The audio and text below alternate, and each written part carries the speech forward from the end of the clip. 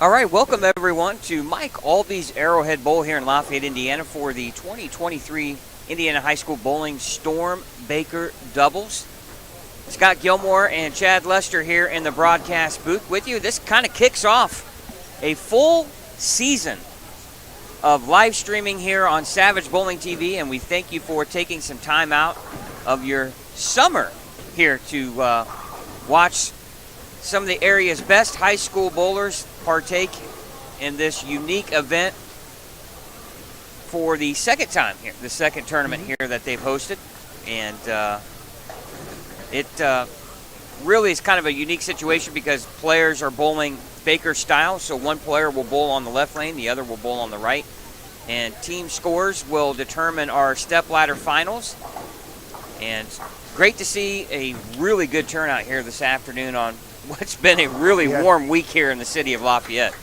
Yeah, for sure. And temperatures finally come down. You get a very nice day, and you still have, last time I heard was about 80 teams or 80 bowlers, 40 teams for this event. So great turnout. One thing we don't have, Chad, is we don't have names of anybody that's really bowling here today. So we're going to be doing the best we can to call the action. We'll have, obviously, when we get to the stepladder finals, we'll have names of participants, but some players that I have noticed here. Jordan Bowerly from Indianapolis is here. Trevor Thompson is bowling as well. Some names you might be familiar when it comes to the state finals. But we see players from all over the state, which is really cool. Yeah, and I see some teams where they're not from the same high school, so that's even cooler, I think. You could be bowling with a friend of yours, and they might be at another high school, around the state. Well, and really, the unique thing about this as well is girls can bowl with boys and vice versa, and it's really a situation where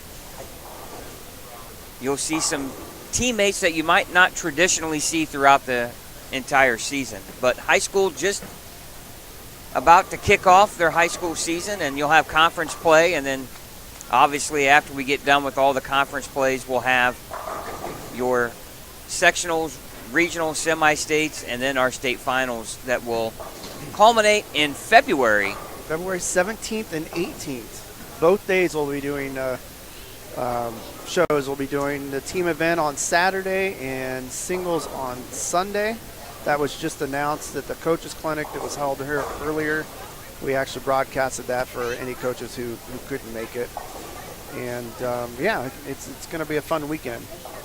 All right, we appreciate you watching. If you get a chance, go ahead and click that subscribe button because you'll be on your way to watching a whole bunch of live stream bowling here on Savage Bowling TV, not only in high school, but we'll have a full slate of state events and even some female lady events as well with the Queens in March, I believe. Yeah. Ton of events after, starting in 2024. I think our schedule is in October where we have the Senior Masters, which you're the defending champion. Yeah, are you gonna defend your title? Yeah, that's a good question. I haven't decided yet. Probably will. You almost have to, don't you? Yeah, I would think so. Yeah, you almost have to. Yeah. That'll be at Hindle Bowl. Yep, right back at Hindle, and then we're back here, I think, the first week in November for the Indiana Scratch Classic, and then we have time off until really February, where I think we have 3 events in February, 2 in March, maybe 1 in April, a couple in May. Yeah, I was talking to Mike Aulby, who was here during the coaches clinic, and kind of said, it's going to be busy for a few months, and then it's kind of like it gets calm, and then it gets really hectic and crazy once we turn the calendar year. Yeah, and then we hope to fit some PBA stops in there. Go, talk to the guys. And one thing I'm really excited about, this is just less than a year away. The Women's U.S. Open's in June. at Woodland Bowl. So it'll be a first time us, being able to get in there and talk to the ladies. Yeah, look forward to that. There's some very talented young ladies out on tour right now, and Jordan Richard, Player of the Year. Yeah, this year just got engaged too to Frank Snodgrass, and been quite a year for her and really for Frank. He's coming off a couple of wins here on the regional circuit, so he's bowling well. Again, thanks for watching. Feel free to join us in the chat. I got my iPad hooked up and be more than happy to chat with you guys, and any questions, let me know.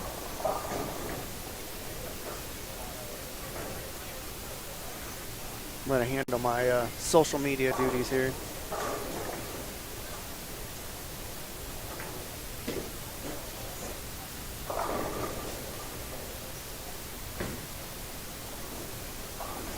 So how long has it been since you've stepped foot in a bowling center?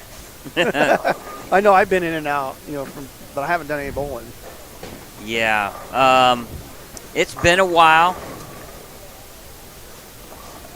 I will honestly say that it's been probably 3 months since I've touched a bowling ball. I hate to say that, but obviously my youngest son, he's in travel baseball, and that really takes up predominantly most of our summer. That is pretty much April through mid-July. And you've been busy. Yeah, busy with that. And then I get to the start of league season, and I keep telling myself, why do I not stay sharp? So my expectations have to be pretty low when I first get going, Not good for you guys since you're on my team. Well, I never have any expectations the first couple weeks. And, we start Wednesday, and my spare game's going to be, it's always questionable these days, but it's going to be even more questionable now. Yeah. Great break there on lane 4. A little late trip of the 3-pin. Now, I see up here on lane 4 where the bottom bowler on 4 is a 0, so I wonder if a partner didn't show up. That's unfortunate. Yeah, Oh, no, they just don't have a bowler because that's a team. I forget it's teams. These are teams. Yeah, they just don't have a fourth team on that pair. Got to remember it's teams. That's why I love the Baker style. Oh, I do too. This really is even though it's 2, it's really a team event because both players have to be lined up and bowling well for you to have a chance to win. Yeah, and there's some strategy on this too, because if one player is on, say, lane 3 all the time and the other one's on lane 4, in practice you got to figure out, who's lined up the best on which lane. I'm not aware if they can switch, after a game. I imagine so, but not during a game, obviously. I bowled some Baker events like this to where they had it. You had every other game. It had to be there had to be a different anchor bowler. Yeah, there was a 3-man Baker that was held in this center last year, remember? And they did that exact same thing. That's kind of how a lot of the Baker formats are done when it comes to just 2-man teams. That way, one bowler can't bowl all 10 frames, so they split those in half. Right.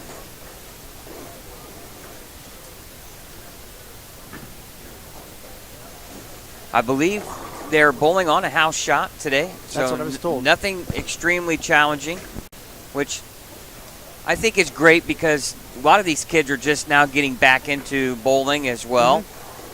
And come out here, have some fun, throw some strikes, and get ready for the high school season. Yeah, I don't think this event's made for cutthroat competition, where you're out for a ton, You're getting out there with your friends and bowling a tournament and, like you said, get ready for the high school season, which starts in October. Hey, Jeff Hudson, thanks for taking some time out to watch. We appreciate that, and thank you for the compliment there. It's great to see 40 teams we heard of. I don't know how many, around 40 teams. We didn't know if they had any walk-ins, but that was pre-registration, I believe. That's 80 kids, so it's great to see them come out. And great opportunity, too. The winners will receive a Storm ball of their choice, and I do believe they'll receive some scholarship money, if I'm correct. I don't know. Correct me if I'm wrong there. Yeah, I'm not sure about that, but I did see 2 miniature Eagle trophies in the tournament office that look pretty nice. You can't go wrong there.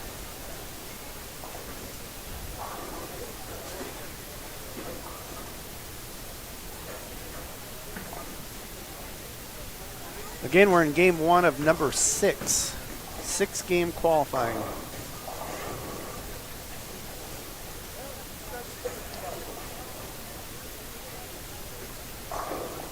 Looking around, see a few teams that are clean right now on lanes 1 and 2. We have a team here that's clean through 7. Make that clean through 8 with a strike in the 8th frame. They have a chance to shoot 247. That's a great start there.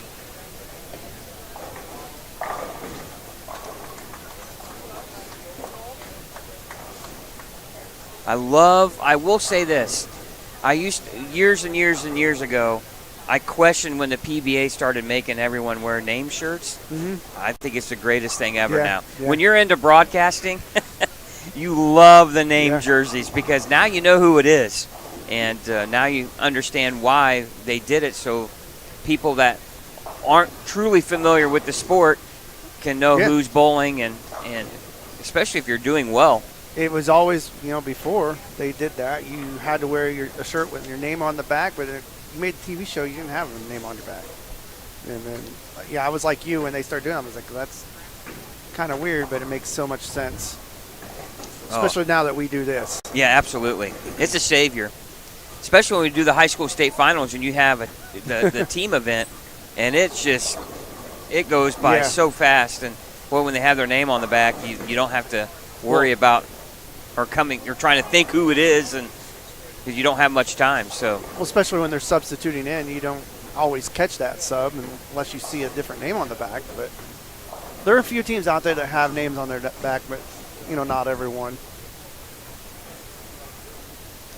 A little bit about this bowling center. The first 10 lanes, a little bit newer than the back 32, and so it does make it a little more challenging here. These players, as they go right, if they start on, let's say, 3 and 4, which is our TV pair, they'll get a little more hook as they go down towards the counter here. So, but Mike has himself a beautiful center here, one of the nicest centers in the state of Indiana, and really excited about his new game room here. And it's beautiful. Yeah, it was nice to see Scott Devers up from Florida, as he's one of the main guys on the Indiana High School Bowling Board.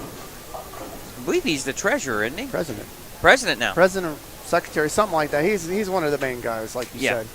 And we thank Scott. He's given us the opportunity to bring you all of the action here for high school bowling on Savage Bowling TV, your official voice of Indiana High School Bowling.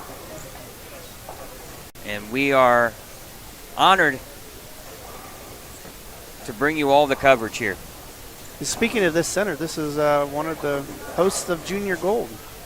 They hosted the under 12 divisions and got pretty good reviews from what I heard. Unbelievable the number of kids that participate in Junior Gold. Yeah, it was nearly 2 weeks of bowling here for Arrowhead in the middle of summer. Yeah, and I did get a catch Brad and Kyle's. They vlogged from the Junior Gold, kind of the trade show. The trade show. Yeah. Unbelievable the number of kids that waited in line for an autograph or a photo or whatever they had going on, and really great to see, and that shows you the importance of vlogging and the live stream. Just you really connect with a lot of your fans and players around the entire world. Well, there was people who said that their line was one of the longest of any of the pros there. And we have a great relationship with Brad and Kyle, and always enjoy catching up with them when we go to the PBA events in the area. And Haven't seen a schedule yet. I'm really curious as to what Woodland will host this year. It is the U.S. Open. Is it going to be the U.S. Open again? It is the U.S. Open. I think they have them this year. Do they have them in 25 too? I'm not sure. But they do have it this year. So you've got to figure it around that end of January time frame. We actually should say next year. Next year, yeah. But this upcoming bowling season, yes. Because it is after the first of the year when I'm so used. I come from a day and age where the PBA started in September, October. Mm-hmm. They had their fall season. Yeah. And then the winter kicked off right after the Christmas break. Yeah, wasn't it where their tour actually started in January, but it went clear like a whole calendar year round. You know, they'd have their winter tour, a break, summer tour, break, fall tour, and then that was it. They'd only have a handful of weeks off in between each. Yeah. Right? Yeah. Not unusual to see 36 stops a season. Oh. Now, I did see where the PBA and Fox came to their agreement, and they'll have, 30 shows of some sort. Now, I don't know how many of those are going to be like what they did with the U.S. Open. Probably some of those will have, they're going to have the expanded step ladder or whatever, which is good for the players. It gets them exposure. But I think some players also would like to have more stops, too. Yeah. I'm a little lukewarm on the extended step ladders that they had in a couple of their previous shows. The pro, you would say the positive to it would be you were able to see more players on TV. But I remember EJ making some points to us about what he didn't like, and it made perfect sense. Yeah. Well, you got to figure, too, some of those guys will get bonus money or whatever from their sponsors if they make a show. And if they make a show as a 17th seed or whatever, you know what I mean? I would assume that would count, right? Yeah. So, there's some positives there for the player. Well, but there's negatives as well. Yeah. Well, and one thing, the reason why they did that, I think, two, one, to get more people on TV, but two, they had to fill hours. Yeah, right. And when you don't have that many stops and you're not going to that many locations, you have to fill it with something. Right. Because the agreement with Fox is like, listen, you have this many hours. You have 60 hours of TV or whatever that may be to fill. And it can be a challenge if you're not going to a lot of locations. Right. Like the good old days, I should say. Yeah, they went all over the country. When was the last time the PBA was out west? Like west. They went to Washington for that specialty event, right? Was that outside Seattle or whatever? Yeah. Which that's an awesome place, but it's like a casino, wasn't it? Yeah. All right, wrapping up game number 1 here. Yeah, teams will be shifting one pair. Maybe if we're lucky enough, Chad, we can ask the powers to be to get a standing sheet. Yeah. Well, we have a new commissioner. Right. So we'll have to train him. Yeah. Absolutely. You were talking about Brad and Kyle earlier. And our friend Levi Harris, his son, Camden Harris, shot 300. Was it last weekend? Something like that? Yes, actually sport compliant. Yeah, and he made it in Brad and Kyle's vlog, their last vlog. And they showed him, I guess, I'm going to have to go back and watch because I haven't watched it yet, but there was footage of him shooting 300. And then they interviewed him later. He's here bowling today. But, yeah, that's got to be pretty cool for Camden. Yeah, I was trying to think, is he dressed like Buzz Lightyear? Was that what he's got? It's bright green. It's green and white with some stuff on the side. I couldn't quite get a great look at it, but I have bowled years and years with his father, Levi. And yeah, it was great to see Camden have a really good game. And the cool thing, too, is sport compliant. Boy, that's hard to get. Never shot anything close on sport compliant. It's not easy.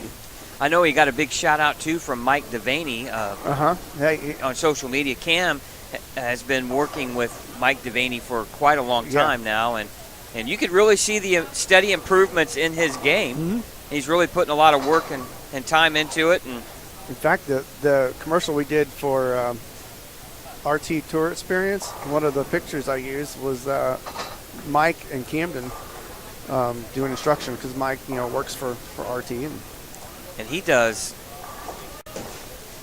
really starting to, I believe, do some more coaching clinics throughout the state. And he's doing a lot here in Lafayette, across town at Market Square Lanes. I'm not sure if he's done any here, But yeah, he's always advertising on our local Facebook group the times he has open, and he's filling them. Yeah. So that's great.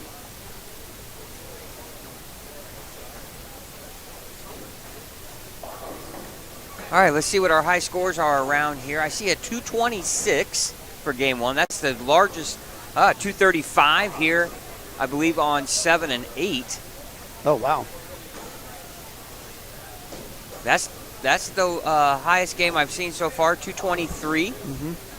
So we are seeing some games put together here. I'm just waiting for 1 and 2 to move to 3 and 4, and I think 3 and 4 is waiting here for 5 and 6. So that's kind of pulled up there.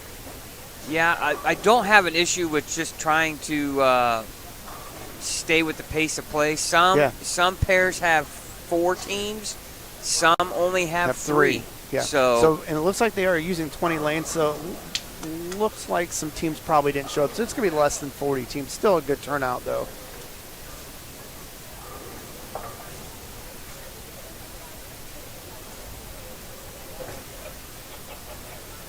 these type of events really kind of reify the thought that, or the hope that high school bowling is continuing to grow. Well, they're using the middle school bowling as a feeder program, which is excellent, and it grew by over 100 bowlers last year, and they're looking for another big advancement this year. Yeah. And that's just going to feed right into high school bowling. Hopefully those high schools that they go to will offer high school bowling. Yeah, it was really cool to see. It's really cool to see someone I knew really well, and I didn't know she was into bowling, and she won the middle school tournament. I was trying to find out exactly. I don't want to get names wrong here, but her daughter won one of the divisions. There was some great bowling that day. I broadcasted that back here in May, and nearly almost had a 300 shot. We've never had a 300 on our streams ever, and a middle school bowler almost shoots 300. Yeah, like maybe I think he had the first 10, front 10, something like that. Yeah, and I was looking, and Christina Erdis Monroe, her daughter Olivia, won the middle school state title. And I didn't even know she was into bowling, so I thought it was really cool to see. You know, you just never know who's bowling at all, and it was really neat to see her daughter be involved in the sport and doing quite well. So it'll be interesting to see if she continues to bowl as she gets up through her high school career. And that's what you want to do. You can get them started, yeah, but you got to hope they stay with it. Yeah, especially when they get up there in age, they find something else that takes their time, and they, think that they can only do one thing at a time. What's nice with bowling is you can do bowling and something else, No, actually, it wasn't Olivia. It was Sophia. Sophia Monroe. She was her team took first, and she placed second in 7th grade individual. Wow. So really cool to see her have some success, and will be interesting to see if she continues with the sport as she moves through her high school career. As obviously she's still in middle school, but might see her again next year. Yeah, my wife's cousin's son, his name's Corbin. I didn't even know he bowled, and all of a sudden, they're like, oh yeah, he's bowling. I started getting texts from him asking about bowling balls and stuff. Well, he bowled middle school here in May and ended up placing second in singles, and I think his team won the team event. So he's turned into a good bowler. He's working hard at it, has a couple coaches, and he's really enthusiastic about it, and that's what you like to see. So I remember when I first started bowling, of course, kids have so many more choices today than they did back in the late 70s, early 80s. I bowled all the time. I grew up just Yeah, that was a block. 2 blocks away from Market Square Lanes, and they had a special on Sundays where it was like 75 cents a game, and I would go there and literally bowl for 2 to 3 hours every morning. So yeah, no, I was a block away from Star Lanes, and I was like, I didn't figure out that it was even there until I was in 8th grade, and then I was hooked, and I went all the time, and but it got me out of the house from playing video games all the time. But yeah, you get good at bowling, and then I got my family back into bowling. My mom and dad bowled all the time when I was a little kid, and they ended up joining leagues again, and then as a family we started going bowling on Sunday mornings when it was $1 a game. It was just cheap, and back then 9 o'clock on a Sunday morning, you better get there right when they open because that place is going to be packed. And I remember it was a full house every time we went.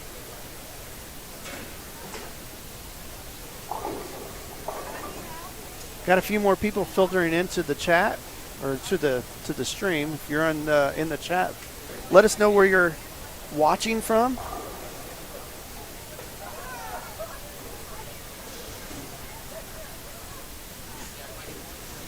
Looks like 3 and 4 here is trying to get rid of the blind so they can start. I'm not for sure if they have the hearing from one pair to the next. It doesn't look like it. Well, yeah, I don't know.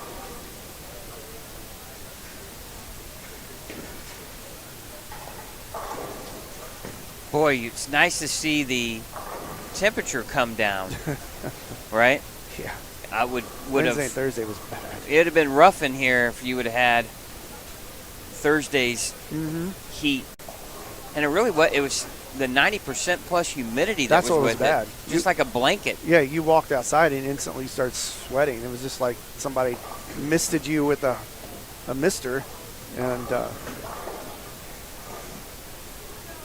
my swimming pool was not even worth getting into because it was 90 degrees.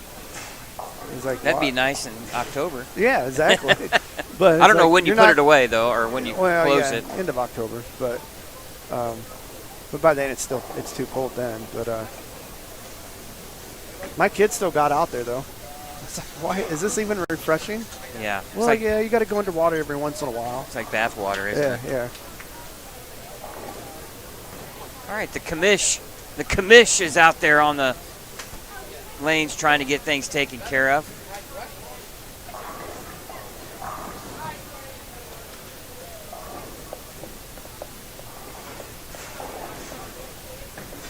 Yeah, it feels like fall. I mean, it's not, the temperatures don't feel like fall today, but it's like bowling starting. Well, compared to Thursday it is. Yeah. Week 0 of college football today. NFL's wrapping up preseason this weekend. You know. Yeah. Our favorite sports are coming back. I'm a big fan of football, but I'm not a fan of the weather that comes with it eventually. Eventually, yeah. Well, that's why, I'll go to Purdue games until it's cold, then I'm done. Yeah, I'm not a fan of the cold weather. No. But around here, that's also a sign of bowling. Yeah.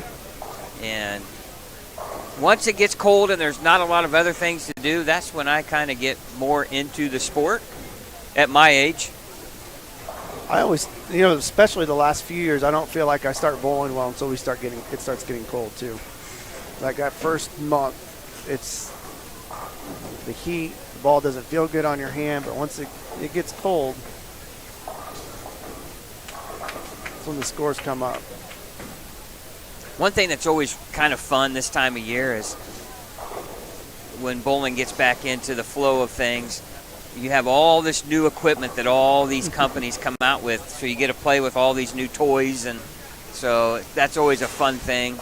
I know our brands of Brunswick, they just released a whole bunch of new hammers, got 2 new balls. Now we have the One Encore coming out. Next month, right? Yeah, you got the Emerge right now, and so yeah, this pretty cool time of the year from that standpoint. You get a lot of stuff to throw and have fun with. And did you order a teal? I have not yet. It's just hard for me to order anything now when I know I'm months away from. Yeah. Because that ball is You're not ready. been available for a couple of months. Yeah. So, here's the thing. If I end up not buying one, that ball was out probably, 94, somewhere around there. Yeah, 94, 95, something like that. And I always wanted one. I wanted one of those balls. That's why I want to buy one now. I had a purple Rhino Pro. Mm-hmm. I didn't have that. But I didn't have the teal. And, it was so interesting. Of course, these kids have grown up now with reactive resin, and now they're throwing urethane, which was what I started out bowling with, right? But I never, when I first started throwing reactive resin, I couldn't get it to hook. No, nobody could. It was so release sensitive because we found out, I think, how bad our releases were because you actually had to stay behind the ball more on those early, when they had the Excalibur. You got around that ball, it just went 60 feet. Yeah. And you had to be right up the back of it. Because I could, back in my younger day, I could hook a blue hammer or a black hammer quite well. And now, and they gave me this purple Rhino Pro, which was supposed to be more, right? And I couldn't get it to hook. I thought, is this what my game's going to go to? And then eventually, I think what happened was we didn't think it was hooking. I'm not so sure it was burning up. It might have been because we didn't have any oil on the lanes then. Right. We were still using short oil. Yeah, we had no idea 24 how to. feet of, I know, the center I worked at, it was 24 feet. Yeah, and in the low volume. Yeah. And so I think once centers started figuring out, we got to change how we oil, those balls became better and better. So what we thought was we couldn't get a ball to hook, this ball is not any good. It was just, I don't think the proprietors knew how to oil the lanes yet for this new equipment. Well, think about all the balls that came out back then that were just insane. Not only for the EVI brands, but just like for Storm, who's sponsoring the tournament today. You had the Thunderstorm. Didn't they have a Firebolt? Yeah. Something like that. It was really good. I mean, some of those. Well, actually, was the Firebolt? It was later, maybe. No, was that an Evan? I had a Firebolt. Yeah, they might have. Whatever they have. Storm had a ball that was orange though. That was pretty. But yeah, I mean, I look back at all the older equipment that all the brands had, and it's. You kind of wish you could throw that today just to see what it does on today's lane conditions. Because the covers are so much different. I want to say the Teal Rhino Pro. I mean, when they tested that ball, did they have an original that they tested it against? Right. I imagine they did, but it's still not going to be. And heck, do I even remember what it reacted like back then? And my game's changed. Yeah. So. Well, and let's face it, there is so much R&D that goes on into making a bowling ball today compared to 30 years ago. But what hasn't changed is when you have a ball that was good 30 years ago, the name is good today. Yeah. And you're seeing that too with all these remakes coming back out now for not only for Brands of Brunswick, but all these other balls. Mm-hmm. I'm waiting for Storm to do a little bit more of this. That would be cool. I always keep saying, the Thunderstorm was like my favorite ball, from them. Love the El Nino. I still have my El Nino. The Virtual Gravity was a great ball for them back in those days. I had one of those.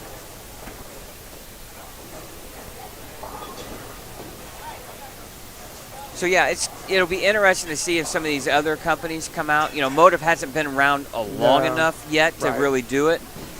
Unlike Brunswick and Ebonite and Columbia 300, it's been around forever. Storm but we haven't seen really a remake from Track yet.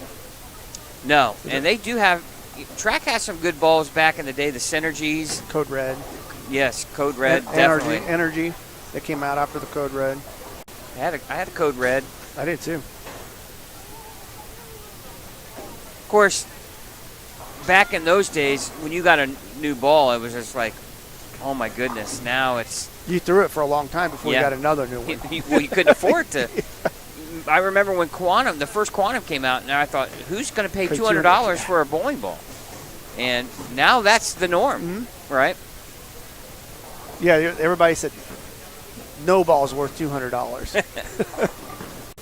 But then they would buy it. The cost of everything has gone up so much here in the last 3 or 4 years that I'm surprised we don't have bowling balls pushing that envelope of $280, maybe even $300. Yeah. And if they just knew what the bowling ball went through, they'd cringe. Like as it goes through the pit and then comes back through the ball return. It takes a beating back there. It's amazing they hold up as well as they do. Yeah, for the bowler who complains about every little bitty scratch they got on their ball, let's take you back there and see how it, what it goes through. I just tell everyone it gives it a little bit of character. Yeah, it's gone to war, right? I never resurfaced my equipment. I never. It wasn't in my track. It wasn't too deep. I didn't care. Well, there's so much more oil now in the lanes that you don't get those what I call burn-up rings. No, and nobody has. Well, nobody has wood. Wood. Yeah, very little wood anymore anywhere. The track, the true track, because the nails and everything else. Now all the surfaces are plastic. Mm-hmm. And you do have some surfaces that are a lot more how do you want to say it? A lot more friction per se. Guardian. AMF, Guardian, Sure. yes. You don't see a lot of Guardian anymore either. Well, Hindle is one of the few places that you see Guardian surface. Yeah, I mean, you're talking about the AMF surface being a high friction surface versus this Pro Anvil lane. It's not as high friction.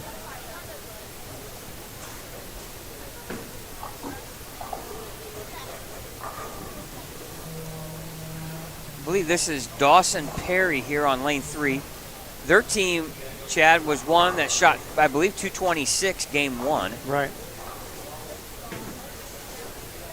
Off to a little bit of a tough start here. Got 3 opens here through 5 frames. It just shows you, when you're moving to a fresh pair, you got to figure out what this pair is doing right away. Yeah. Because you're only getting 5 shots as a bowler on each pair. So yeah, you got to, you throw your first shot, you stand in the same place of the pair you just came off of, and then you adjust on the next shot if you have to. That's how I always did it. I always try to take a sneak peek, especially if you're just moving one pair to the right. You can just kind of take a quick look at what the bowlers on your pair are doing, what they're throwing. Great shot there on lane 4. Yeah. For us though, we're left-handed. It's a little bit harder if there's no lefty on the pair. You have to kind of. It's fresh every pair almost. Yeah. I always felt like it was good or bad because if there was already some built-in friction, it was good because you didn't move a whole lot. No. But when they were tough, they stayed tough. Yeah. Because you just couldn't open up anything. Yeah, you can't get that lane to dry out to where it's easier. Well, the right-handers are going to have it. They're going to see transition within the first 5 or 6 frames. I'm going to go see if they have a standing sheet.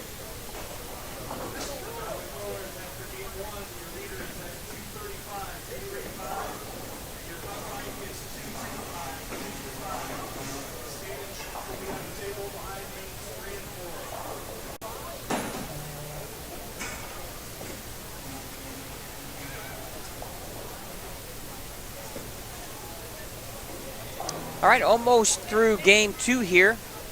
Most pairs are in the 7th frame. Some are a little bit ahead of that.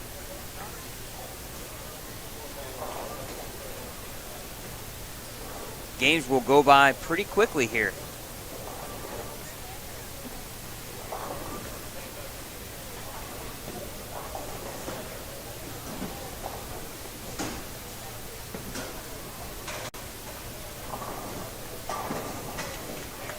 Great shot there on lane 1. And they have a 4-bagger right now.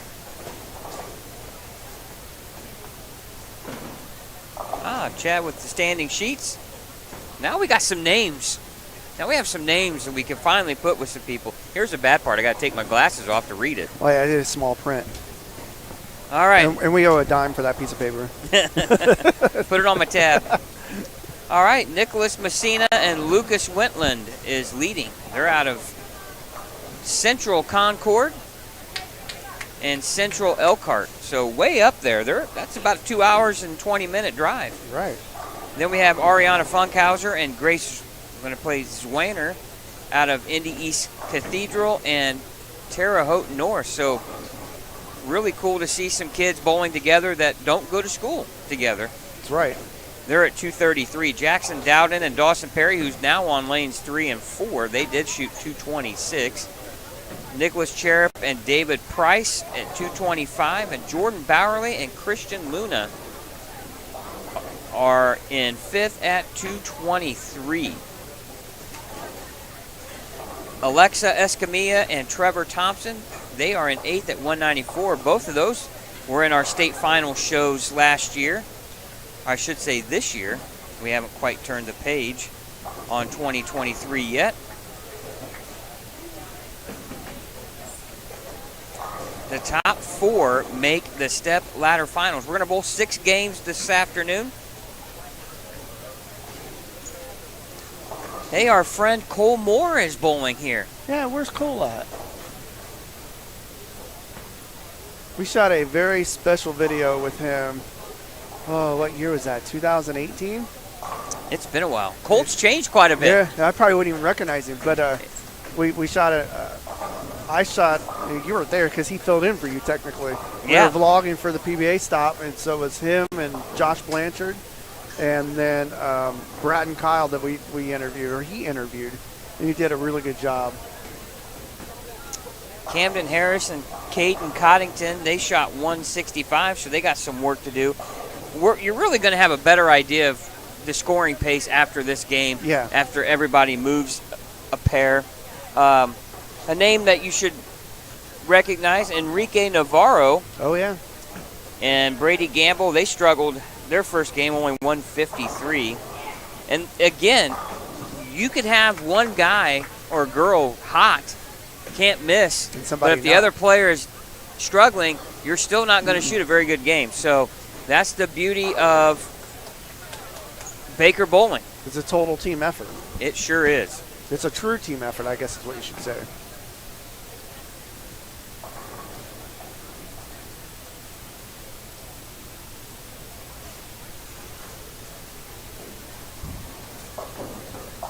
Hey, thanks for chatting and watching, David Justice. You're right, there's not a whole lot better than high school bowling, and we've seen a lot of good action here on Savage Bowling TV through our tenure as the voice of Indiana high school bowling. Yeah, now, you know, we just had somebody like Kylie Trexler graduate who had a great career. Who's going to be that next bowler for Indiana high school bowling, both on the male and female side? Yeah, you had Caden Russell. Graduate too, yeah. Yeah. He had a great career. And, of course, his last name is going to, and I know you'll be able to help me, but the year before you had his teammate, Nathan. Smith, wasn't it? Yeah, Nathan Smith. Talented left-handed two-hander. Was David Haynes? David Haynes, yeah. He bowls for Wichita State. We saw him make a run, I believe, at the Masters last year. He bowled pretty well when we finally got to live stream that. Yeah. We can laugh about it now, but.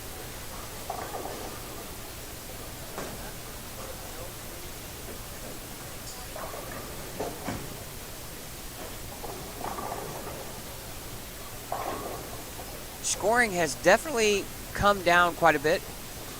Got a team here on 3 and 4. They could shoot 205 with a couple of more strikes. There's one. That's a nice shot.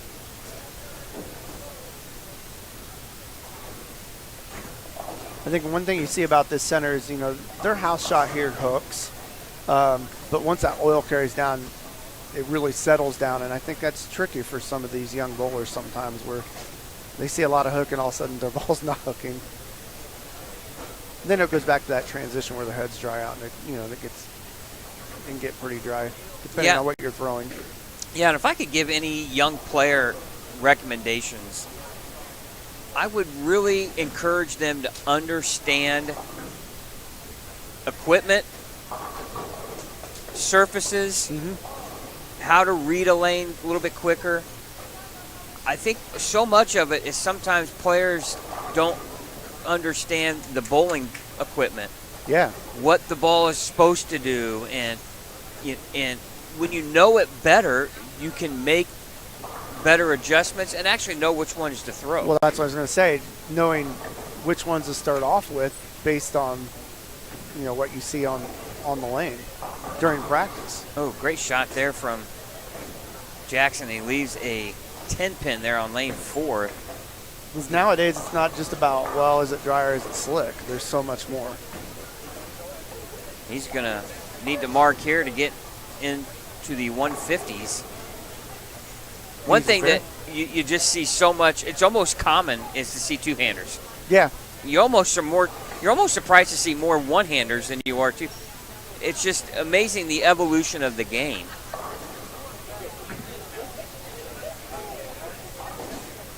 And are they really two-handers?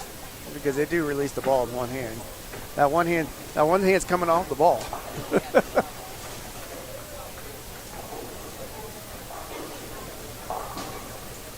At 158 for Jackson Dowden and Dawson Perry. They were in third with 226, so that's going to make them minus 16 now after 2 games.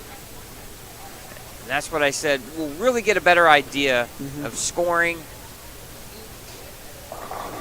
when we come after this next game and players start to move more. 211 I see down there. Looks like on 9 and 10. Got a good game going here on 1 and 2. It's a great crowd today, too. I was surprised this many people were here, watching these bowlers bowl. That's J.C. Smith. And I'm going to try to sneak a peek here at the back of his jersey. See, this is what I like about these name jerseys. That's Anthony Carter. Yeah. Now, I just stand up and look, and I know exactly who it is. They had, let's see what I can find out what they had.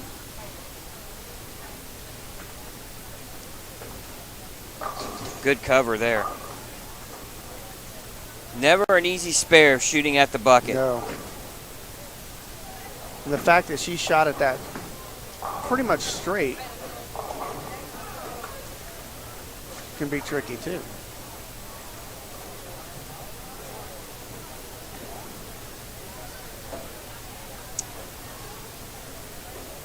Actually, J.C. Smith is actually bowling with Mike and Haybegger, and they shot 194, so they got a good game going here. Yeah, I think her and Anthony has matching shirts. Yes, they have. They're from the same school. Well, I think those are their Masters and Queens jerseys. Ah, okay, now I see. Because it has the Masters and Queens logo. So that might have been the jerseys they might have wore Indiana, Kentucky All-Stars. Don't remember if that was this year, if they wore orange or... That's been a couple months ago. Well, Mikan can strike out here for 235. Here you're going to see him come to the far left side of your screen here on lane 1.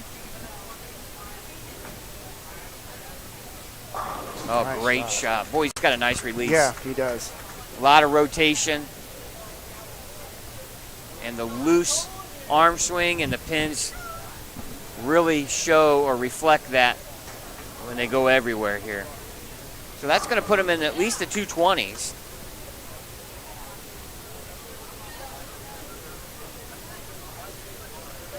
I'm not going to be too sure they're not going to be in first place. Yeah. If he strikes here, that could get him to plus 29.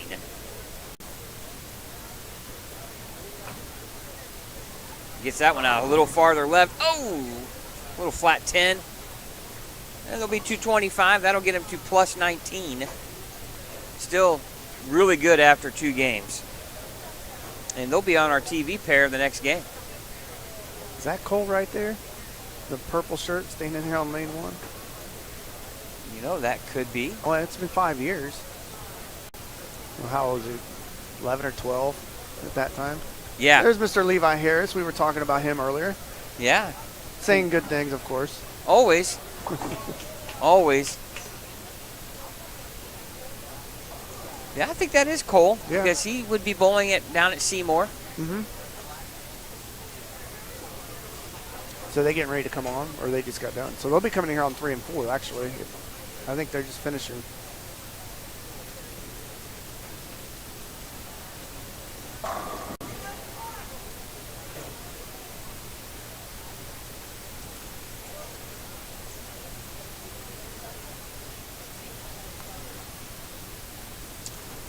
Mr. John Bowerly. Hey, John. How are you?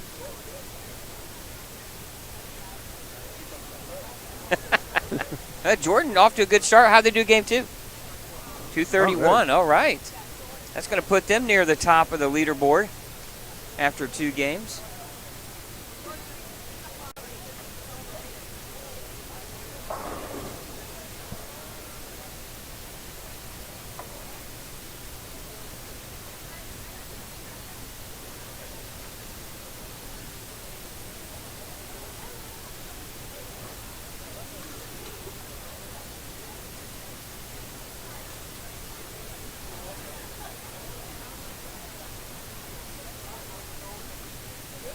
Scott's getting out a third headset. There's somebody he wants to interview. Usually we have the 3 headsets when Mike's here, and I'm just kind of listening in. And Scott gave Mike the day off.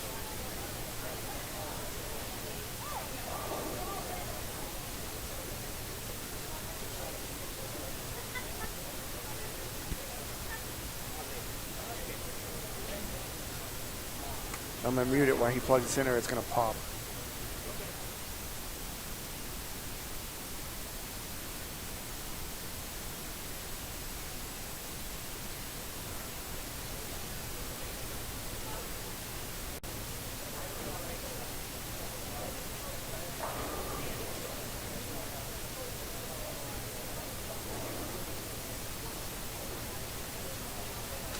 You got the headset out. There's somebody you want to interview.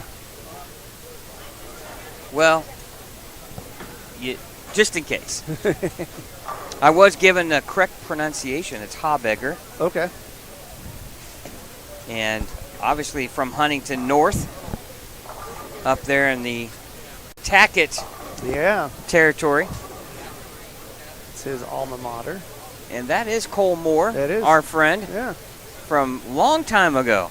Yeah, I told everybody you gave Mike the day off today. And yeah. Usually I'm just the one listening in.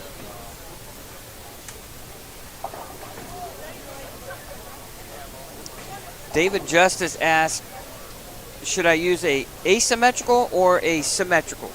Well, I will say this. Asymmetrical is going to be much more responsive down lane. Symmetrical will be a lot more smoother.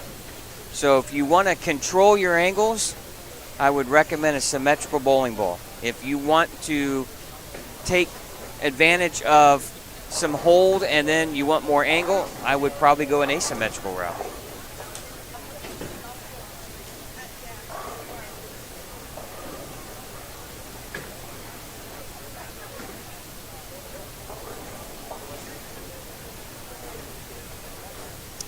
All right, players are moving to their 3rd game here out of 6. And, of course, John Bowerly said his son and his partner shot 231, so that's going to put them somewhere around plus 50, 54? Yeah, they might be the leaders now. Now, J.C. Smith and Mike and Habegger is... Oh, great nice cover there from J.C.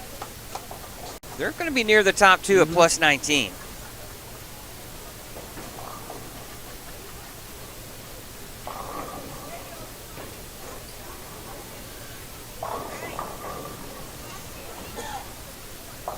So these 2 players not too far apart. One goes to Bluffton, the other goes to Huntington North. No, not of course far, now. Far now that's where the Tacketts are now, or in Bluffton, as they own the bowling center there. Nice little center. Yeah, bought it from Steve and his family. Yeah.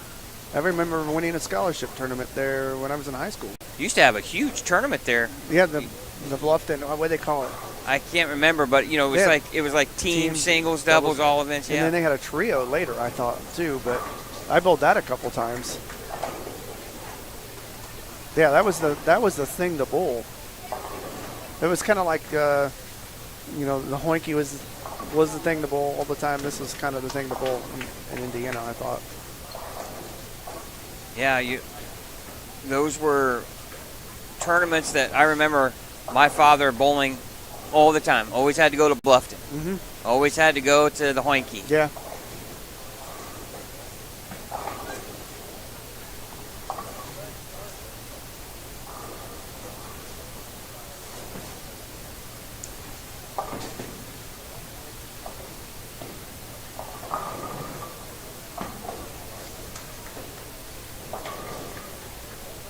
All right, our first look here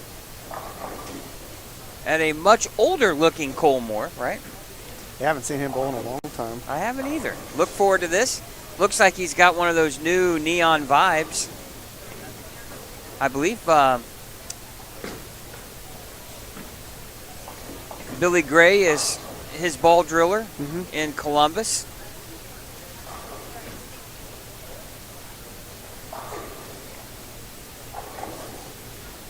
He did such a wonderful job for us when he filled in.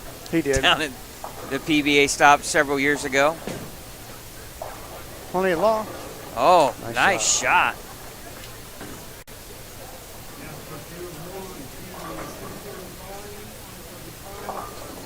That's what they need. They'll start off with a double there. They struggled game one. We don't have scores after game two yet, but I know strikes are a premium here, especially for both players. I'm going to try to go find that video and share it to the chat. Okay, Mike and Habegger. This kid throws it well. Comes in light to pin. Not sure we're going to get Jordan Bowerly in our live stream here. I know he was somewhere down in the middle of the house or middle of our 20 lanes. Looks like we'll get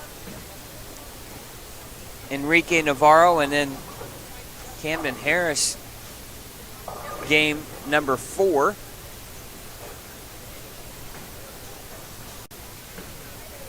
Well, we'll have Jordan if he makes a step ladder. That's right. A lot of bowling yet for that. Yeah, this was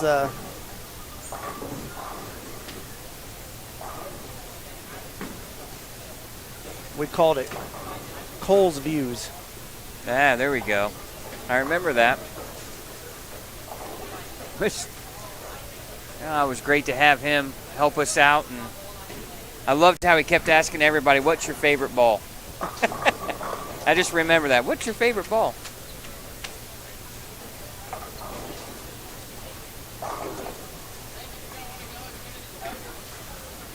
All right, for those of you in the chat, you know, watch this video.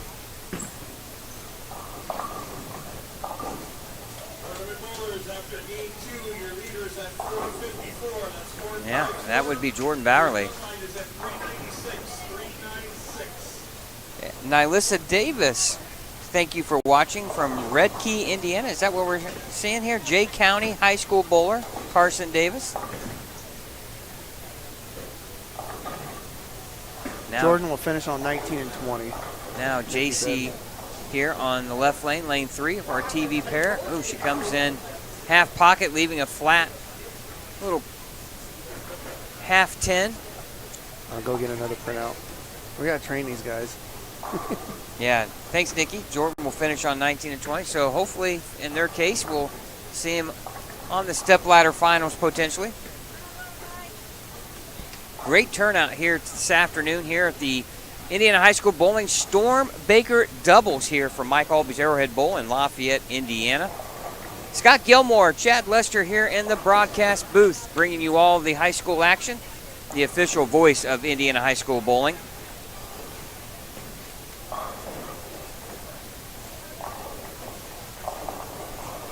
A lot of great talent here bowling this afternoon. Our championship pair, lanes 3 and 4, and we got some talented players on this pair. Now Cole Moore back up on the approach here on lane 4. Our friend from Seymour, Indiana area, goes to Seymour High School, and the Owls.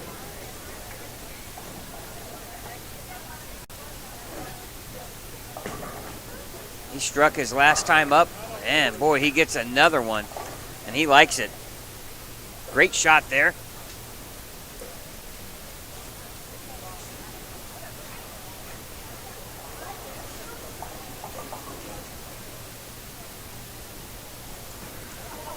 So as you're watching, there are two-person teams here. One bowler will bowl all their frames on the left lane. The other will bowl all their frames on the right lane.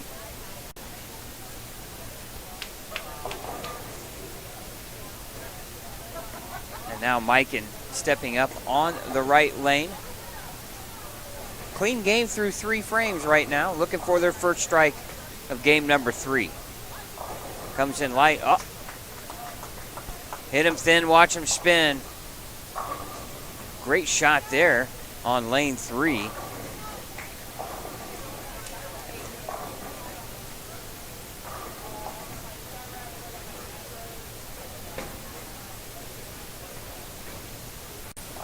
We appreciate you taking time to watch all of the action here this afternoon on Savage Bowling TV on your busy Saturday afternoon.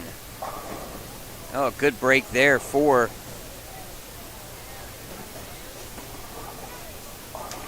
the team of Goldsberry and Moore.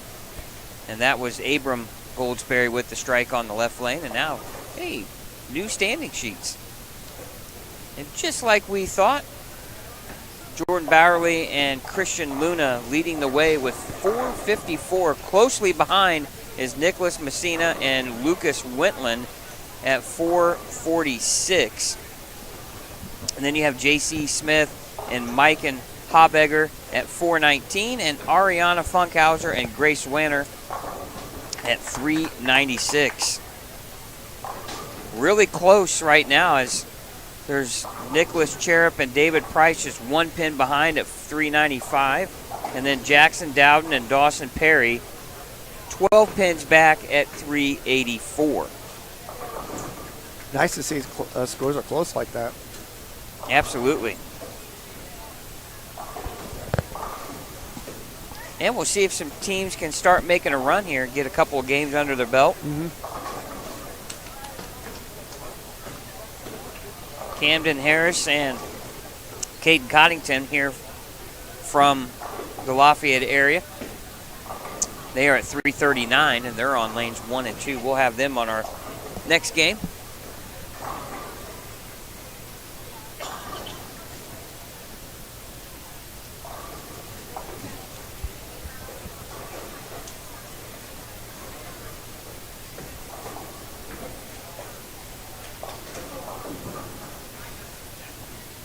And Cole Moore and Abram Goldsberry, they off to a good start here through 5. They really need a good game here. They struggled their first 2 games. There's a lot of bowling left. I mean, in 6 games, I mean, well, you shoot, a lot can happen. You shoot 2 or 3 230-plus games, and right you'll there. catch up Very quick. in a hurry.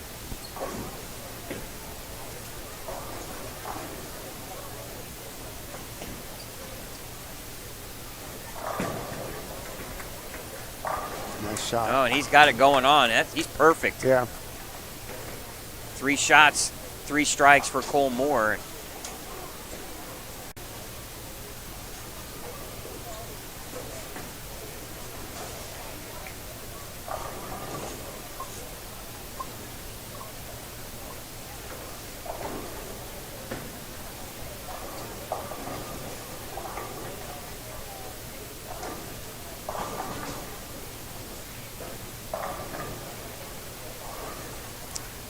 Now Mike and Habegger here on lane 4, working on a double. It's good. Oh. Ooh, comes in, checks. Oh, what a great break as the 10-pin falls, the last second there, it looked like for a minute, Chad, he was going to have possibly the 4-10. Yeah.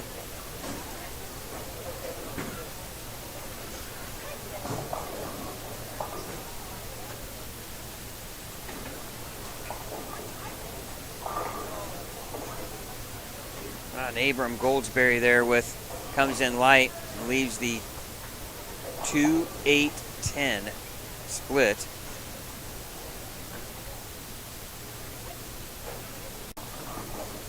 Oh, I was watching one and two in the spare pickup. One thing that you have with bowling is everybody has their own unique style. That's what makes it fun to watch. If everybody looked the same. And I've always told there's no right or wrong way. Jim Furyk forever had an unorthodox swing. The man made $71 million on the PGA Tour. So there's no right or wrong way to anything. Yeah, that's like, I remember growing up as a kid watching the PBA telecasts, and somebody new came on that I've never seen before. I was so anxious to see how he threw it. In addition, we wanted to see what they were throwing too, which ball. Oh yeah. There were certain guys that I watched on Saturdays on the PBA Tour, and I had to have whatever ball they were throwing. Jason Couch, Mike Aulby, certain guys. Of course, I was always fond of the left-handers. Yeah, you got Parker. I had to know what they were throwing. I always loved watching George Branham, the third bowl.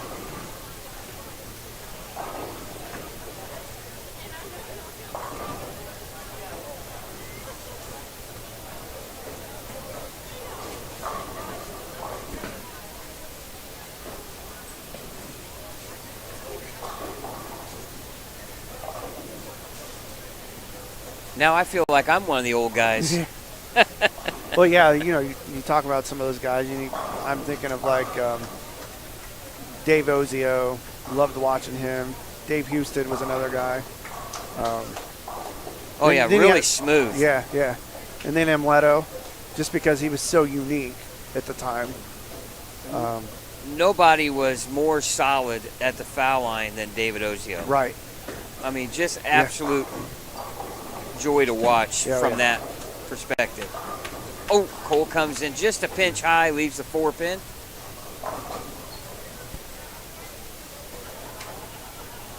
That's his first miss of the game.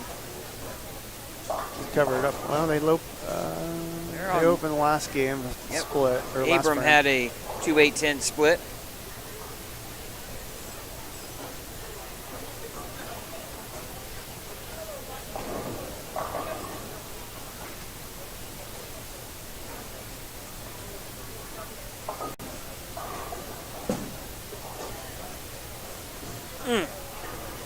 That's where a plastic ball would come in handy. I mean, the oil carrying down, especially in this end of the house, plays tighter anyways. It's easy to slide one past. Yeah, I always try to encourage you take so much of the room for error out of the equation, the straighter you can throw at your spares. And hey, that comes with a little more experience and age, and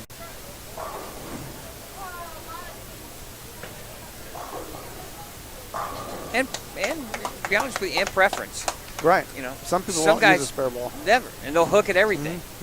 And boy, I just never trusted myself to hook it at a lot of spares. I always hated throwing cross lane at a 10-pin when the right side was burned up, even with the spare ball, because you didn't know what that ball was going to do, even throwing plastic.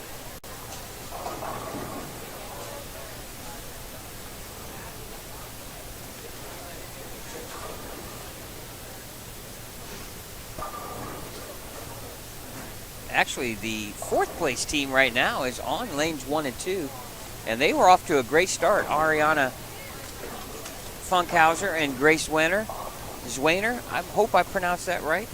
An all-female team. Yeah, That's awesome. and they got 106 in the fifth with a strike in the sixth, and now Ariana's got what looks like the 9-pin here. She's going to try to convert there on the left side of your screen, and she does. They're off to a good start, 194, 225. Excuse me, 233, 163. So struggled game two, but had a really good first game. And now Gracie Smith here working on a strike left lane here on lane 3. Oh, she comes in high, big 4. She knew it was a bad shot, too. You can see the look on her face. Yeah, and now she wants to get 2 here and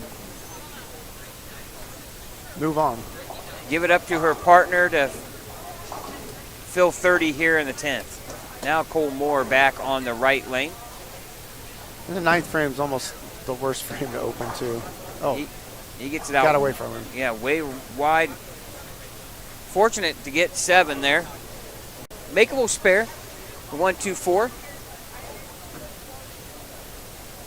Hey, make this. Throw a good shot in the fill, and you'll have your highest game of the tournament so far, and get yourself back into it.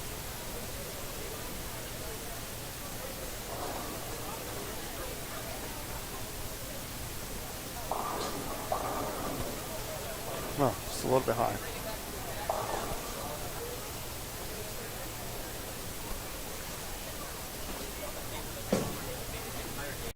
Hurry.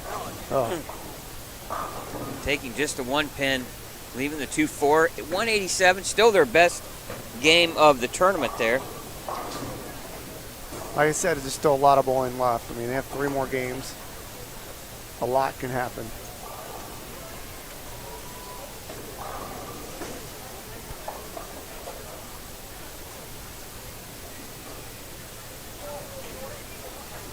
Almost halfway done here with the tournament. All competitors will bowl 6 games. Top 4 after 6 will make your step ladder final.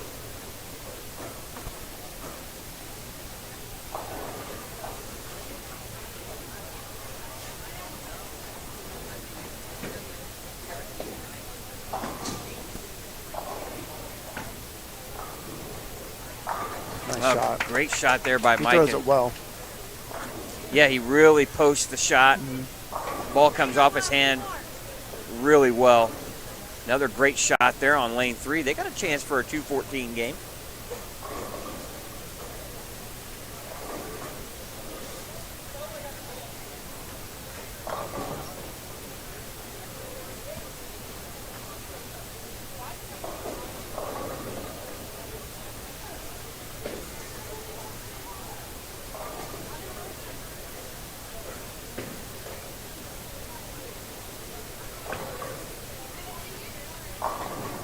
Oh, late trip of the 10. That's going to salvage the game there.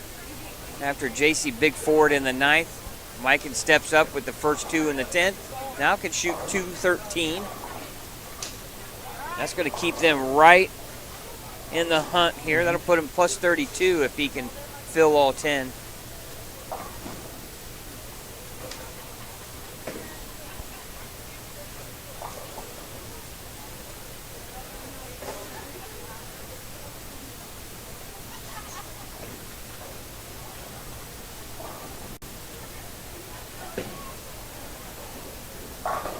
And he does that. Solid finish. Nice pick up there, the big 4. 200 on the nose.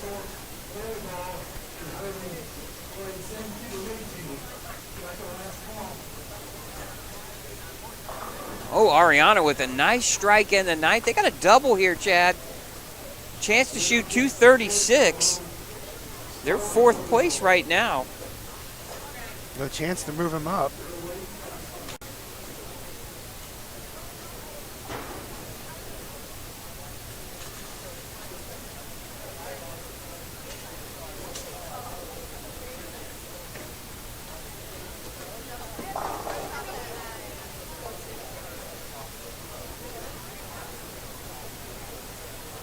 Now it's going to be up to Gracie here in the 10th frame. to keep this game going here.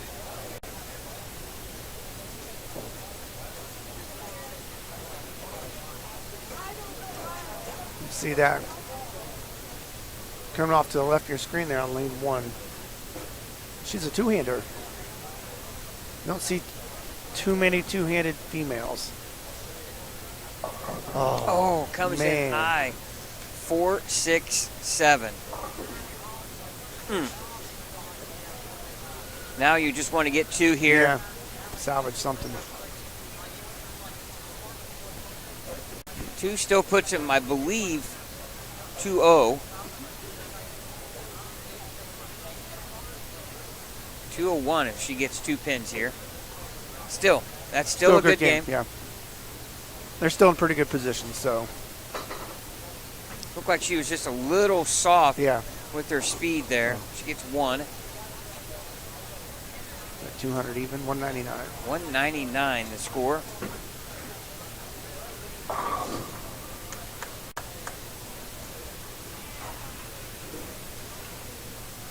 All right.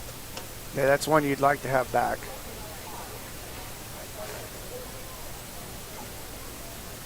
Now, everybody sees on your screen that's Camden Harris in his Buzz Lightyear costume, it looks like. Yeah, I think wait, it is. wait till you see his partner. He's There's up his dad. Is that supposed to be Buzz Lightyear? Buzz Lightyear?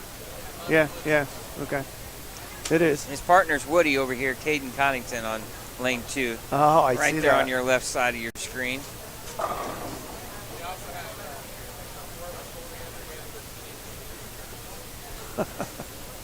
Teenage Mutant Ninja Turtles. Things you can do with jerseys nowadays, right? Absolutely. Unlimited. It's kind of cool. You're unlimited to what you can create. Yeah.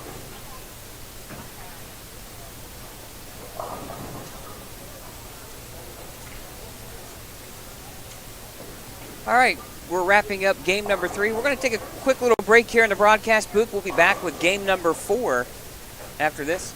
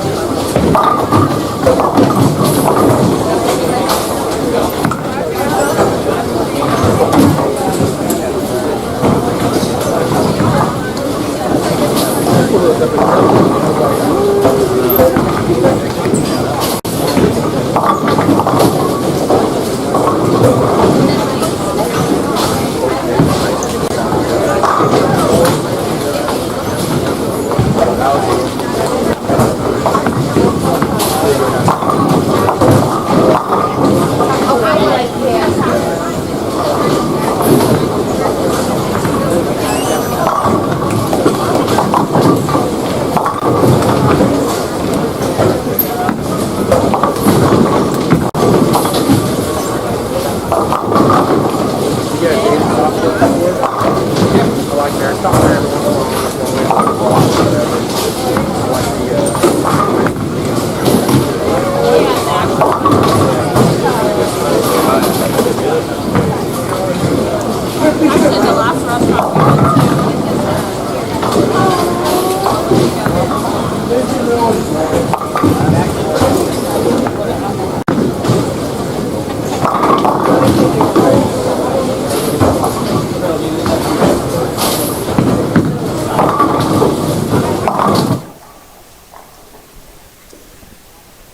right, welcome back here to Savage Bowling TV's presentation of the Indiana High School Bowling Storm Baker doubles here from Mike Aulby's Arrowhead Bowl. Scott Gilmore, Chad Luster here in the broadcast booth. We have standings through Game 3. And Jordan Bowerly and Christian Luna still lead the way with 661. J.C. Smith and Mike and Habegger are right behind them at 632. And then you have Alexa Escamilla and Trevor Thompson. 257 game, their last game, to get to 622. And Ariana Funkhauser and Grace Schwerner is at 595. That's your cut, 595 minus 5. And we're halfway through game number 4 here. And Ariana and Grace are on this pair. A little bit of a struggle here. 3 opens in a row, and Grace is trying to avoid 4 opens in a row, and good cover there.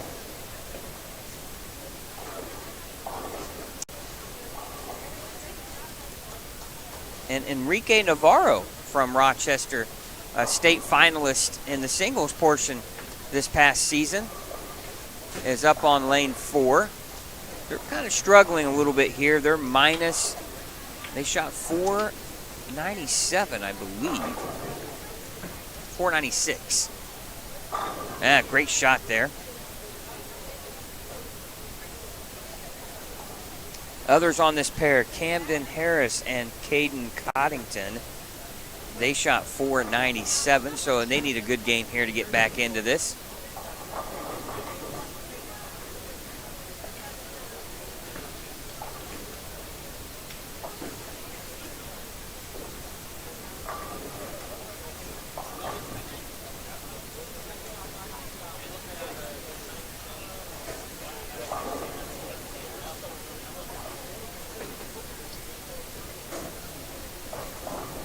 Now Caden Coddington here, dressed up Woody.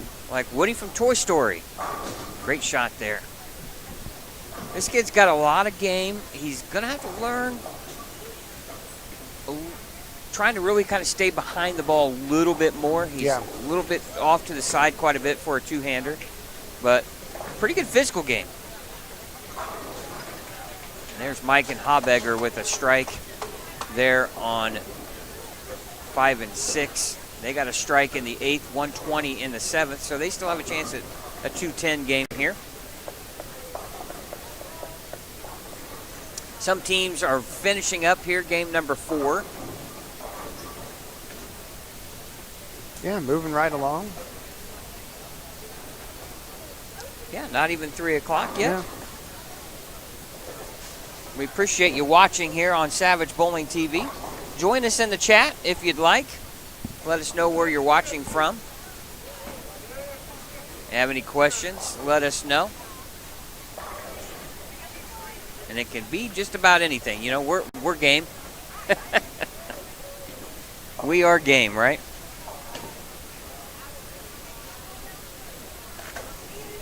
So I had a question for you. Uh-oh. You're a Cowboys fan. Yeah. And they got Trey Lance yesterday. What do you feel about that? You know, I'm not quite sure the point. I think it's you buy low, sell high.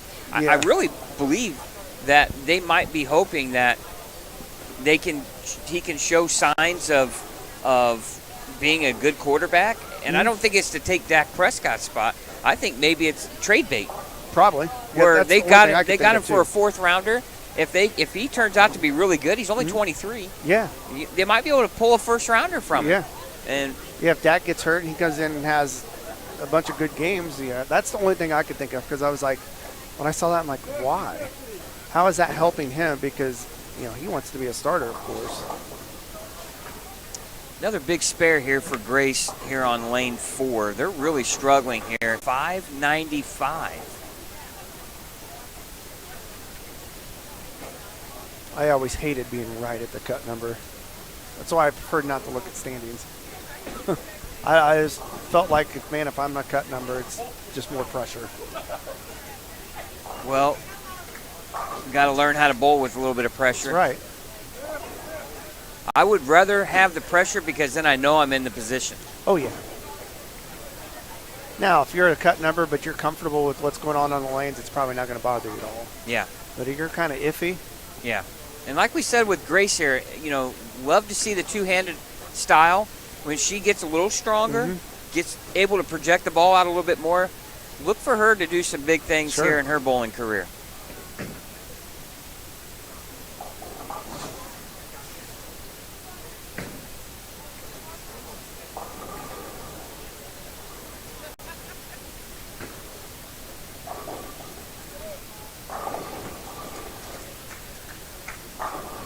Another nice shot from Enrique there on lane 4. Yeah, I remember him from state finals, just never showed any emotion.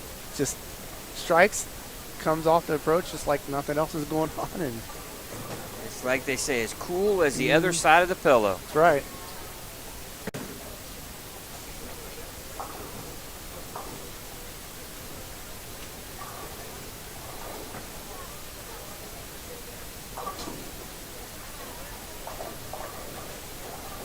All right, Mike and Habegger coming up here on the left lane. He needs to strike out for a 190 game here. First things first, you have to get the first one.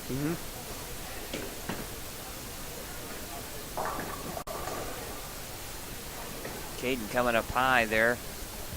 Difficult split or spare. You just look at his follow through. It's like his follow through is left. Oh, great shot. Solid 10.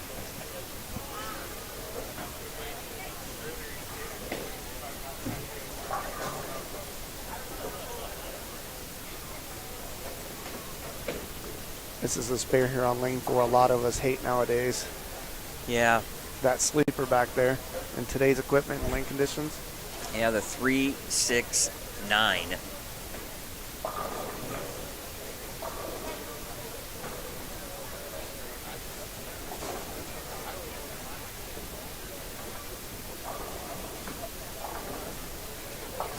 All right, good spare there from Mikan. Oh, and Ariana opens once again. Boy, they are staring, Chad, at a 130 game. Like a disaster game right here. Oh, and the way that Caden's hand is positioned at the release, it's really hard for him not to be left or right of target. Right. And once he figures out it's not so much of this, it's this coming up the back of the ball a little bit more. I just feel like his hands, instead of going this way, it's going this way. So it's almost like he's helping it. Yes. And that's the way the ball goes every time. It's almost like if you're watching and you're trying to visualize, put your hand palm up, and then at the release, it's palm down. Yeah. So he's just turning the ball over that way. And once he learns that you can just come up the back, it's all in the wrist. Not to mention, you don't have to help a ball nowadays. You can just let it do its thing. And when you're a two-hander, you're already putting more revs on it anyways, Now Camden Harris here on the left lane. Goes to Harrison. A little wide of target there. Fortunate to leave just a 7 count. That's the thing with Bakers. Both players have to be lined up. And Grace comes in. Ooh, trip of the 10 late. Just the 3-pin. Good break. 177 for J.C. Smith and Mike and Habegger.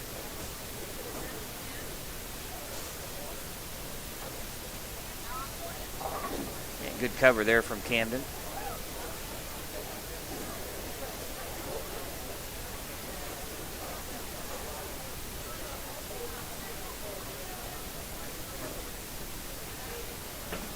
Trying to get an idea of what the scoring pace is looking like this game. Scores are way down in our area. It is, yeah. 199 is the highest I see. And I'm seeing some crazy things happen over on lanes 1 and 2 where, like, I just saw a guy pick off the 7 pin. And so have they just gotten toasty over there? Or what? Strike on the fill for Cam Harris. Again, players will move one pair to the right after each game. And we're wrapping up here game number 4. I had to think about that for a second. Lose track of what game we're in. Yeah, you do. All right, players are going to be moving. We'll take a quick timeout. When we come back, we hope to have standings here for game number 4. Game number 5 coming up here next on the Indiana High School Bowling Storm Baker Doubles.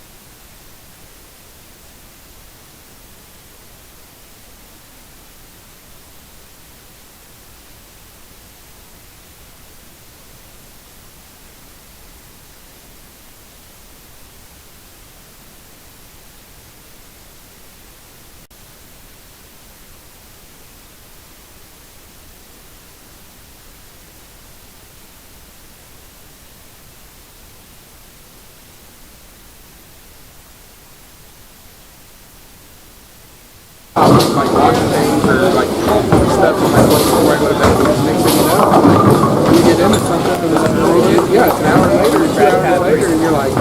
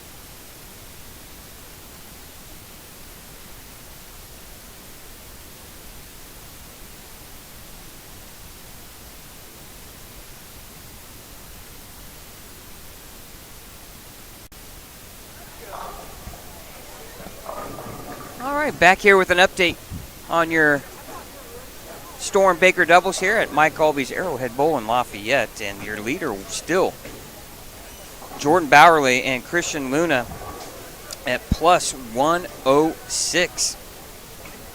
They shoot 245 their last game, and they are saying adios to the field. That's right. Alexa Escamilla and Trevor Thompson, 257, 210 their last two games. Ooh. They jump all the way up to second place at plus 832. Plus 832? Excuse me, plus 32 at 832. J.C. Smith and Mike and Hobegger are in third at plus 9. And in third or fourth place, the last spot, Holden Englert and Malachi Petrie at minus 40, 760 total. They've been pretty steady their last three games, 195, 205, 193. And here's a yo-yo type score from Courtney Adams and Brandon Sowles, 137, 240. 158, 213. They're minus 52 in fifth place, just 12 pins out of it. We see the scores drop quite a bit that game, which that's kind of what we thought in front of us. We got 2 games left, and it looks like about 7 teams are within about 43 pins.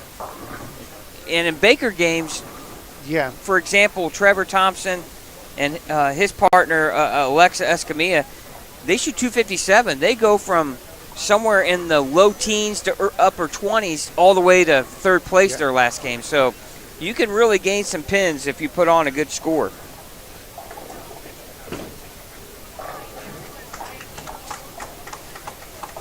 Look who's got the first 5 down here on lane 7. That was Smith. J.C. Smith, and Mike and Hobegger. Yeah. Front 5.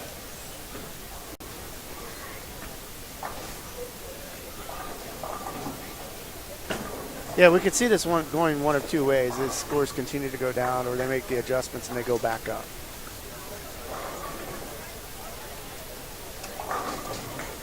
There's always, I think, in any lane condition where you see the scores kind of dip a little bit and then the lanes get better.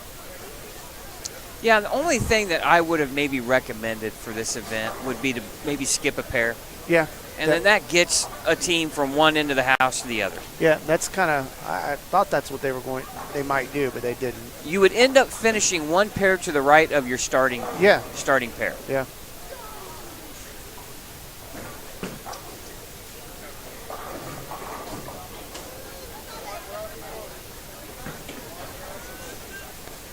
Yeah, because there's a good chance that somebody's going to bowl on the championship pair.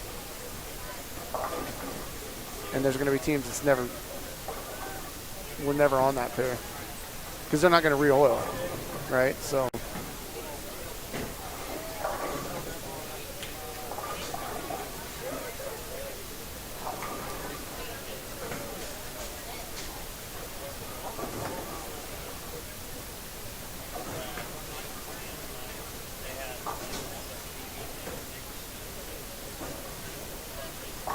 Wow, there's Grace with a nice strike there on lane 5. Little announcer's jinx on 6 is they broke that front 5. We're good for that. Yeah. Nope. A little bit of an out of range there on lane 4. Oh, it swept it off, so they're going to have to respot that. A couple of good starts in addition to, and Mikan misses the spare. Oh. 147 now in the 6th. Got a couple of teams here with the good start. On lane 1, got a double. Ooh, now he just, as I was getting ready to say something, he splits in the 5th.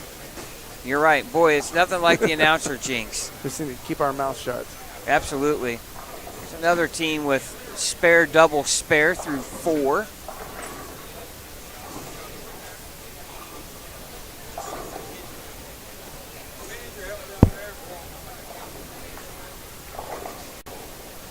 They're waiting on a pin spot on lane 4. They had to go out of range, but I think it was the original pin that went out of range was the 4 pin. And Camden Harris with a 2-8-10. And they had a strike working in the 4th.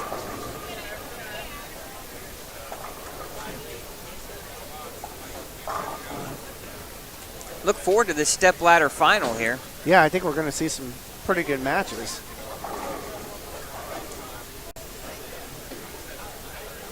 We'll bring you each game from the step ladder final. Hopefully we get a chance to talk with the winners when we're done.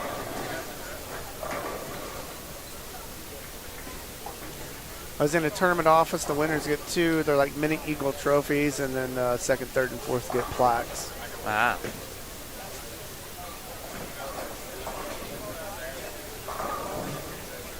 And in addition to the Eagles, you get bragging rights, right? I guess, yeah. Hey, you win. You won the second one ever.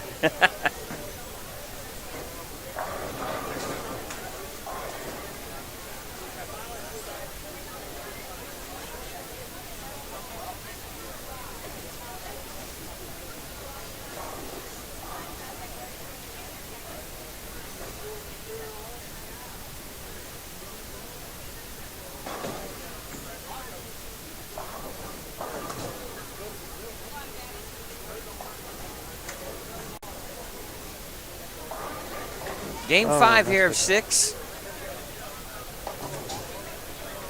And these games will go by pretty quick. Yeah. I would think we'd be starting to step ladder somewhere around a little after 4. I would probably think somewhere around 4 o'clock Yeah. would be a pretty fair guess. Good cover there in the 4th. Couldn't ice him.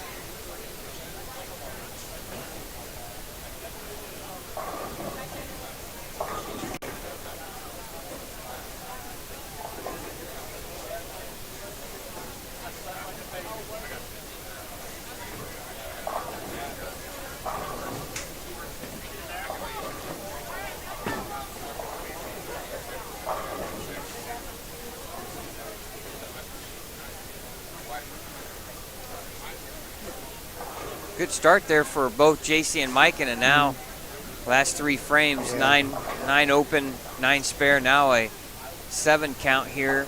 The 1-2-4 for Mikan. I'll only take blame for the 9 miss.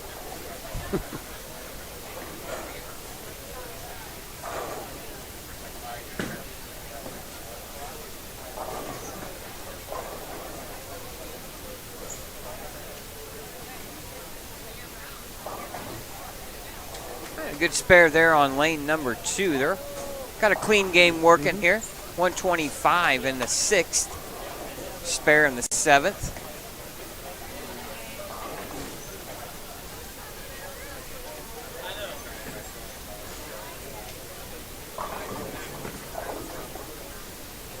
Trying to find out where some of these teams are that are off to good starts this game.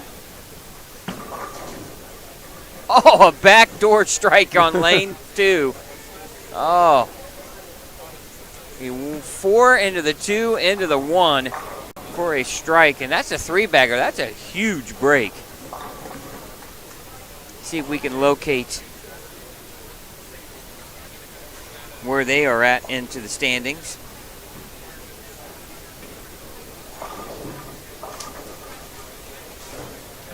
Oh, and they are in 10th place. They're coming off a 138 game, Chad. Nicholas Cherub and David Price. They're at 717. They're only 43 pins out.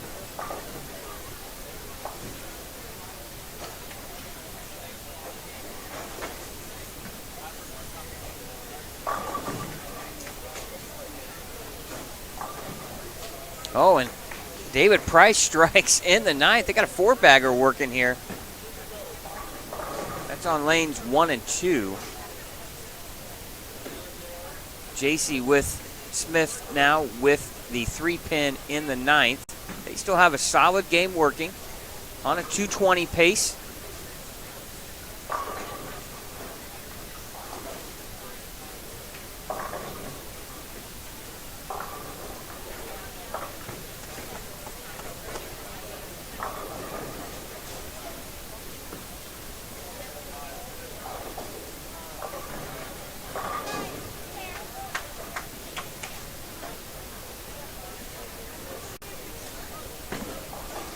Another 4-bagger there on lanes 1 and 2. So 2 teams there with 4 strikes from the 6th frame through the 9th. And both of them opened in the 5th.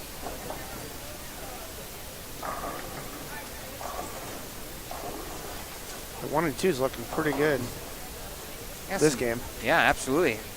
Every team on this pair has a chance to shoot 200. Nathan Dans, they're on the right lane. They got 704. They had a chance to shoot 230. Still a 2-team game. Now, Cale Pitts here on lane 1.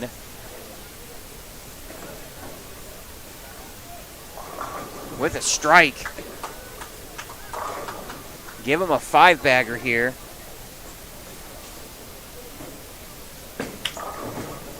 Looks like brothers that are bowling together here. Caleb Pitts and Logan Pitts. Unfortunately for them, they are way down with 645, but a chance here to strike out in the 10th to shoot 226.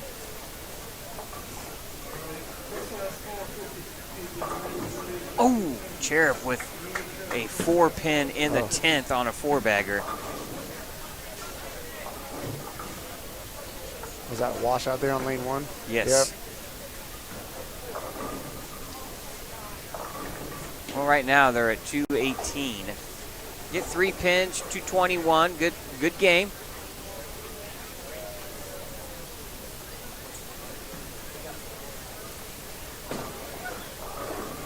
Good spare there from Nicholas Cherub and his partner David Price. They're going to shoot 220 here. That's going to move them up the leaderboard. Well, they're at 717, so they're a minus 83. Get them into the minus 59, 60 range here. Important to get good count here in the fill. Sure.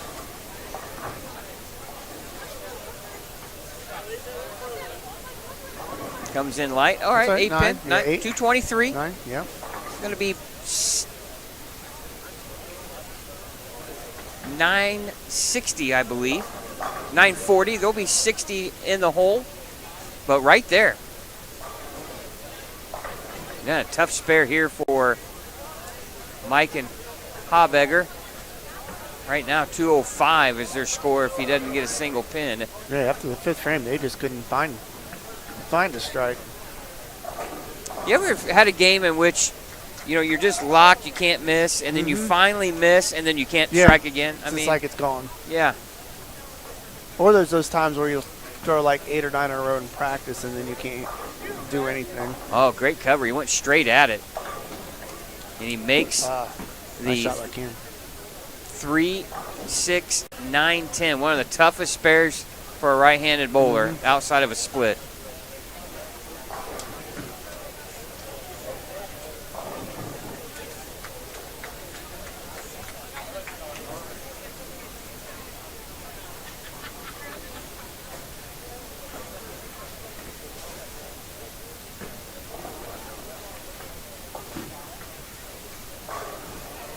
Yeah. Well, they finished with 217 down there after having the first 5. Solid game, though. Yeah. I mean, that puts him plus 26. You got to feel when scores have dropped like that and you shoot over 200, you got to feel pretty good about yourself. Yeah. Yep. You're not, somebody says, hey, I'll give you 215 a game, and you're taking it. And I guarantee you're in the step ladder. 203, 212, 223. 3 of your scores on lanes 1 and 2. All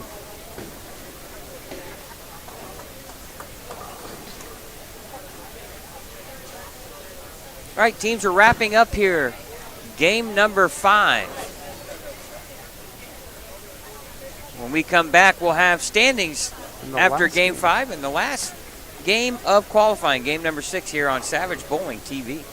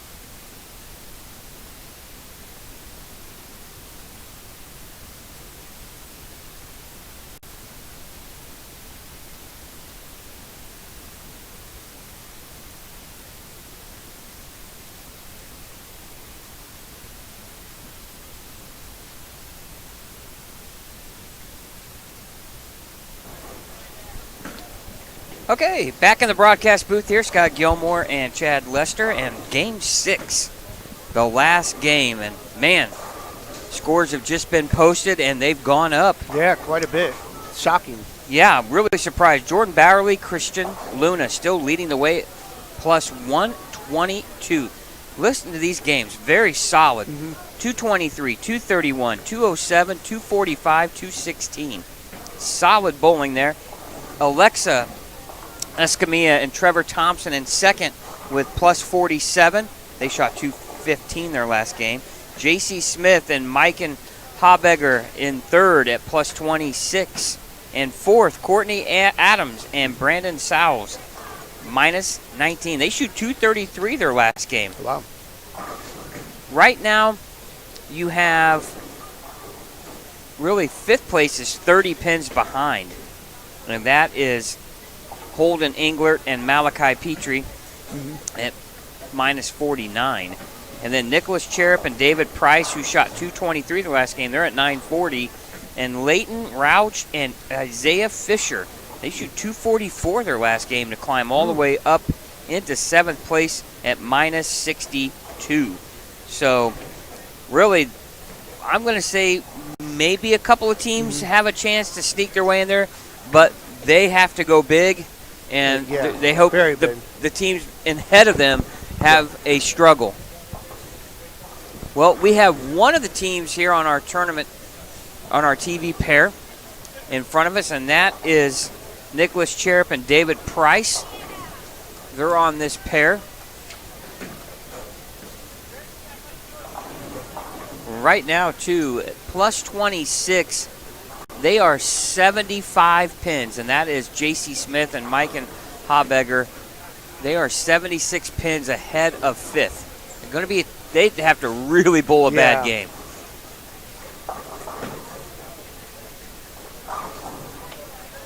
But David Price here and Nicholas Cherub, they're going to have a big game. They got to be thinking 230 or better. Yeah, they're going to have to string some. And stay clean. If I remember right, yes, Nikki said Jordan will finish on 19 and 20, the very far end. It's pretty safe to say we'll see him down here on 3 and 4 today. Yeah, they are Lock City. For the last game.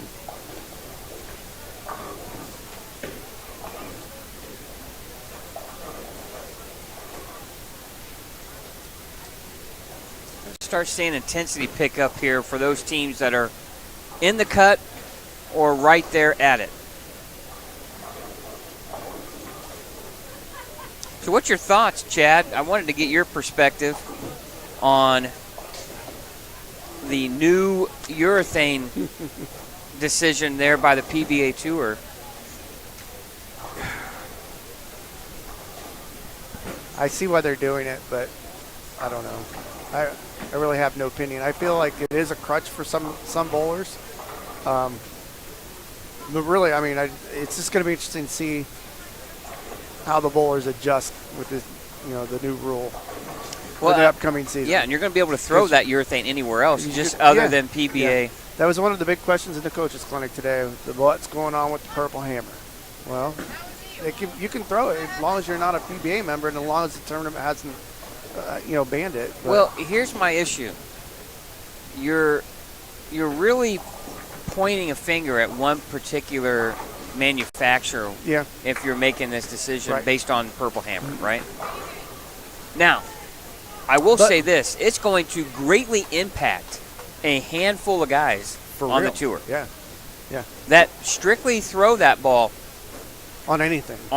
Yeah. And one is, there's one particular player that comes to mind. There's two players that come to mind to me at the forefront when you talk about urethane.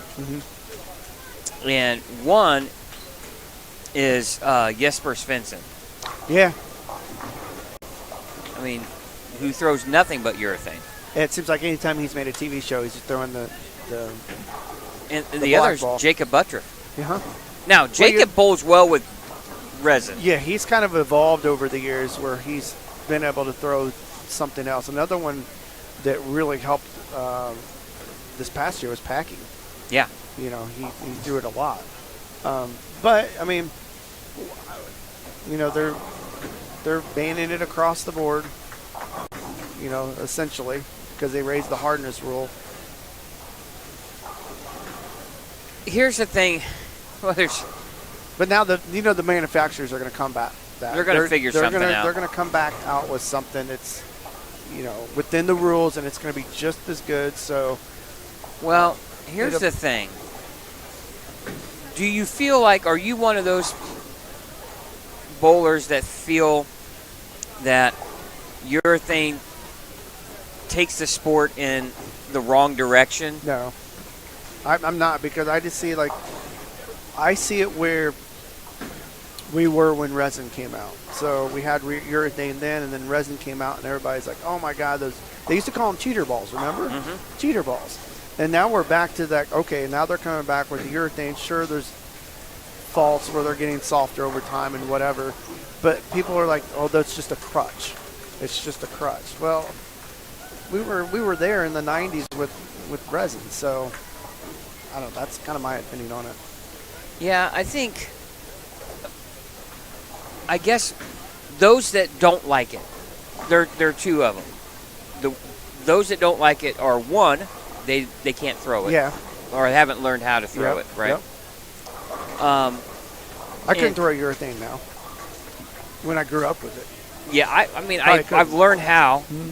What I had to learn was I had to learn when to get out of it and what do I do when I do get out of it. Mm-hmm. The first time I thrown it, I got stuck with it because I had no idea where to play, where to go, what the lane does, what urethane does to the lane, right? Yeah.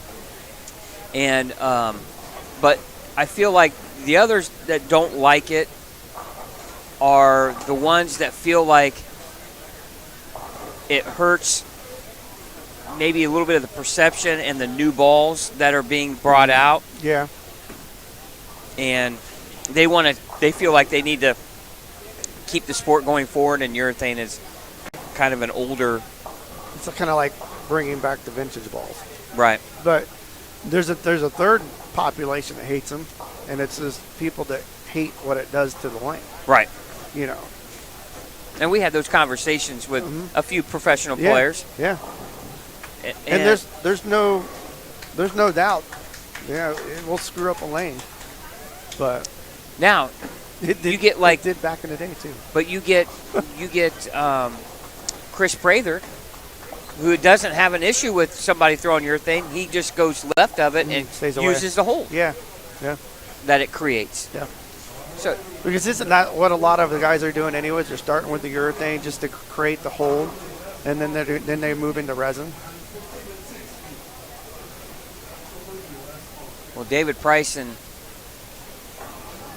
his partner Nicholas Sharp, they not having the game they needed, open in the sixth frame. They had to go, I felt, a big game. We do have a big game here on the same pair that J.C. Smith and Mike and Hobegger are on. They have strike, spare, 5-bagger here through 7.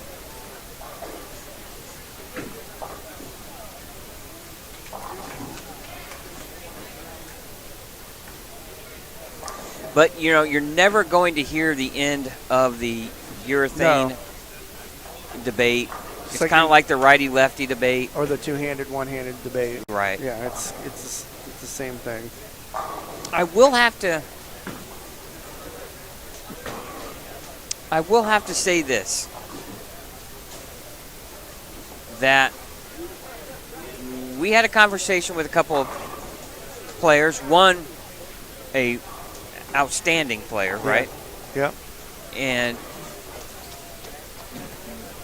we were comparing, or they compared golf to bowling. Oh, yeah. And remember what they said, that you play the golf course. Yeah. Right? In bowling, you're playing what someone is doing or manipulating to the pair you're on. You can't manipulate a golf course. Correct. And that's why they said they appreciate the game of golf more from that standpoint. Right. Well, and then that what USBC was trying to do with the U.S. Open is you get warmed up down on practice pairs, and your first ball counts when you come down on your regular pair, because they don't want people in that 15 minutes of practice to manipulate with 180 grit. You know what I mean? Just for that. And when you really think about it from that standpoint, it makes perfect sense. It does. Yeah, but yeah, you're comparing what they said about golf, and when they said that day, I was like, they're absolutely right. Absolutely right. And you, no matter what color or softness of golf ball you use, it's not going to make one bit of difference. Now, it might travel farther in the air. Sure. Right? It might spin more on the green. But you cannot make any changes to that golf course. No. No matter how many times you play a particular hole. It's not like you're using a heavier golf, trying to manipulate by putting divots out there for your opponent. So, I mean, it can't do that. made perfect sense. It was like, I get it. Yeah. I get it a lot more now than I did before those comments. So things that the USBC is trying to do make sense. Sometimes our perception of what it should be gets in the way, where it's like, well, why would you do that? That makes no sense. You're going to warm up way over here and then go way over there to bowl? Yeah. However, it keeps the integrity of the pattern, especially throughout at the start of the that no pair has been manipulated at all. No. Everybody is basically, you have your 10 frames or whatever, 12 shots, whatever you're lucky enough to get, to make changes to that pattern. When you think about it from that standpoint, you have to applaud somewhat of that decision. Right. Even though in your mind it sounds doesn't dumb. Seem right. Well, it sounds dumb. It doesn't seem right. It seems unfair. Right. Because when you do move maybe down at the other end of the center, it's not going to play the same. Right. And you do have to adjust. But it's also no different than when you're in a tournament moving pair to pair. Right. So, and that's where the official practice sessions comes in, where you practice throughout the center to see what the tendencies are. Okay, yeah, the high end hooks more than the low end. Our practice is way even farther on the low end, So. All right. Yeah, it's just very interesting, and what a lot of them are trying to do is trying to figure out how can we elevate the sport from a status perception level, right? Yeah. Where I always felt like I could take a person that has never bowled and has never golfed, all right? And you can introduce them to the sport, both sports at the same time, and within a 1 year, I'm going to get the bowler, if he's got any type of hand-eye coordination, I could get him to average close to 200. Yeah. But might never get the guy to be able to shoot in the 70s in golf. That's just how much easier the game of bowling is compared to golf. Yeah. And that's where the difference is. Now, you put a hard pattern out over and over and over again, and I might never get the bowler to be average 200, right? So what you put on the surface, but as proprietors, you don't want that. Well, those bowlers that get good at a house shot probably going to be like, yeah, I want to bowl on other things, and they're going to, if they want, they'll get themselves good bowling on harder shots. Yeah. It just takes longer. Yeah. All right, wrapping up game number 6 here. I said 4 o'clock. I think we're going to be pretty close. They'll move right along. Scores come in pretty quickly. They're able to update them. I see 230 something down there. 235. 235, 236, 235. Mikan has a chance here to finish out with 230. 236 to be exact.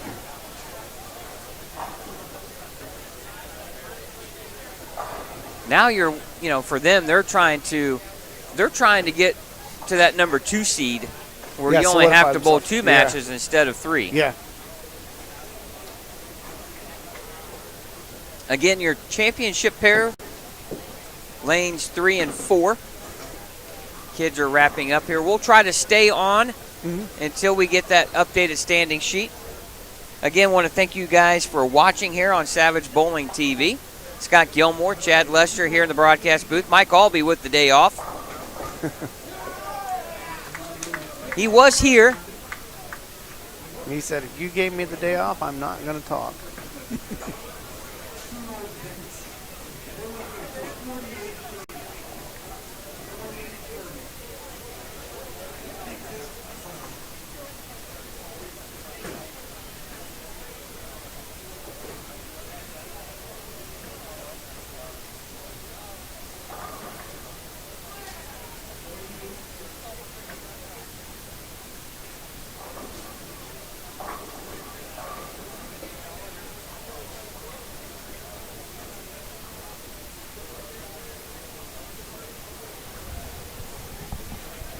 All right, I snagged here a guest roaming around the concourse.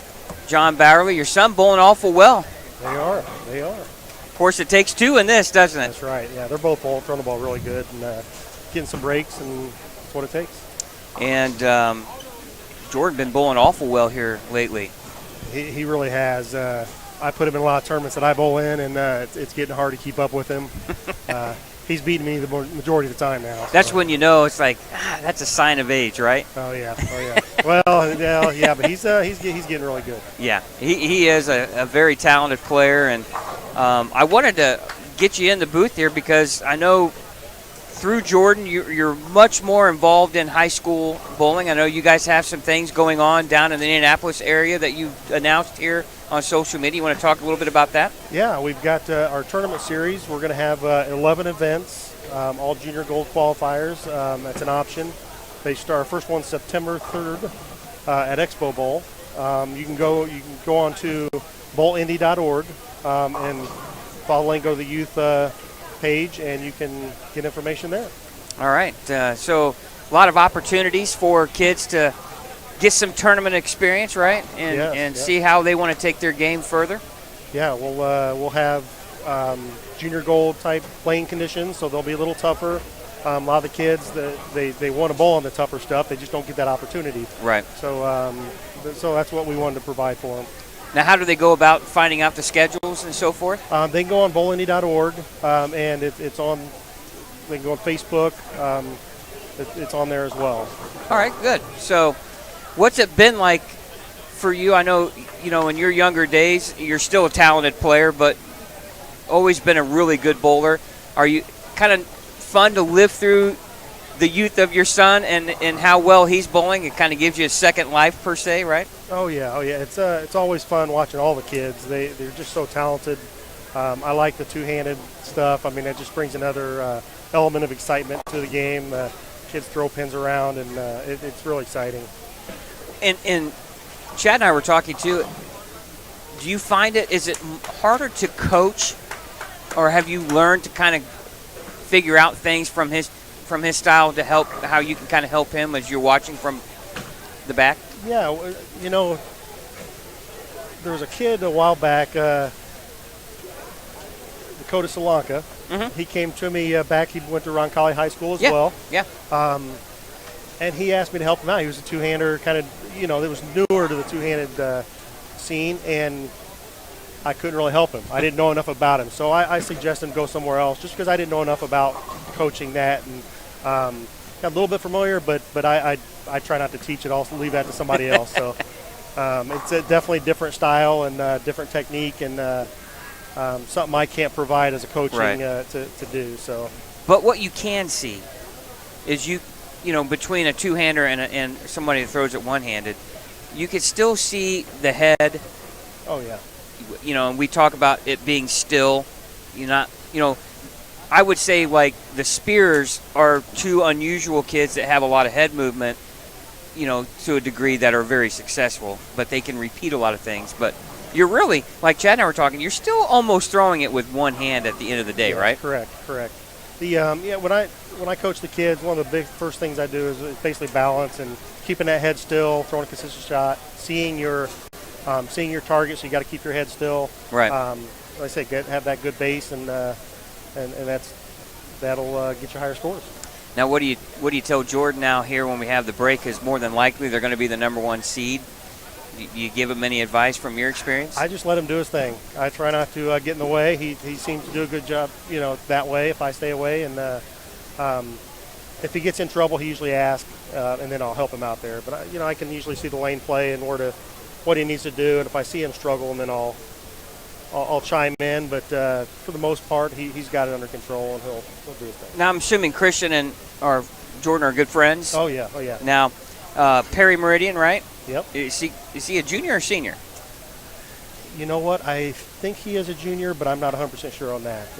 They got a really talented team there as well, Perry. I expect them they should make it to state this year. A lot of talented kids. They got a big program over there. And now, how about Ron Colley? What's your perception of? We got a couple kids that are good. Usually the newer program. They usually new kids. They haven't bowled before. That's a lot of fun coaching them. It really is. They want to learn. They like the game, and we have a good time when we're competing. Now what grade is Jordan in? Jordan's a junior. Junior. Now, does he have aspirations of bowling in college at all, or? He's more mechanically inclined, so he wants looking some kind of a engineering type degree, engineering school. Mm-hmm. Really hasn't said anything. He talked about Indiana Tech. Few others, but he hasn't made a decision yet. Haven't even visited any schools yet. And that's probably the fun part for you and him to share those experiences of where to go and what to do, right? Oh yeah. Any aspirations of giving the tour a shot like you did? No, I'll leave that to the guys that bowl a lot. I don't work too much now. I don't get a chance to compete on the level like I used to, but I still like to get out there and bowl some tournaments. You see Jordan maybe trying to give that a shot? Possibly. I mean, if that's something he wants to do, I'm all for it. To support him, however. So. Well, and I think so much more is if you could be in a perfect world, you could have a really good job and then have the luxury of just dabbling in it anymore. Yep. It's really hard to commit 100% the way the season is anymore, unless you had a job that gave you the ultimate flexibility in order to do those things. Well, good. It's always good talking to you. Good seeing you. I wanted to talk a little bit about the tournament series I knew you had created, and we'll look forward to seeing how Jordan finishes up not only here at the Baker Doubles, but in this high school season. Appreciate your time, John. Thanks a lot. All right, take care. John Bowerly, everyone.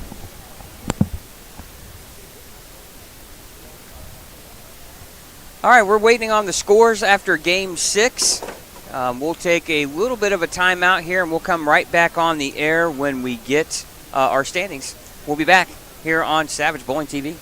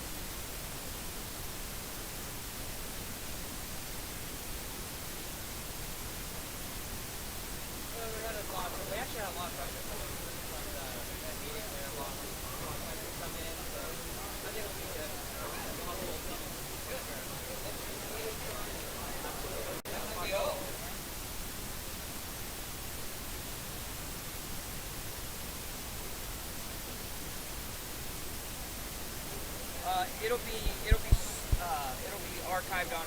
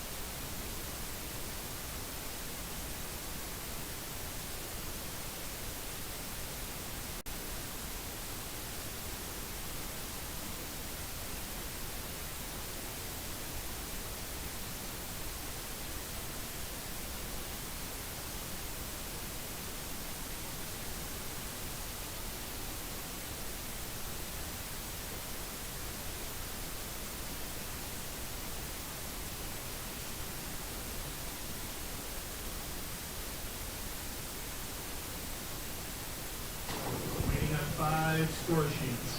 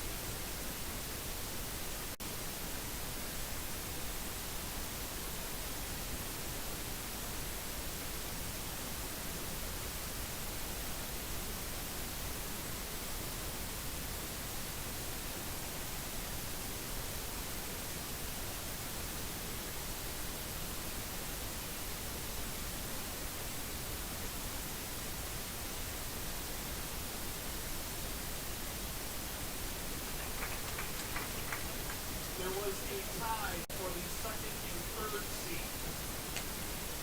Both teams will be participating in the step ladder. The seeding was determined by the high game in qualifying.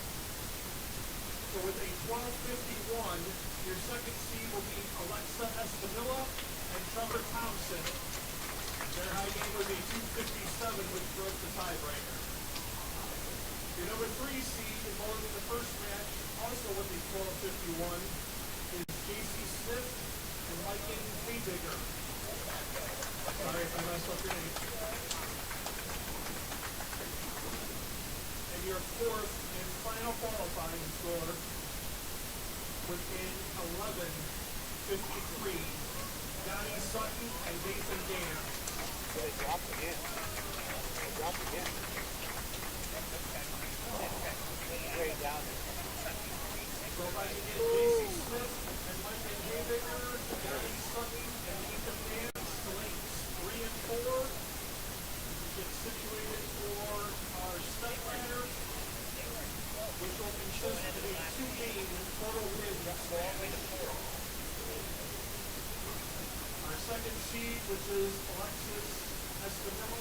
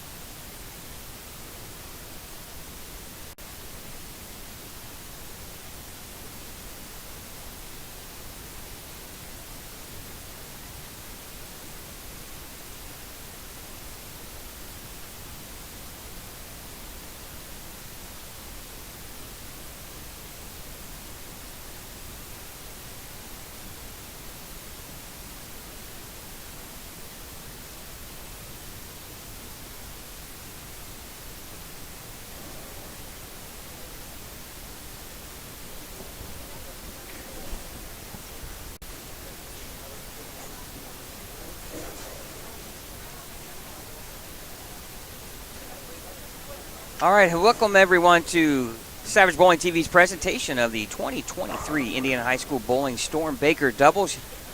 Getting ready to start the step ladder finals here, and what a great show this should be. Your top 4 teams, number 1 seed Jordan Bowerly and Christian Luna, plus 134. They ran away with qualifying here. Your number 2 seed Alexa Escamilla and Trevor Thompson at plus 51. They were tied in qualifying with J.C. Smith and Mike and Habegger, but the tiebreaker went to the high game, and that was the team of Escamilla and Thompson with that. And your number 4 seed shooting at 246 to go from 12th to 4th was Donnie Sutton and Nathan Dance. And man, That's some big-time bowling right there. that was impressive. That was impressive. Just missing the top 4 in 5th place was Nicholas Cherub and David Price at 11:36. They shot 196. Remember we talked about they needed to be in that 220, 230 range? If they were in there, They would have been in. they would have been in. So we kind of thought that as we moved forward, but again, we talked about shooting a big number, and a big number was 230 plus, could really change or your standings or positions within the qualifying portion of the event. They bowled 6 games. Now, on this Baker style, you'll have both participants bowling part of a 10-frame game. One teammate will bowl on the left lane, the other on the right. There is a little bit of strategy involved here. Who do you want to finish the game? Who do you want to start the game? That'll determine what lane that particular person will bowl on. The higher seed will have lane choice. Will they want to start the match or finish the match first? I always prefer to, in my mind, I wanted to finish the match first if I could. Put the pressure I wanted on to your post opponent. the number. So it'll be interesting to see what the team of Habegger and Smith will decide here. They get so many shots on each lane, and from that they'll determine Who's gonna who bowl they where. want to bowl on what lane.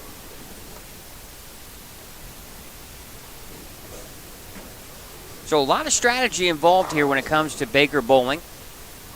To me, it's the true team form of bowling because not one person can carry the load in any type of Baker format. Yeah, you both have to bowl well, carry the weight, as they say, and it's the same way the 5-man Baker. That's how you know you have a really good team, is if you can score well in Bakers. And if there was one thing I felt like the USBC could bring back, and that's the World Team Challenge. bowled that once, and it was so much fun. It was hard, but it was fun. Very hard, but man, that was a lot of fun to bowl back in the day.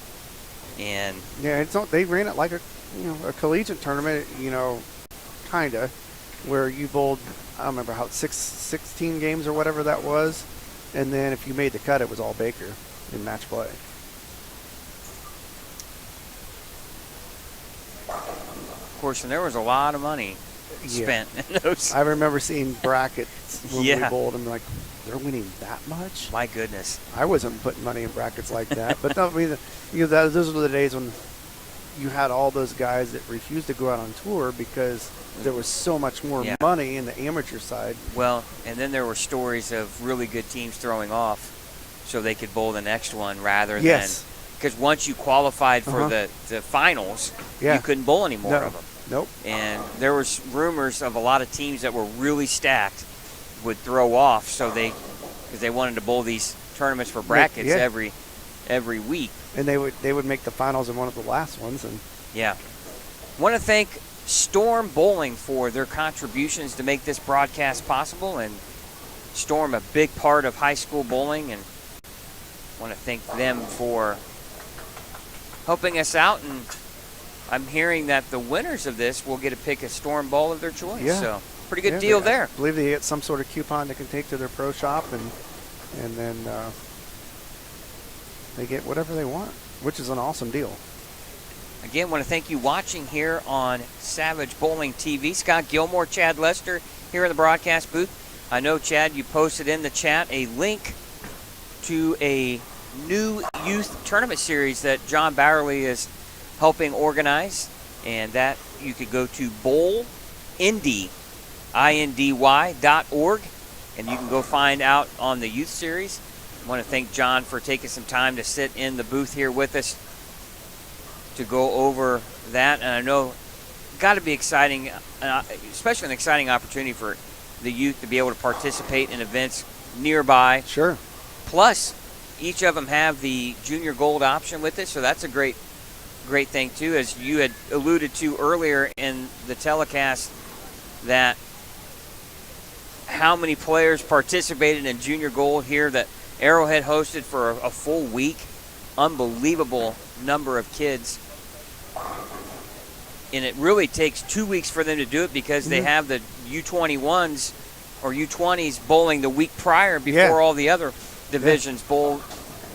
Just an amazing show of support from all these kids. And Not only is it good for the center and it's good for the sport, it's also good for our local economy. In the same way as, in Indianapolis, Anderson hosted junior gold as well. I can't remember how many thousands of entries they had participate in that week. Total 4,000 or 5,000 maybe. I don't know. It is quite a bit. It is unbelievable. All right, bowlers have finished their practice here. They're going through some strategy here off to my right. They're trying to figure out who's going to start and who's going to finish. I don't know if this is a coach talking to him. Or a parent. Or a parent coach. But they would have lane choice, so that's what they're trying to figure out. Because, some kids don't realize the strategy that goes into this, even on the single side. I think, here's my opinion. I would want to bowl on the lane I felt most lined up to, regardless if I was going to finish or start the match. Yep.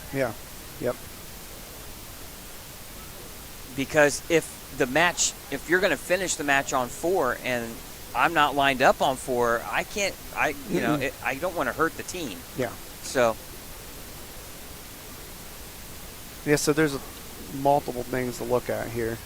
Larry, they're going to start. Yeah, Larry, our new commissioner for Indiana High School Bowling, leading the charge here.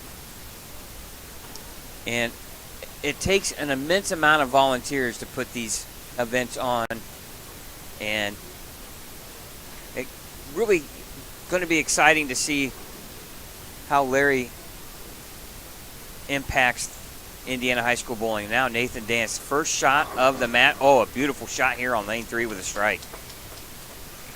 Two-hander throwing the purple hammer. And now your first look here at J.C. Smith.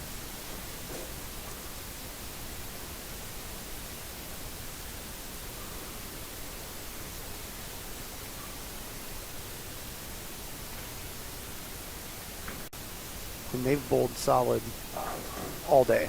Yeah, comes in light, leaving just the 2-pin. Yeah, they had a really solid day of bowling. Their low game, Chad, was only 177, 194, 225, 213, 217, 225. Pretty consistent. Yeah, very consistent. Ooh, just enough to touch the 2. And now here's Mike and Habegger, and what a solid game this young man has.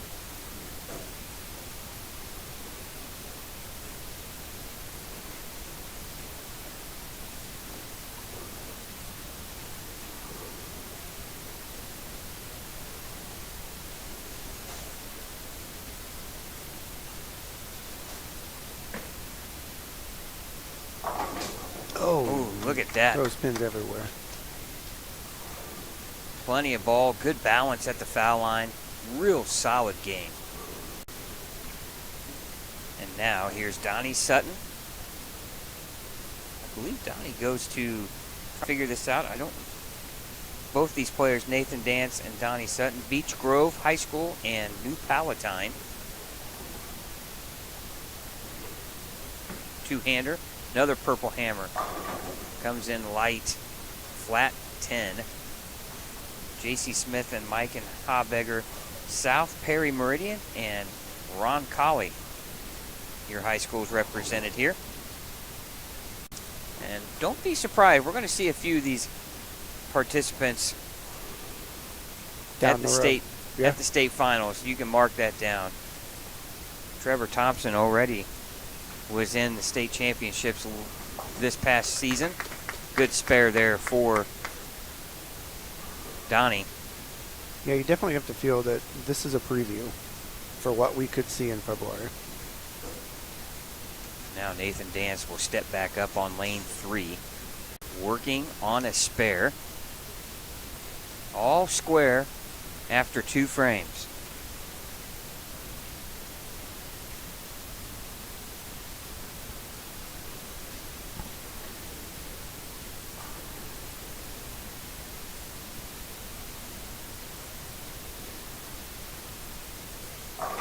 Comes in light. Oh, 5-pin. He's playing a real deep inside line, Chad, with that purple hammer. Yeah, and this is what happens when you have carry down. Typically, you don't play that deep with a urethane ball. You typically see them playing straighter angles outside of the lane. But hey, this got them this far. Well, they had a huge Game 6 to get into the stepladder finals. 246. Good cover there. Don't want to miss that pin. One pin lead here now for the team of Smith and Habegger.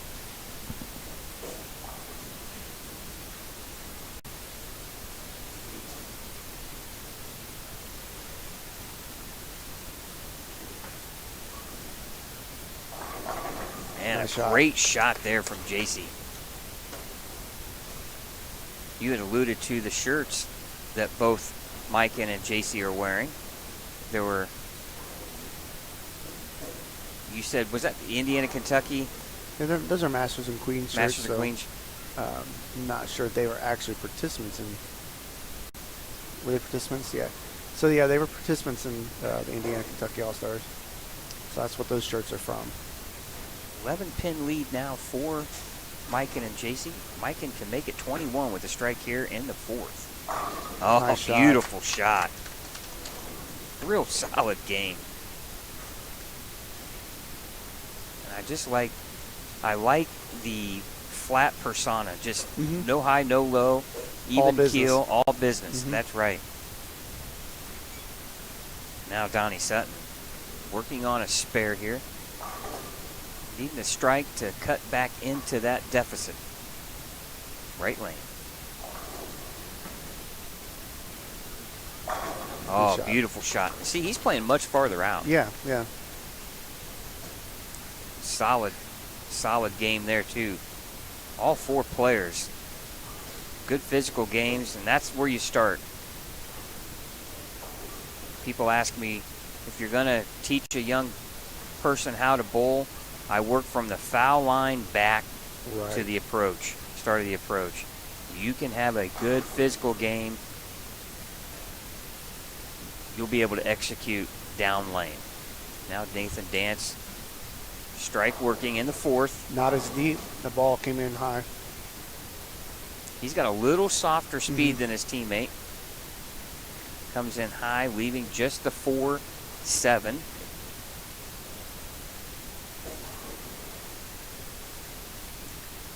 Spare here, conversion will give him 79 in the 4th.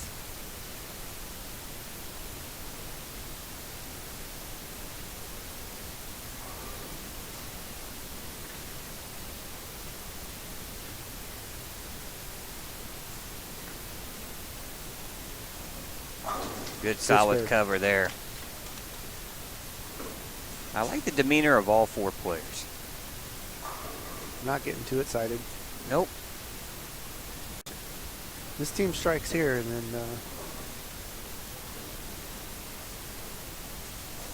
you can really put some pressure on right now. Put some pressure on the other team to start striking themselves. Nice shot. Great shot. Really solid adjustment there by JC off the light hit where she left just the 2-pin. Looked like she's moved a little bit right. Squared up some. Tightened her angles up a little bit. And she's thrown back-to-back solid strikes here for their team. And now Mikan can make it 5 in a row.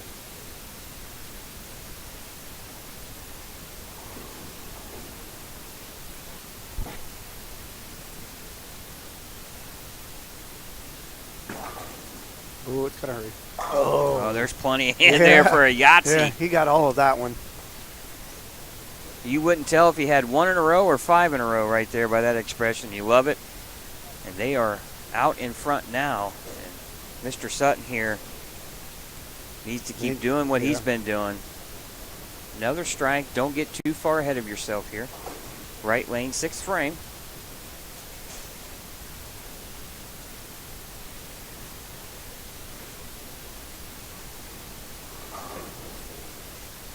That's pretty good. Good release. Slapped out that 10-pin. Solid.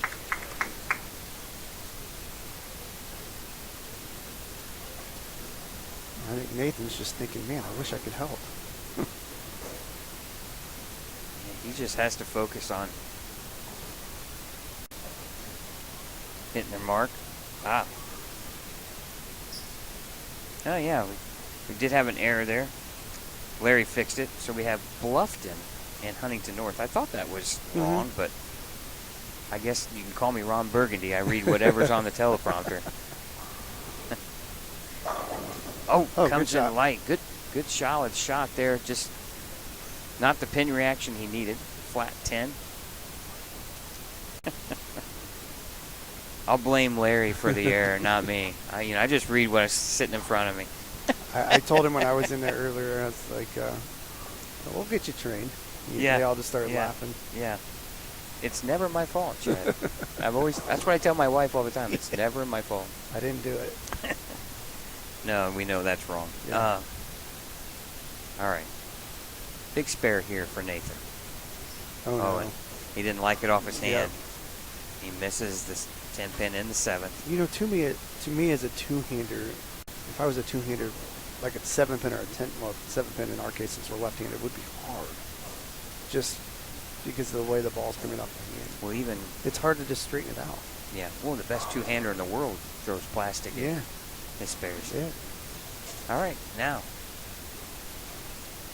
the team of Smith and Habegger in the driver's seat, and another fabulous shot from JC.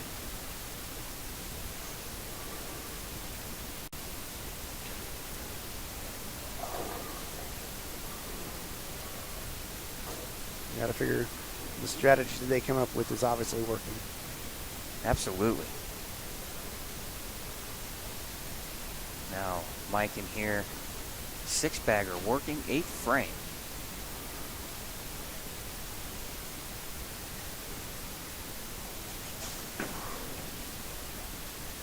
Oh. Came in. Saw that ball Yeah. kind of squirt just a little bit down lane. Didn't quite pick it up where he wanted it to. Fortunate to leave just a 2 and not the two-way 10. Make your spare here and you're in the driver's seat.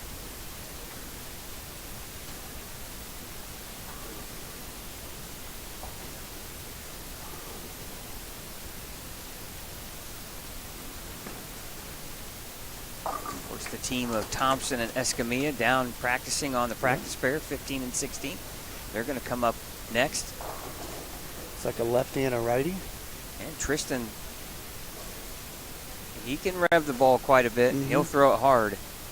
And now Donnie Sutton here. Must strike situation here in the 8th. He's been and solid he's this done game. Nothing but strike. Yeah.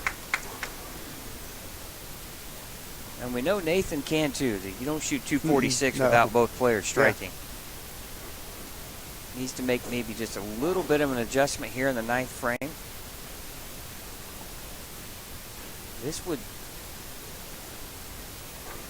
force the team of Smith and Habegger to perform in the 9th.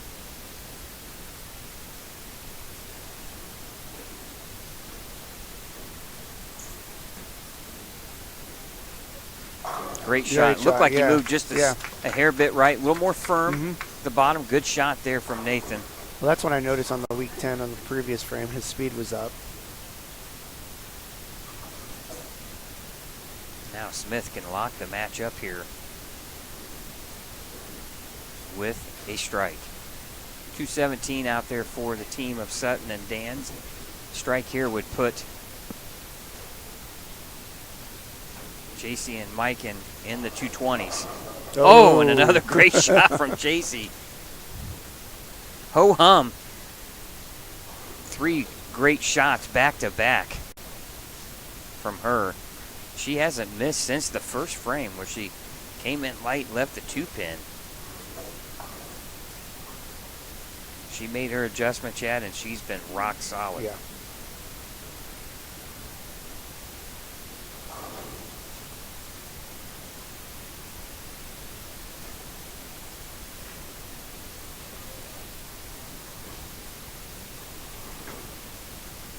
Looks good. Oh.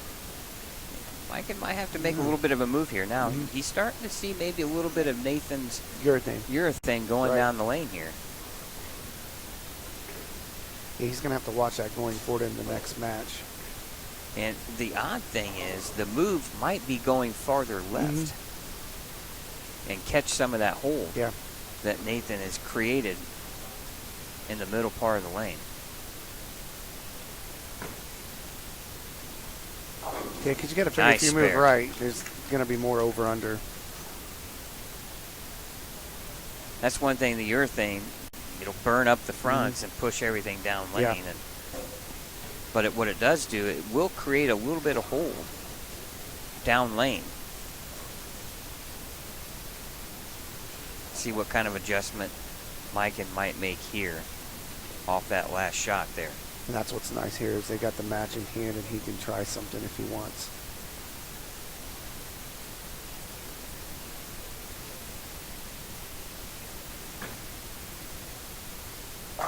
It did look like it was a little bit deeper. A little bit deeper, but I think he tried to get a little more on that.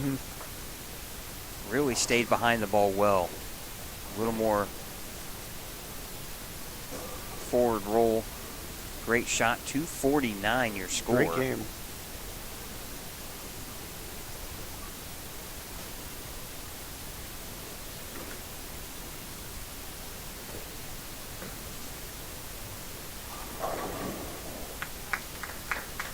These guys have nothing to be upset about. I mean, they fought all day and they had a great game just to get here. And the game they're going to end up with here is not a bad game. I mean, no, they just not at all. Went up against a team that was locked in. Well, anytime you can shoot 240 to go from 12th to 4th, you can't be disappointed from that standpoint. Both Donnie and Nathan have bowled solid. And Donnie here, he just hasn't missed. No. I think he left. You leave him on this lane all day, he'll shoot 300 if he was bowling an individual game. Well, he left a flat 10 in the second, and other than that, it has been strike city.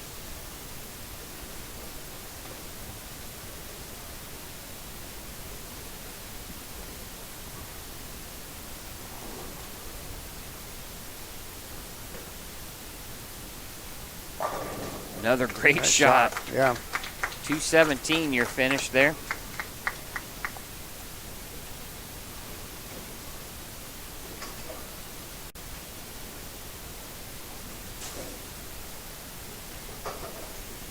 They finished 4th for the day. Are they bowling 2 game total pins?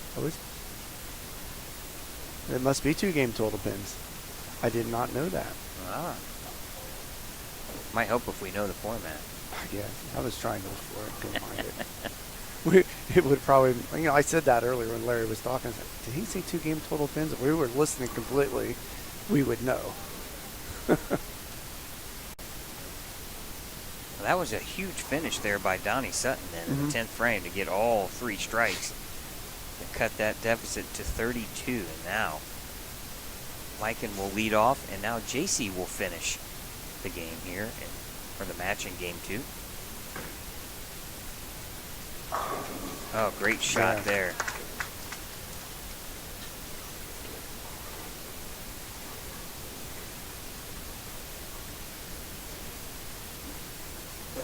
I will say the one thing about high school bowling, these young kids are so prepared as they move up in the ranks to go to college or to start bowling in adult events. They're just so prepared both physically and mentally. Yeah, much more than our generation was. Oh, We didn't have a lot to bowl in as youth, though. I mean, they have so much to bowl in, and it's awesome for them. yeah. When I finished my youth career, that was just the infancy of the TKO events, and Yeah. the opportunities now for the youth. So many opportunities, and it's great because it helps grow the sport. And they can go out and bowl something every weekend if they want to, pretty much. I mean, and there's all kinds of scholarship opportunities out there where we didn't have that. Well, and now they have the luxury of even participating in adult Adult events tournaments. that offer the scholarship money. Yeah. Now Nathan Dance here on the left lane.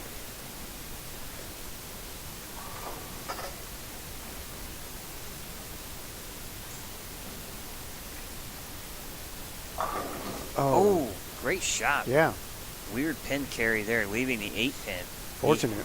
He has moved right. Mm-hmm. Kind of tightened his angles up a little bit. I like the move.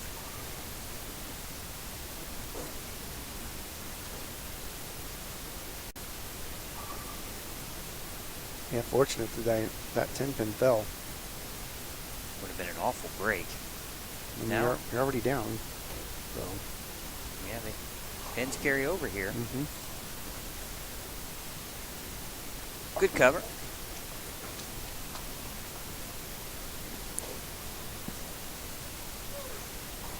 Now, can JC keep things going?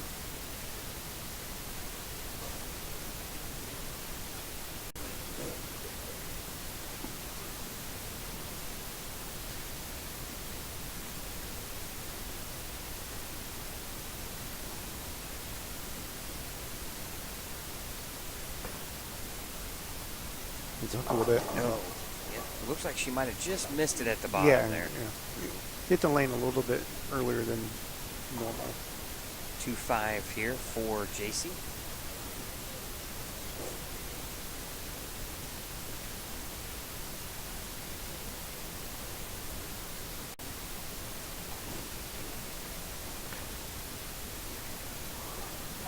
Good spare.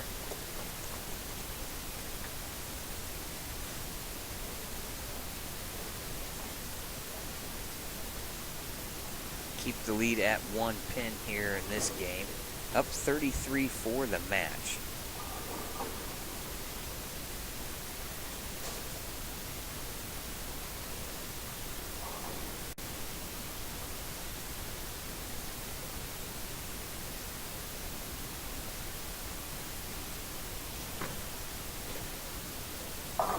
Oh, Trips the 4. Yeah. Another solid shot from Mike in there in the third. Now can Donnie Sutton get back on the strike train here in the third frame for their team?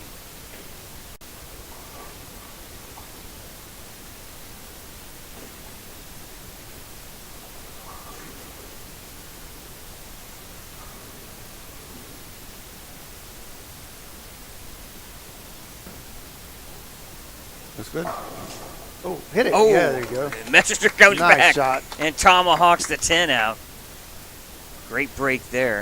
It's one thing you have to really start watching the urethane is how it starts going through the pins. Mm-hmm. Yeah, that ball kind of deflected instead of continually rolling through the pins. Now strike working for Nathan here. Fourth frame. Down 33 for the match. That needs to It's hook. a hurry. Get out of there. Oh, There good you break go. there as pin comes from the side and takes the 10 out, leaving just a 1-2-4.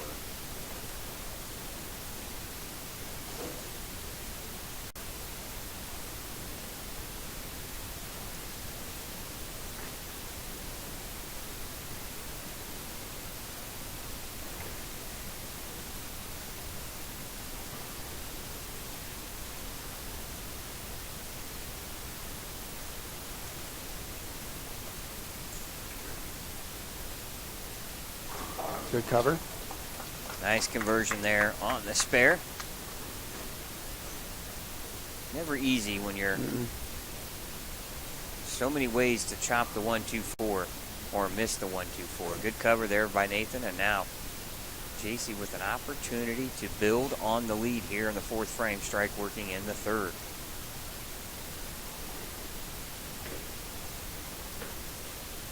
Much better roll on that ball. Oh, get out of there. Terrible break. No kidding. 7-8.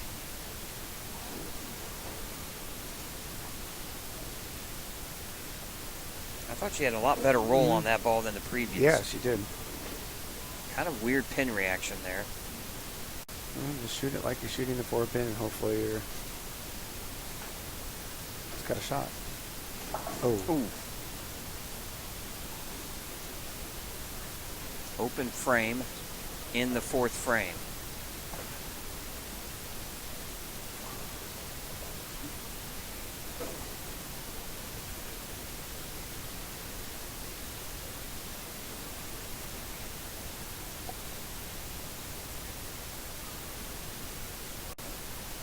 Now Mike in here, trying to pick up JC here in the fifth. Oh. Ooh. He liked it, and then he kind of was like, Just push back past the break point. Now he's got the bucket. not an easy spare either. Now you kind of feel like it's important here to make this, to keep the momentum a little on your side. Yeah, because you don't want to miss this one, because Nathan and his partner is filling frames. And they can chip away. He's going to hook at it. Oh, gosh.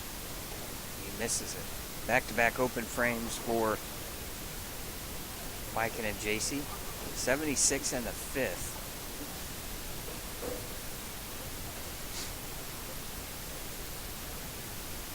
Here's the interesting thing here, Chad. With a strike in the fifth and sixth, They're right back the in this team match. of Sutton and Dans can take the lead by one.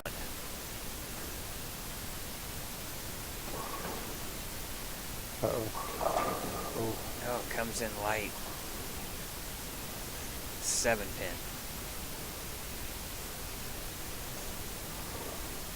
He really wanted to strike there, you can tell.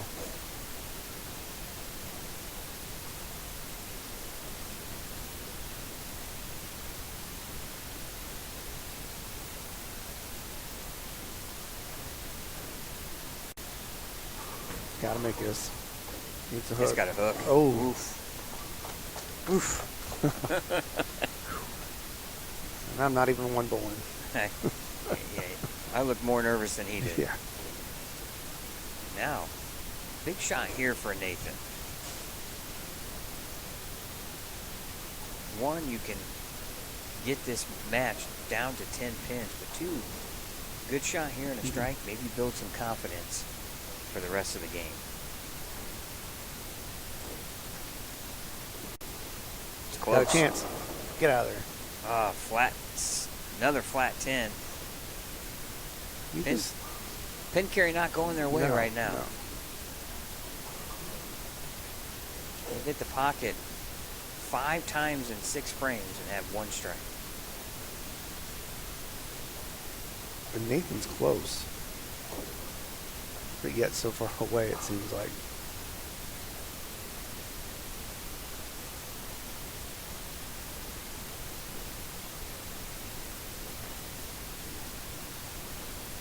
Good Better spare at the there. 10 pin this time. Remember, the last time he shot at that, he missed it. That was a solid spare there for him. Give him a little bit of confidence. And now,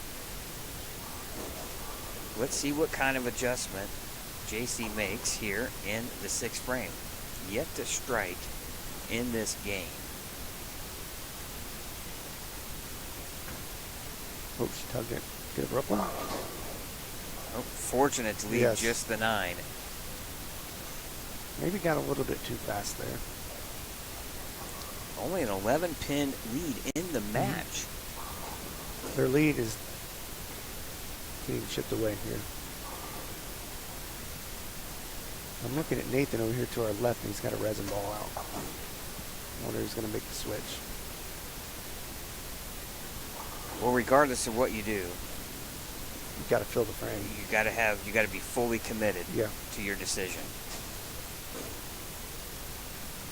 And now, coming off an open frame in the 5th where he missed the bucket. Now Mike is stepping up here in the 7th.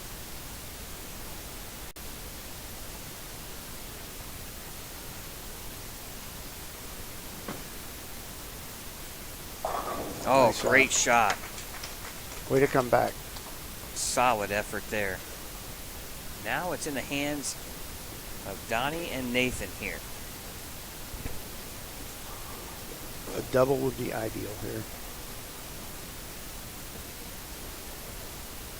Down 21 in the match. They can cut it back to 11 with a strike here in the 7th.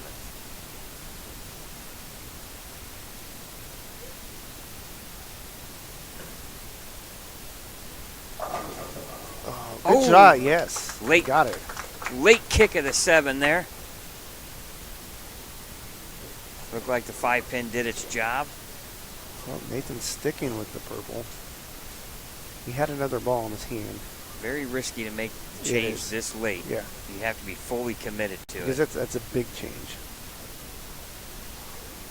A lot of bad things can happen.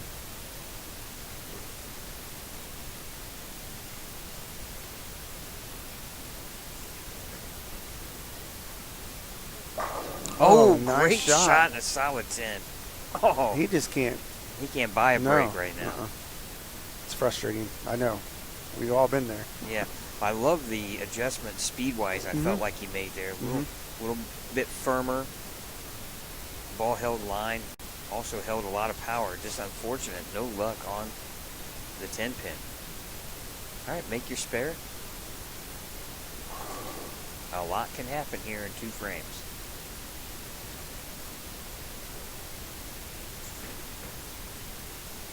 Good cover.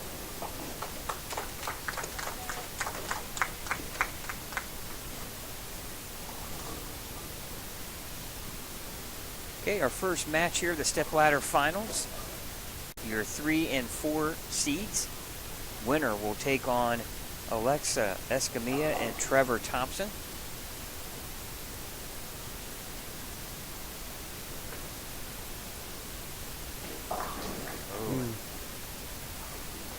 JC comes in a little high, fortunate to lead just the 3-pin.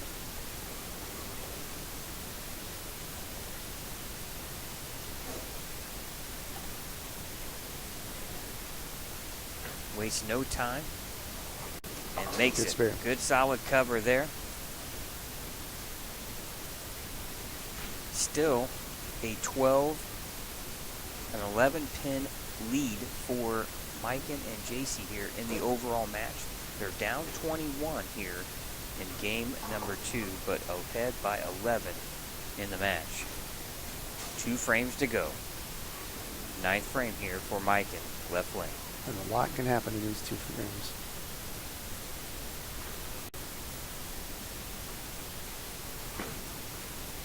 Looks good. And, 10-pin.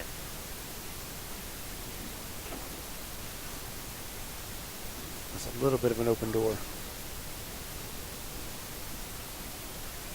I like the position that JC and Mikan are in. You control your own destiny at Yeah, this point. that's right. This is shaping up, Chad, where we could have a tie in the match. Good cover. Good solid spare.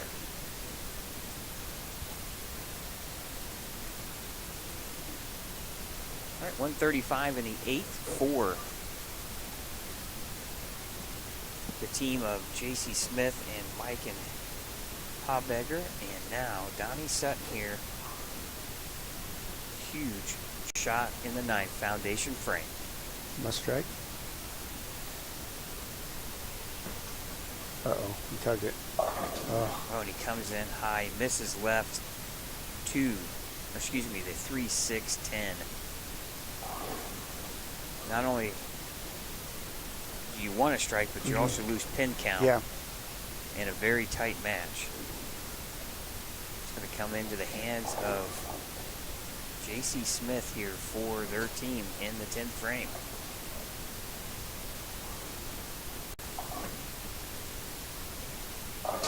Good cover.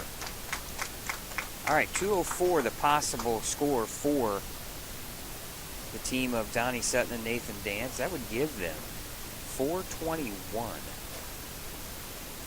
That would force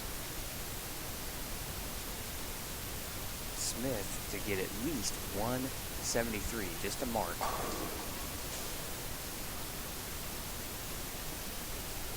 Actually, she would need to mark in the 10th frame.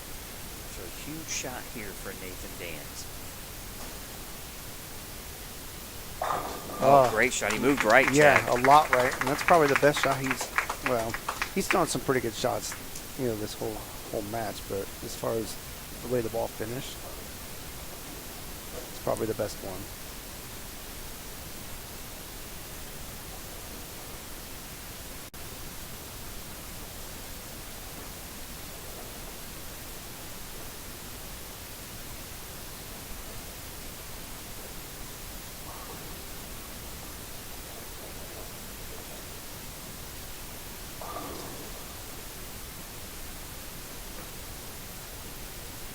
Needs a push. Your back door. Nope. All right. All right. Spare here, 194. That would give them 411.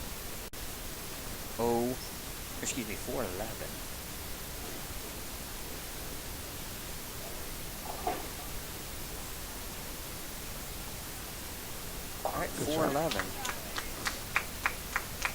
Still needs a mark, right? Needs a 162. Yes, has to mark here in the 10th frame. Mark wins it.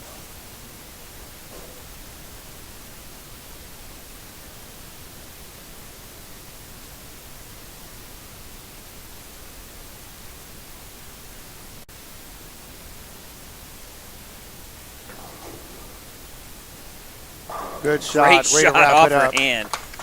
Boy, there's a whole lot of skill involved in that shot right there. After a couple shaky frames, she pulled it together into an excellent shot. A lot of moxie there shown by J.C. Smith there in the 10th frame. Now, still isn't over yet.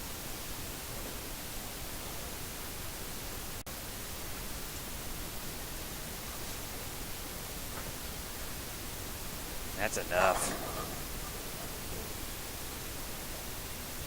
You're going to shoot at least 175, Chad. That's going to put them at plus 24. So they're going to win by 13.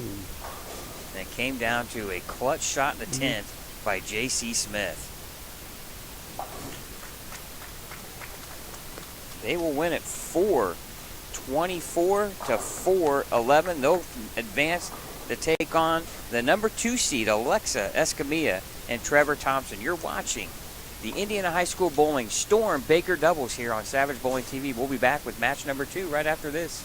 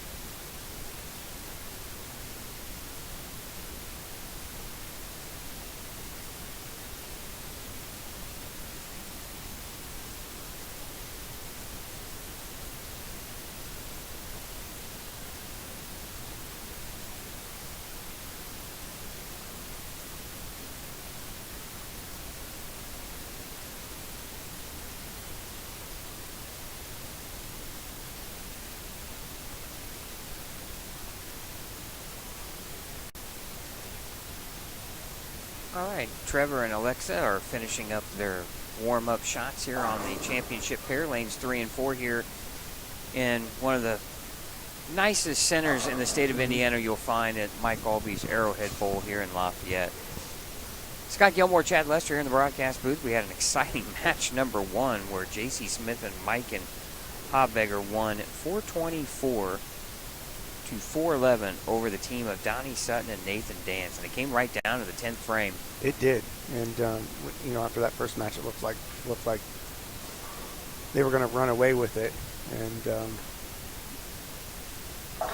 boy, how things can change, though, right?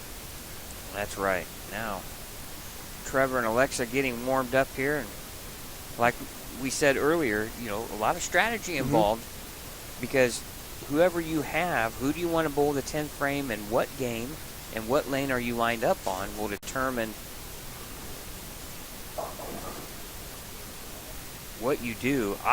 When it comes to 2-game total pin matches, give me the lane I'm better on. Yeah. I'll worry about when I finish, where I finish, right? Because, one, you have to have faith in your teammate to make adjustments over a 2-game stretch in order to give your team a chance to win. Here's another thing. Do they have the option of switching lanes the second game? I don't know what the rules are. I think they just keep following the you keep following the arrows at that point. I want to thank everybody for watching again here on Savage Bowling TV, the official voice of Indiana High School Bowling. Look at this, I get a fresh sheet after every match. Even though you don't have to write them down. I know, I don't even have to write them down. Again, we want to thank Storm, the Bowlers Company, for all of their contributions for today's tournament. I want to thank everyone at Indiana High School Bowling for allowing Chad and myself to broadcast all of the Indiana High School bowling events throughout the season. We'll be back in February of 2024 for the Indiana High School State Finals. Then we'll have All-State after that. March 9th, I believe, is the date. And then in June, we'll have the Indiana-Kentucky All-Stars. So a full slate of high school bowling here on Savage Bowling TV. If you like what you see, hit the subscribe button. We'll have more than just high school bowling. We'll also have all of the state events, Senior Masters, Indiana Scratch Classic, Indiana State Masters, Indiana Queens. We'll also plan on being at the 2024 Indiana USBC Hall of Fame ceremonies. We had to miss this year's. We won't miss next year. Yeah, felt bad. Trent Marner was elected. Happy for him.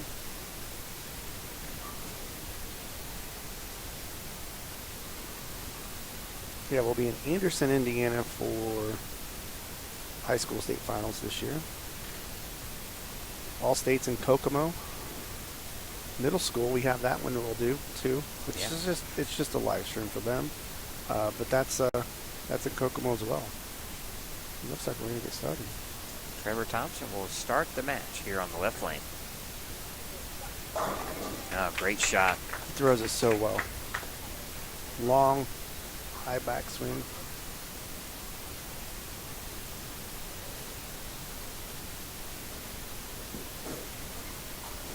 Should be a pretty good match.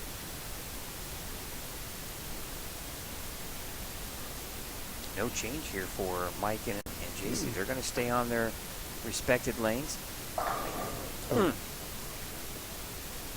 Just a pinch high, leaving the 4-pin here.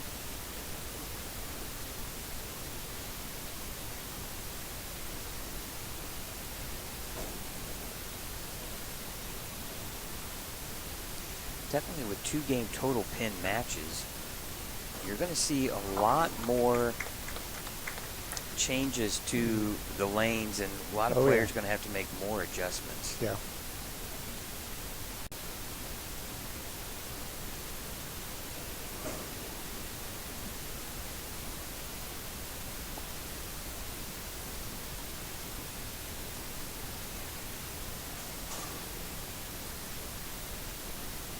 Mikan will anchor game number 1. JC will anchor game number 2. Oh, solid 10. Great shot there from Mikan. Just ripped the rack.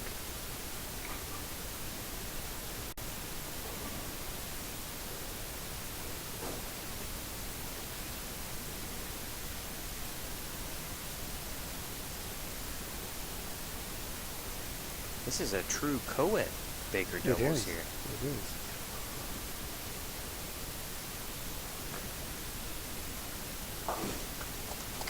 Solid spare, and now our first look at Alexa here in the match on the right lane. Another talented young female bowler. Trevor and Alexa go to West. Will go to Avon and Charlestown, respectively.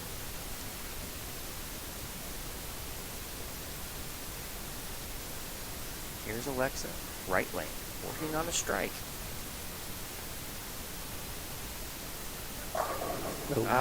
This team was in second most of the day, weren't they? They were second or third, I thought. Well, they were down there a little ways after game 2. They really struggled in game 2. They shot 171. They went 194, 171, and after 2 games, they were all the way down. Let's see if I can find them here.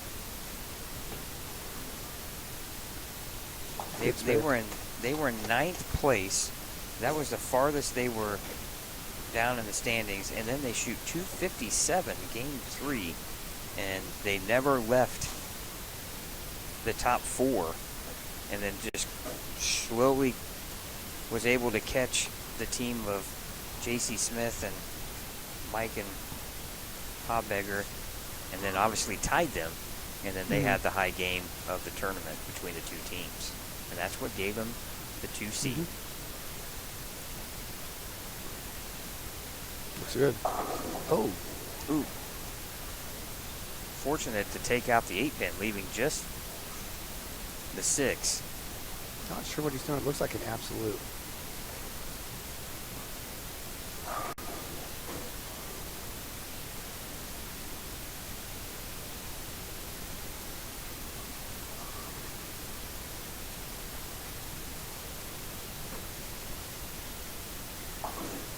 Good spare.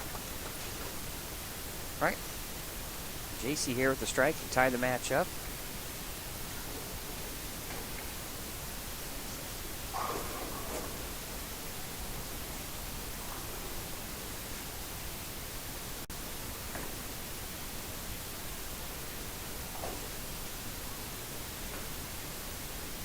Needs a hook. Comes Swisher. in light. Oh. 7-pin stands. I know you and I don't like that pin. Nope. Right now, JC doesn't either. Not looking forward to shooting the first one on Wednesday. I know I'm going to miss it. Way to have confidence, Chad. Now JC, no time at all. Solid spare. 1-pin lead now for the team of Thompson and Escamilla.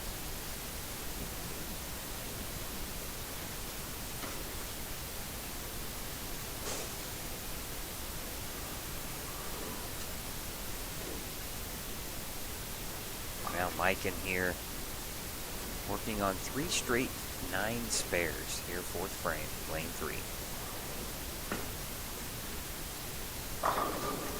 Great shot there in the 4th. Hey, if this was no tap, both teams would be tied.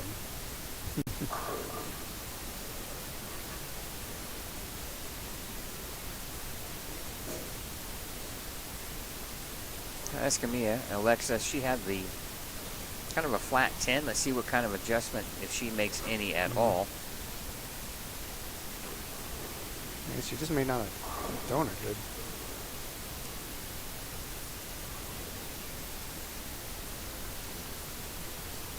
Looks better. Great shot there. Both teams strike in the 4th. 1-pin lead for Trevor and Alexa.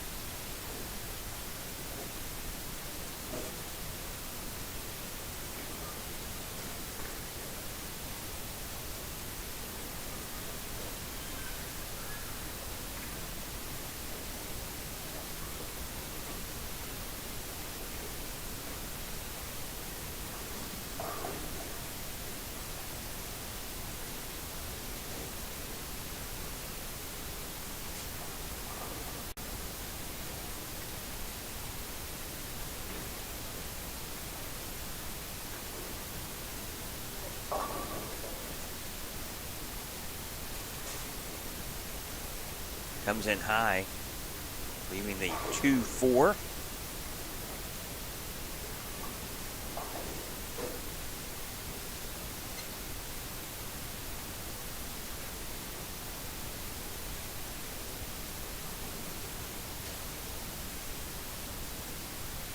Certainly a choppable spare. Great Perfect. cover. Textbook. Yeah, that's not one I want to shoot at very often. No. Nice cover there by Trevor.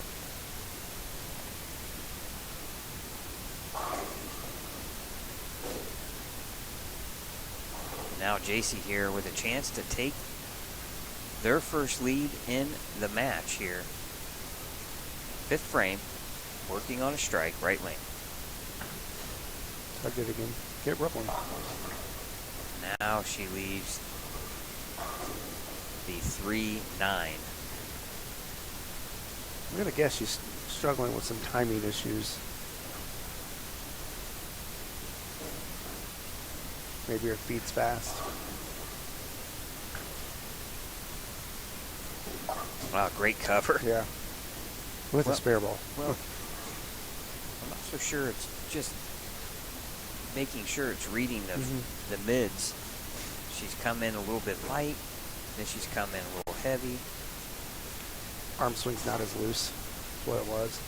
And it can be, that can cause the arm swing to be.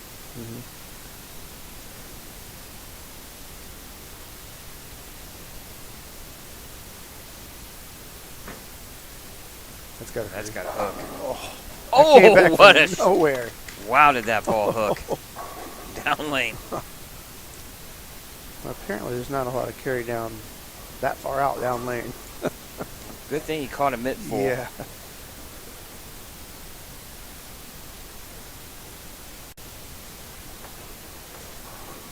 And a great shot there for the team of Mikan and JC, and now Alexa.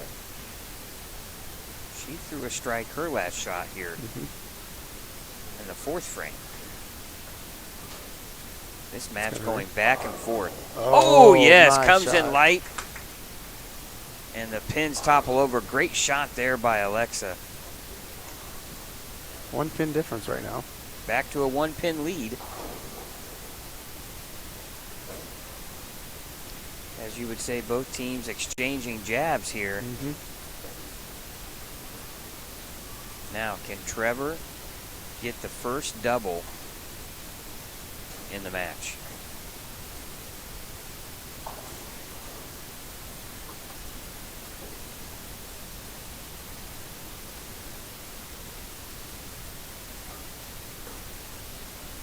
Well, that needs to hook. Comes in, misses the head pin left. Be 1-3-6. No pin count lost since they were working on a strike.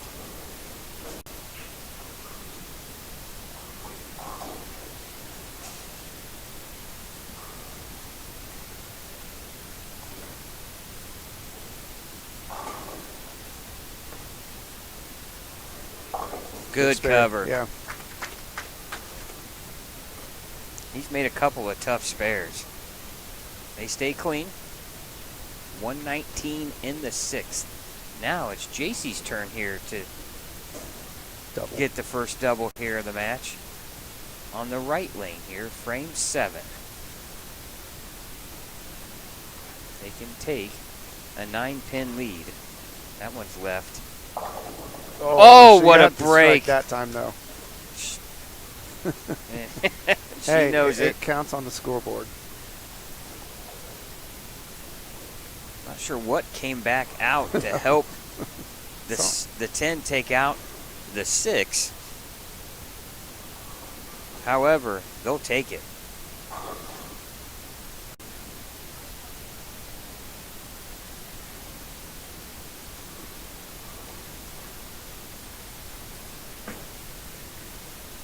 Now Mike, and now we got a 3-bagger.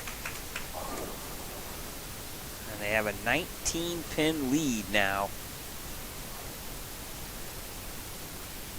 And now Alexa here. Really, Chad, the first pressure shot of the game here for the team of Thompson and Escamilla.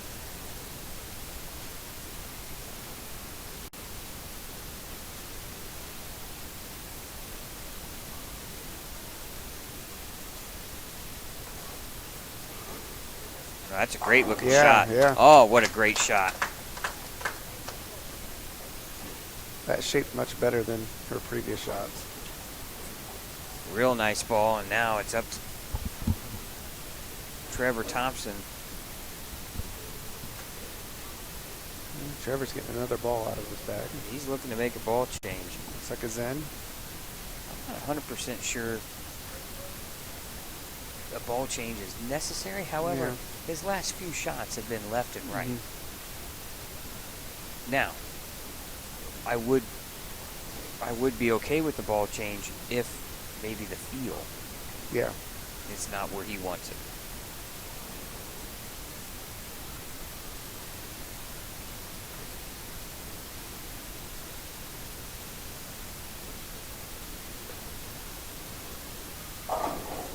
Oh, comes in light. Okay. Somehow leaves the 7 pin.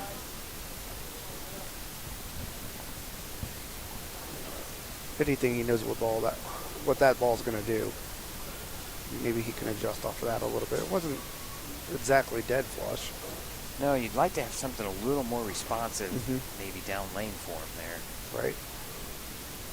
However, the head pin came flying back across in front of the 7. Now, needing to make the spare here. And he does. Yep. Good cover. They stay clean through 9. 209's the finish score, possibly 4. Thompson and Escamilla.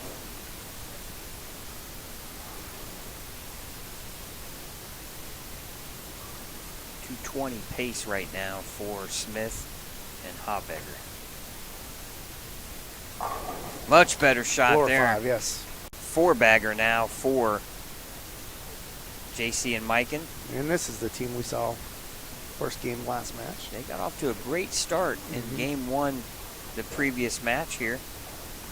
As you know, it's 2 games, total pins. As we found out.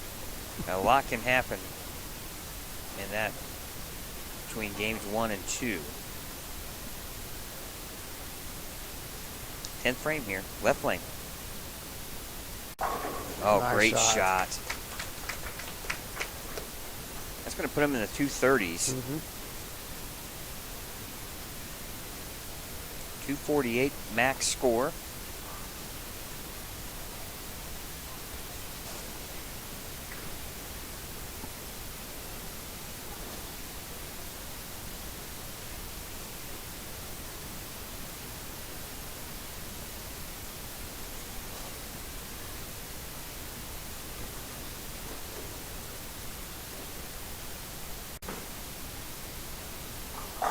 Oh, another good shot. great shot. Boy, he has been solid the back half of this game.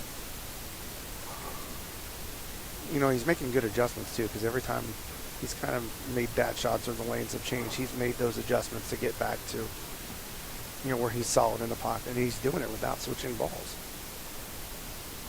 Whether with his hand or with his feet, he's making those adjustments. Looks like to me he's made a lot more with the hand than he has anything. Yeah. Yeah, you can tell he's getting a lot more of it at the bottom of the swing.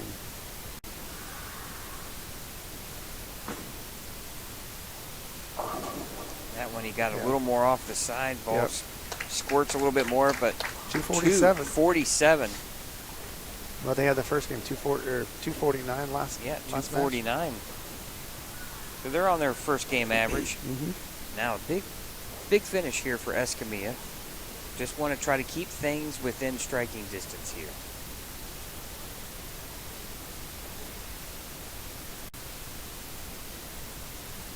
She has been solid. Strikes in her last 3 shots. 10th frame. And another great shot. Real pretty game Alexa has. Nice and solid at the foul line. Yeah, we've now seen her a couple times on our broadcasts. And Good rotation. yeah. You really see the experience and confidence shine right now here in the 10th frame.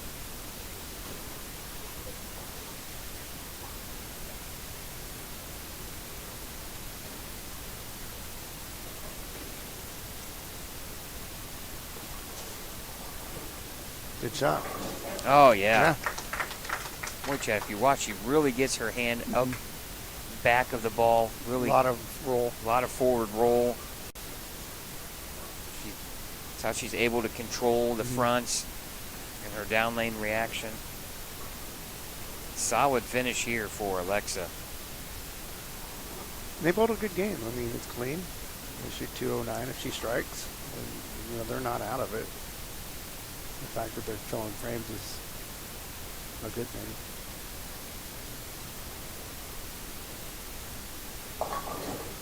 Pushed a little bit, got 206. missed in just a hair.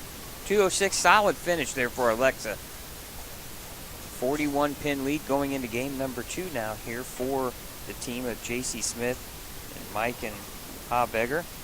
Winners will advance to take on the number 1 seed of Jordan Bowerly and Christian Luna.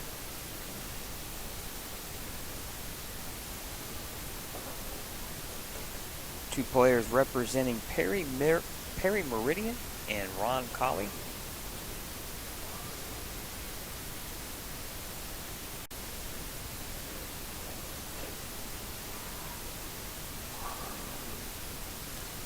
Nice to see on a Saturday afternoon when it's nice and warm out.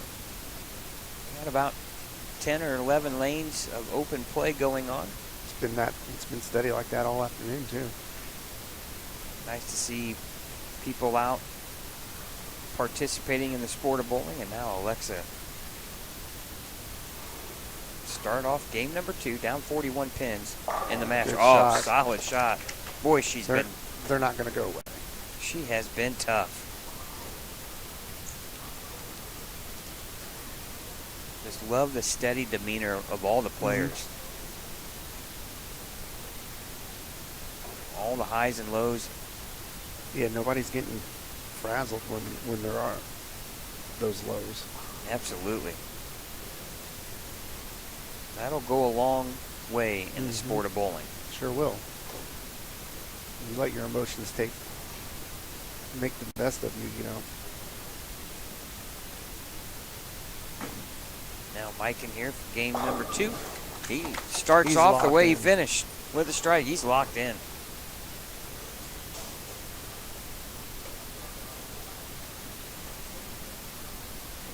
That urethane going down the lane won't be such a bad thing as the match if this No. team is able to stay in and keep going. Now JC working on a strike here. Oh. Flat 10.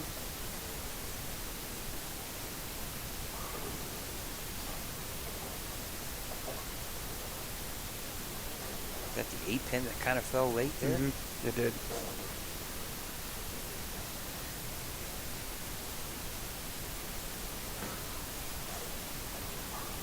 And a good spare. Spare shooting has been solid Yeah. for all the bowlers here today.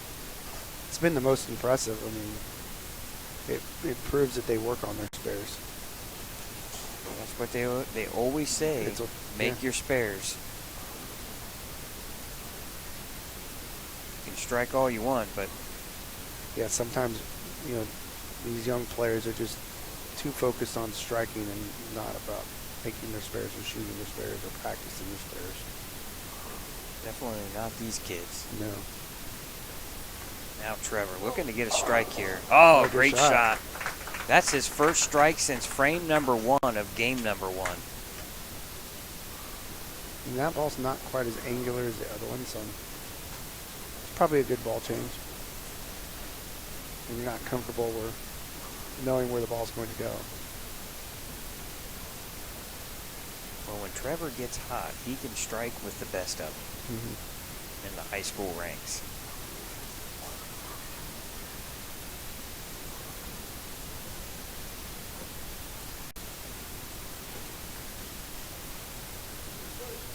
Needs to push. Oh, Greek Church for Alexa here in the 3rd. Boy, they had a chance to really they did. dig into this lead that JC and Mike can have, but now Alexa just needs to Get 3. get 3. If anything, get more than that, you feel unfortunate, but get your 3 and move on.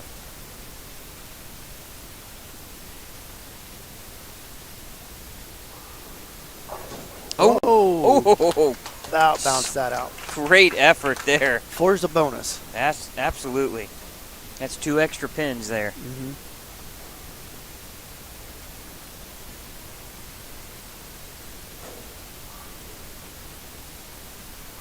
I always felt like the only way you could really make that would be to go the other direction. Yeah, well, a lot of people will try it that way because they're Then not you going to can- give up any pins. Then you could shoot it in the middle between the I picked it up 6-9. how she did when we were left-handed, but I shot it for 3 and managed to get the kick out. Oh, see, he missed in a little bit there, He's but got he's got that urethane hold Yeah. going on right now.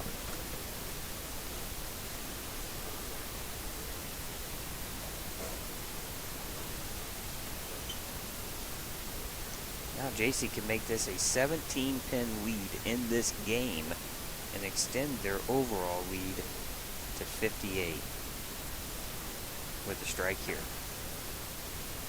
Looks good. Oh, Solid, solid yep. pitch there. Solid strike.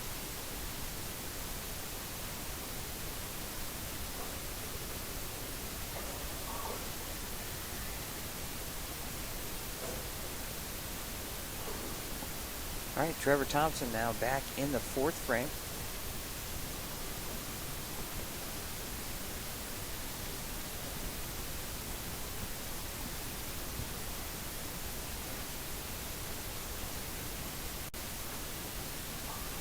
Push. Yeah, he was And he a got little it bit, yeah, a little bit more direct. Leaves a 2-pin.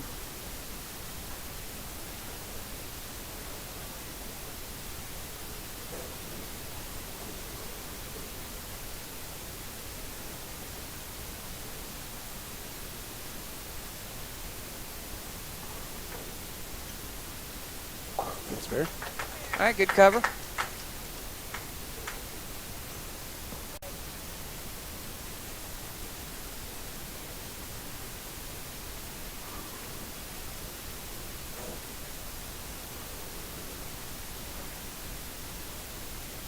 See if Alexa can get back on it after a Greek Church last frame.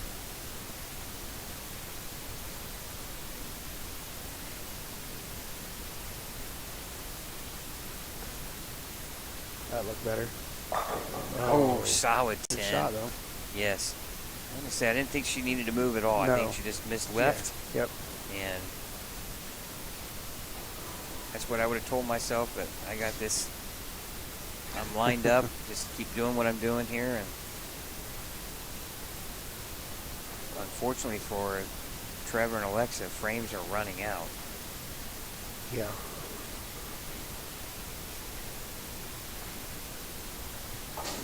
And a good spare.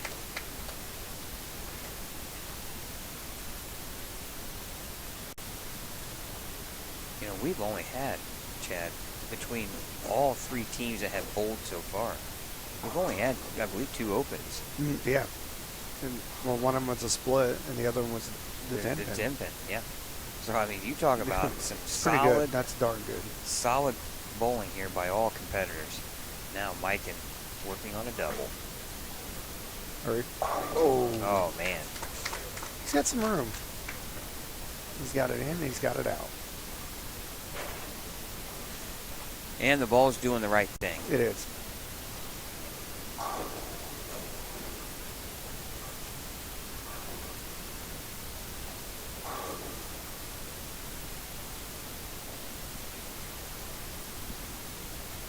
And the team of Luna and Bowerly warming up now on the warm-up pair.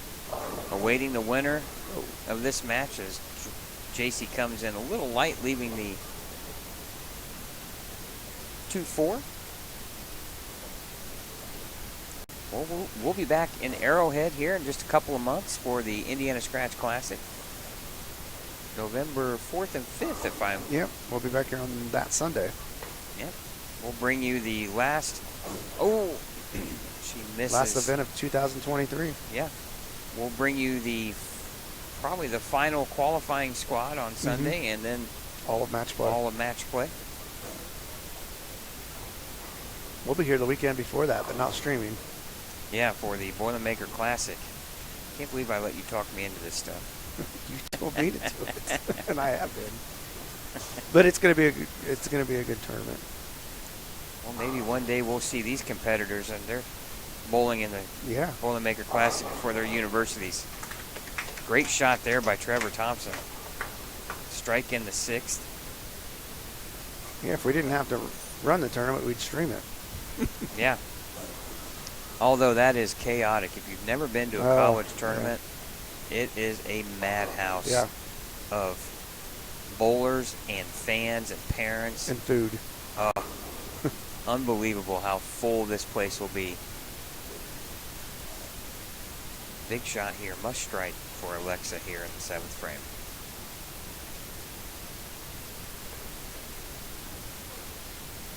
Oh, nice great shot. Boy, Chaz, she's just made the one mistake. She has been so good.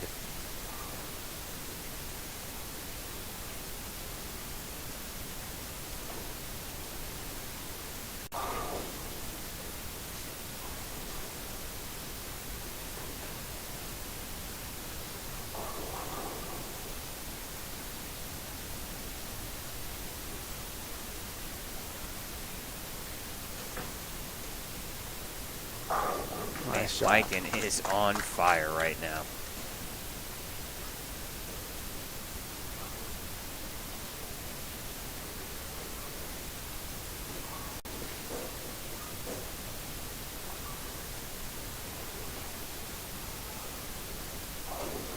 I believe he's only missed once in the last 7 or 8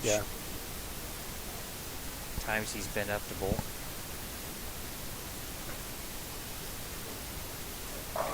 Oh, great shot there from JC. Way to come back. Back on the strike train, double after the open.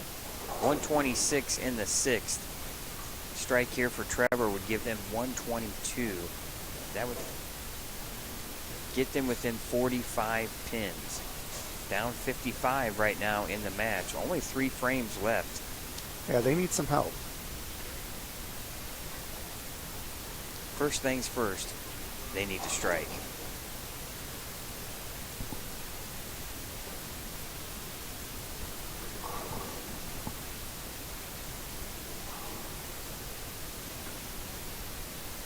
Needs to hook.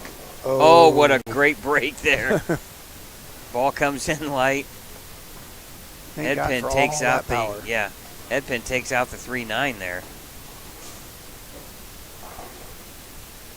That gets her within 45. Alexa can make it 35 here with a strike in the 9th. Must strike.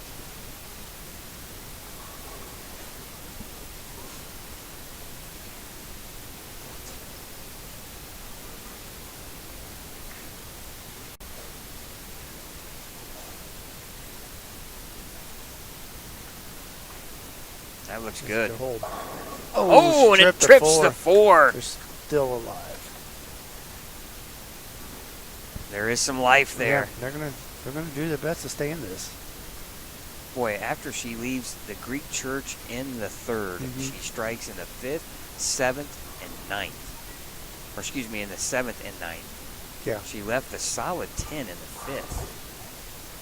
She has been solid both games. Now Mikan, who's been on fire, can he continue to strike here in the 9th? Good. Oh, a headpin comes across and tomahawks the 10 out. First time we've seen some emotion out of him today. That pretty much will lock the match up for JC and Mikan. Yeah, they're going on to the championship. JC can strike out for 246. They keep bowling like this, they're awfully hard to beat. Good shot. Great shot. You know, and here's the other thing. Trevor strikes out. They shoot 242 plus 48. I mean, that is solid bowling. But not enough, as JC and Mikan are on a roll.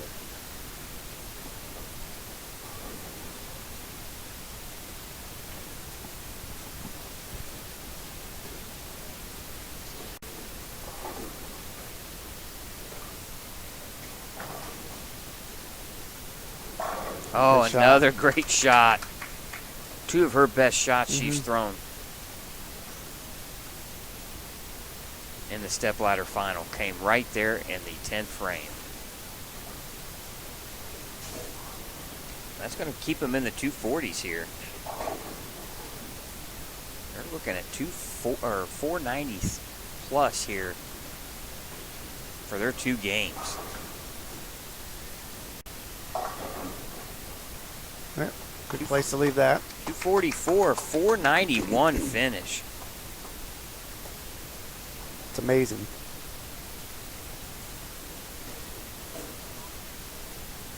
Not much you can do about that if you're No. Trevor and Alexa, No. because they bowled. They did. They bowled extremely well.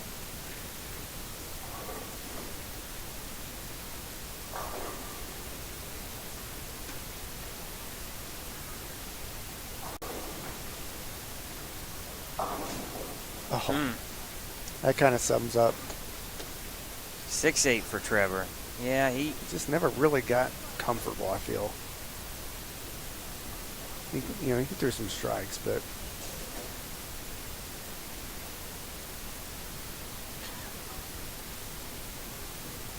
yeah, he just never had what you would say he was locked in. right. Oh, gave it a run there. Give it a run. Well, good tournament for them. Absolutely. 206 finish. Back-to-back 206s for a total of 412. But your winners in match number 2, J.C. Smith and Mike and Habegger, they will move on to take on number 1 seeds Jordan Bowerly and Christian Luna. We'll have the title match here on Savage Bowling TV right after this short timeout.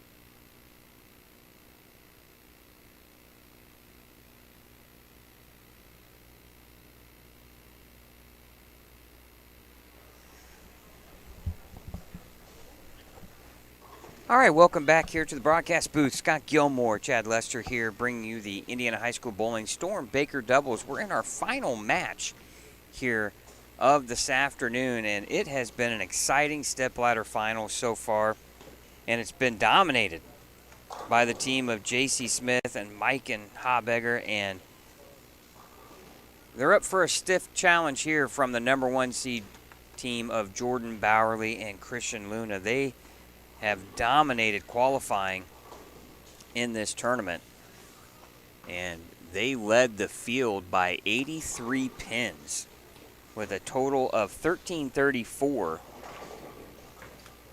for 6 games.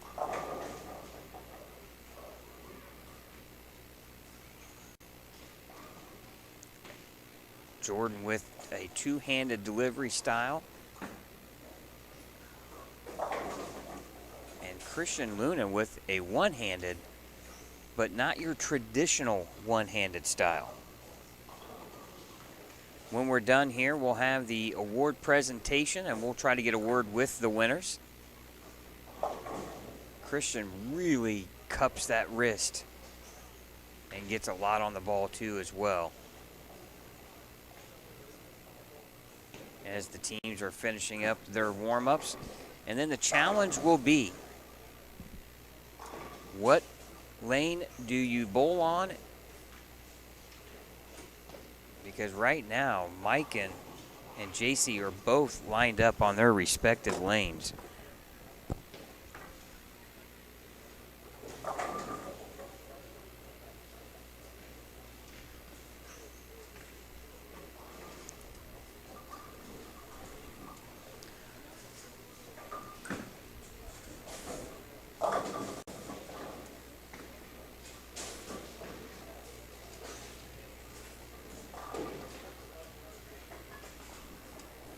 All right, Chad, we're just a couple of games away from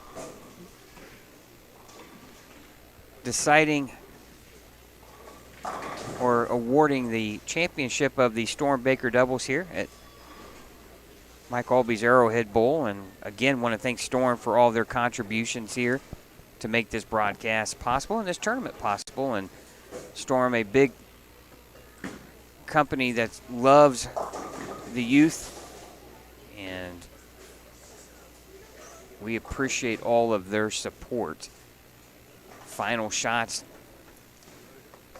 here being thrown, and Yeah, about 20 minutes from now or so, we'll know who's going to be the champion. This should be a pretty good match. And Larry Zaidman, our new commissioner for Indiana High School Bowling, will clear out the screens and get our lanes ready for the championship match here. Top seed will get lane choice on where they want to start the match and who will bowl on what lane. It looks like Christian is going to start. I watched him practice there on the right lane, and he never really seemed to be lined up on the right lane.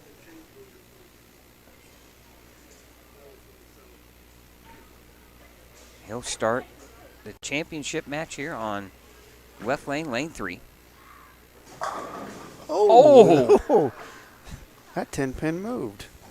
It hit It maybe spun a little bit, and it's out of range. So out of range. They're going to have it reset. It actually hit the bottom of the pin. Yeah. And slid it over about 3 or 4 inches.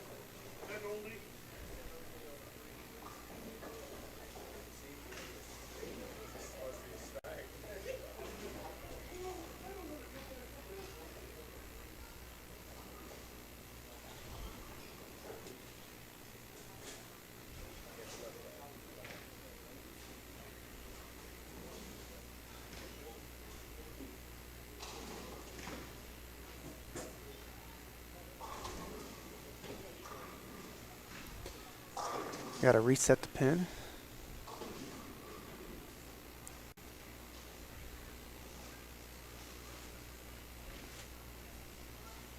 We got a member of the staff right behind us who calls that in on their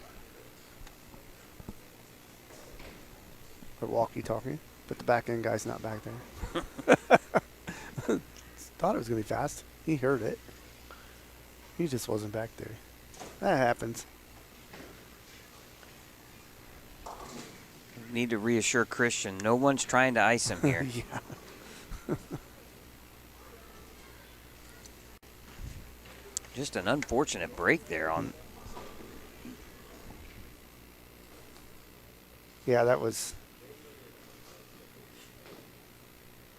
I couldn't see it from the angle I was at, but it looked like it was nudged and spun around a little bit. The 6-pin hit the bottom of the pin, and it just kind of slid it over. Mm-hmm. Yeah, I'm sitting off at the angle a little bit, not using your monitor that you have. If it hits a little bit higher, it goes over. Yeah. It just happened to hit not it much just not much the higher. right spot at the bottom, towards the bottom lower half of the pin, and it just moved it straight over. Unfortunate break there for Christian. Now he'll convert the spare.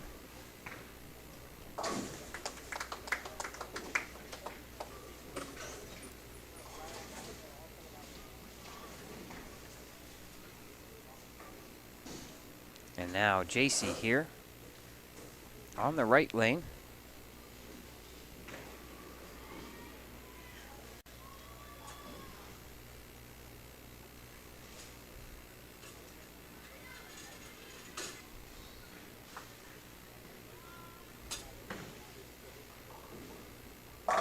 Oh, great shot. Picked up where they left off.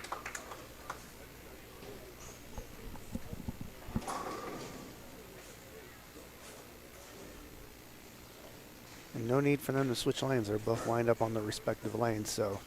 Yeah, I think at this point, you stick with the game plan. absolutely. Don't change it.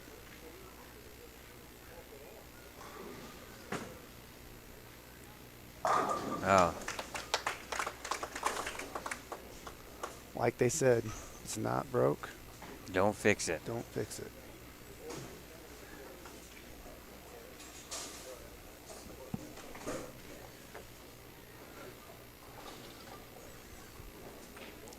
Now let's see just how lined up Jordan Bowerly is. I think the team of JC and Mikan have showed them that we're not going anywhere. That comes in light, 2-8. And when you come in like this and you see a team's on a roll like these two are, how do you feel? I mean, you obviously have confidence because you're the number one seed and you led the tournament by a bunch, but. Well, you know one thing, you're going to have to strike. Yeah. Especially when they're coming off back-to-back Like 240 240s. games. That doesn't leave a whole lot of room for error. But does it cause them to squeeze a little bit? Knowing that, hey, man, every strike counts. Oh, that's unfortunate.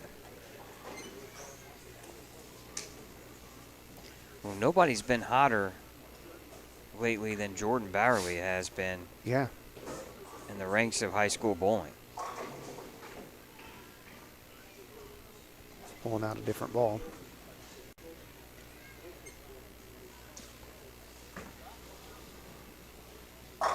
Oh, well, it stood this time.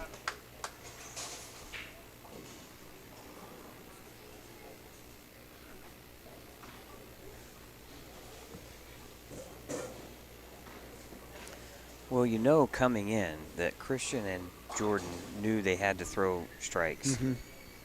What's going to be interesting is if you have situations like what's just happening here for Christian, if those keep coming up, what's that going to do to their strategy? Do you start making some drastic changes in order to figure out how to get 10 pins over? Yeah, it's not like you can just stay patient when they're just striking like they are.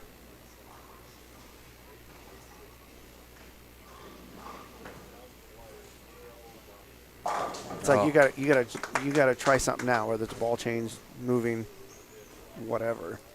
Well, and Can't wait. You really had to utilize the practice you got on the pair before you started. Yes.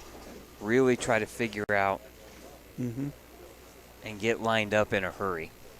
That's the advantage of being on the pair previously. Oh yeah. Yeah. How many Everybody- times we don't see the number 1 seed win? And it's because, you know, the pair is so beat up. The other team's lined up on it. Yeah, they're lined up on it. They know what's going on. They Oh. know Solid 8. they know the tendencies of how it's breaking down, and because there's a lot of feel to it.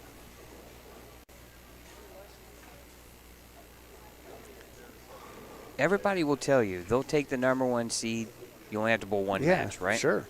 Makes sense. However, if the team that came off the previous match is lined up like these two are, then it's very challenging. Mm-hmm. Now, I will say this: it's 2 games, Yeah.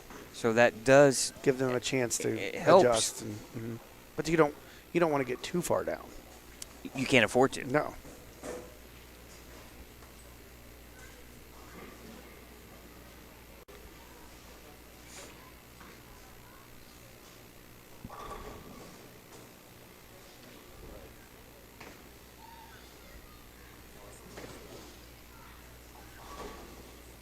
Well, ball change right away for Jordan. Oh. He comes in light again. He's- The 4-8.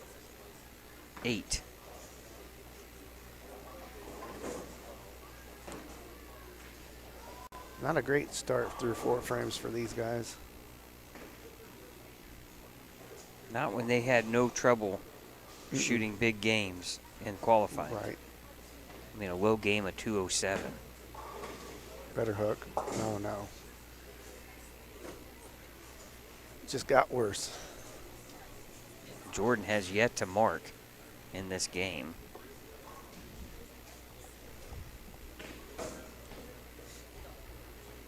I think he needs something to read the mids, and We just pulled out a purple hammer. he might have to go right and Use that purple hammer. great Good shot. shot. Christian is lined Yeah. up on that left Yeah. lane. He just hasn't had any luck when it comes to carry.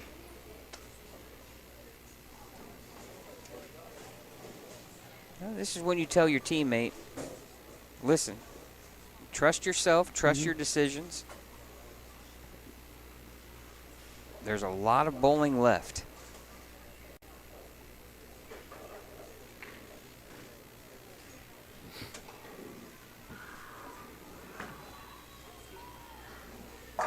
Oh. She has thrown Yeah. 3 absolutely perfect strikes.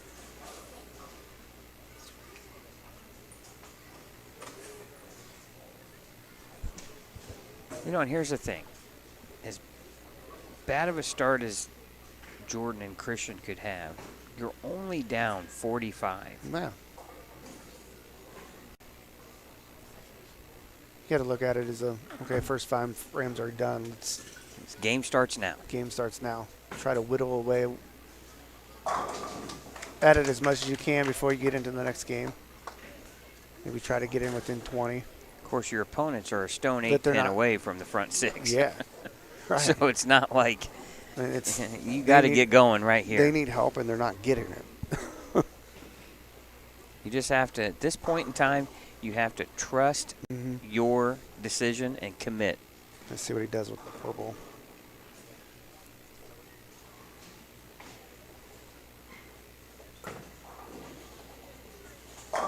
Oh, that ball hooks immediately. Mhm. That is not what he wanted to see. He's a bit lost.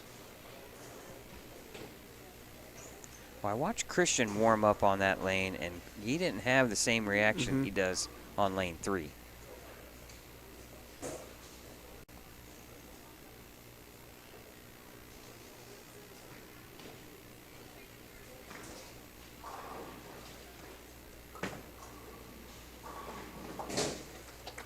We got to spare him. But isn't it in the tournament rules that do they have the opportunity to switch lanes the next game? It's kind of like you. I mean, I don't know. I almost bet not. I'm going to guess they have to, once they commit, You have to stay. they're Oh. oh, great shot there. You know, he's got We've seen Mike can do that too, where Yeah, it just kind of comes back from way out there. He's got the same amount of room. Mm-hmm. And it's probably a good choice because it's similar styles, similar, you know, I thought referee maybe and stuff like I that. thought maybe Jordan might play a little straighter with That's the, what I the thought he was urethane. going to do too. But actually, he was in a little bit deeper than I expected him to be. Ooh, fortunate to leave just the 4. Because remember, when Donnie Sutton was on that lane, he was just a little bit right of where Jordan laid down.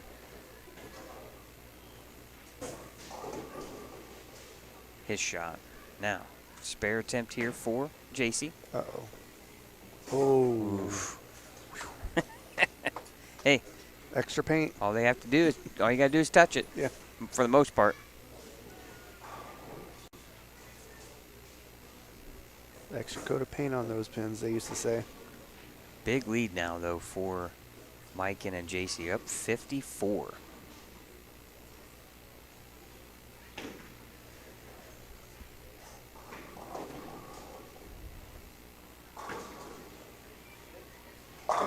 Nice shot. Well, here's a huge shot for Jordan Bowerly.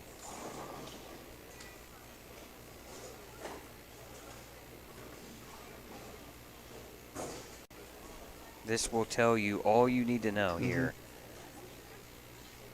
I mean, this could mean the match too. I mean, it's getting to that point.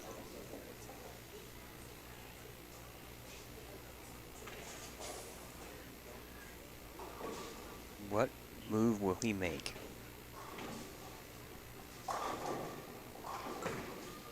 Got deeper. Oh, great shot. Good shot. Still didn't hit as flush as I would like, but he struck.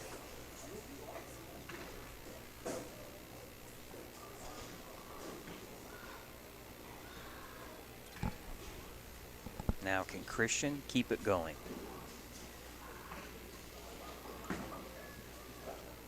He didn't like it. Oh, it held. Oh, and it held. There's some of that hold that Mikan had. Yeah. Suddenly, they've come to life. 3 in a row now. But still, we got to see what Jordan does in the next frame. And, you know, if he hits the pocket at least, then we know he's good.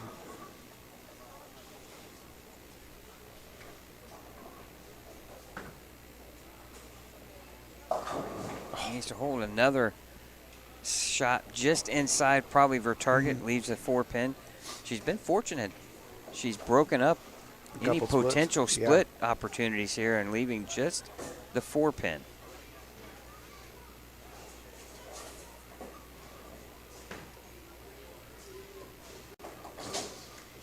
Good cover there. Hit it a little bit harder that time. Yeah, a little more square that time. All right.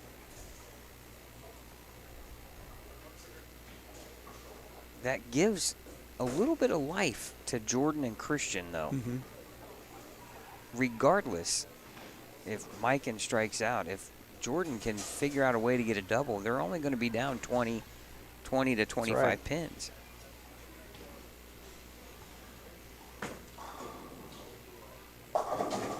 Ooh.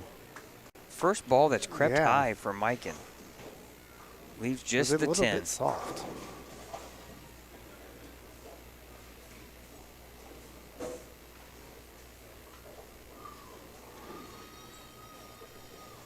Well, he has been solid, though, all day. In every aspect of his game. Yeah, he is. Strike ball, spare ball. I mean, he has been solid. I love the fact that he can take his strike ball and kill it enough and still shoot corner pins with it.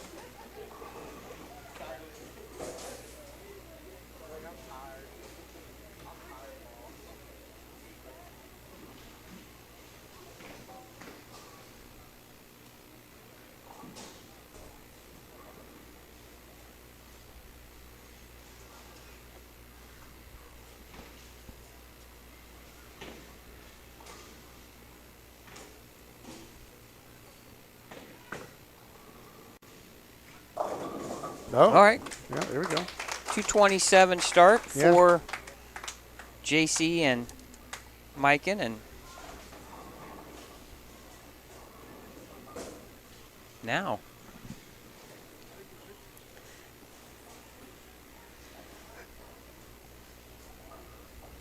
An even bigger shot here for Jordan real. Bowerly in the Yeah. 10th frame.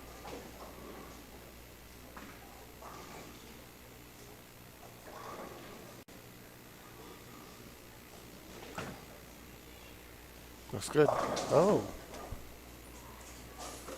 I thought he got that one in Yeah, a he little did. more than.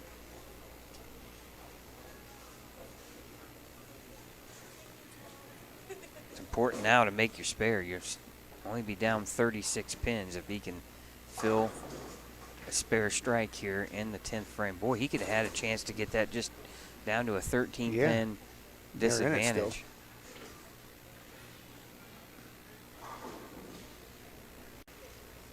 The problem is for Jordan, he's still not lined up.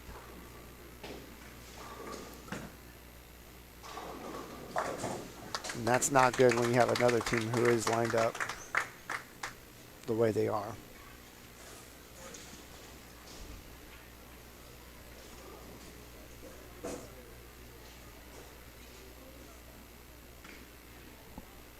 I think John wanted him to try a different ball. Mm-hmm.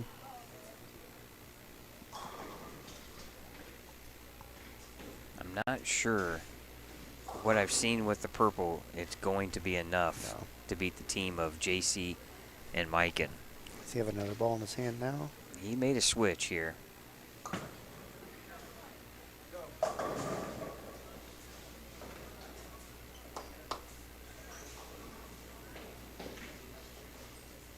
.37-pin lead. I mean, they can make that up, but it all rests on Jordan's shoulders as far as getting lined up. If he can get lined up, they've got a shot. Well, you know, he comes from a pretty talented line of bowling family here. Dad, John Bowerly, extremely talented player. Bowled professionally there for a while. Had some success.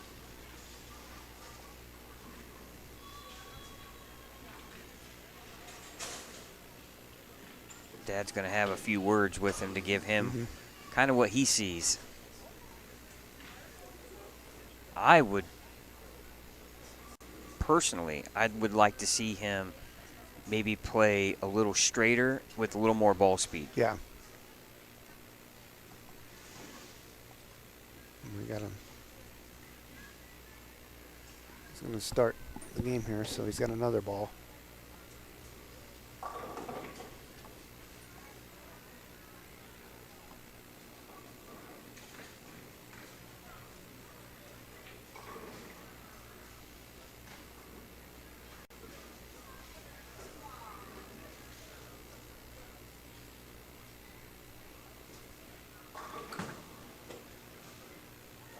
Oh, that looked good. That looked really good.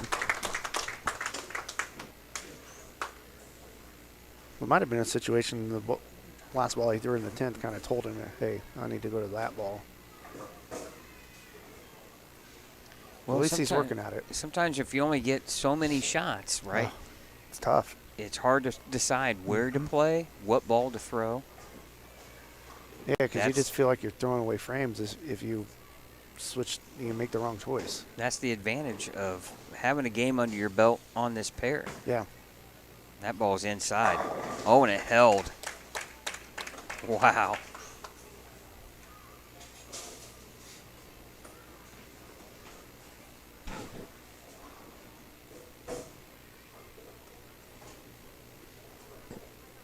Now JC Smith here. They're up 37 pins here in the match. Ball comes in high. Fortunate to leave just the 6.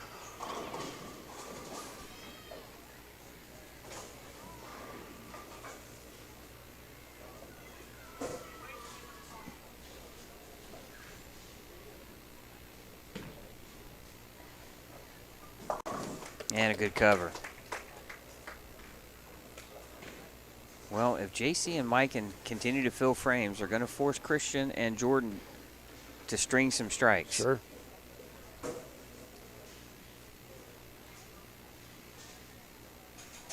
strike here is huge. Oh, kind of a half 10 Yeah. there.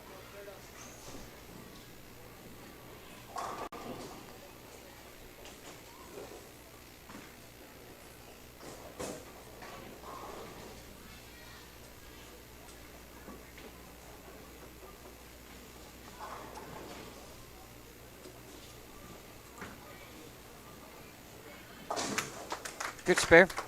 Unfortunately for Jordan and Christian, They don't make up any pins. yeah, they need strikes.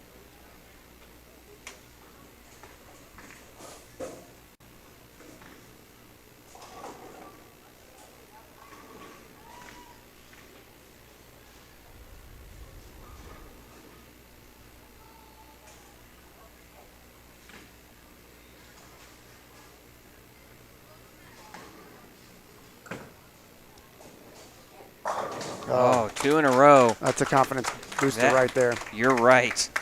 That is exactly what he needed to see at that particular moment. Now you feel like you can get your feet settled in. Yeah. Now you're just focusing on repeating. Miken's not even watching his opponent. JC has to say, "You're up." And that never. Mike Aulby would always say he never watched what his opponents were doing.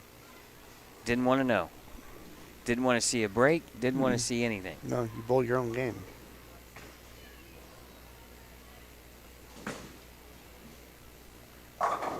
Oh.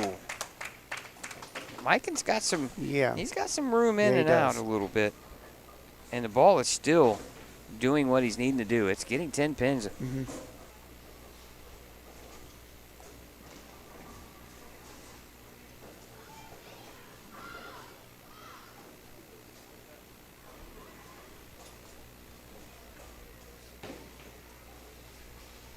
Now, JC looking for their first double of the game. Oh, and Good she shot. gets a great shot there. That keeps the pressure on Christian and Jordan.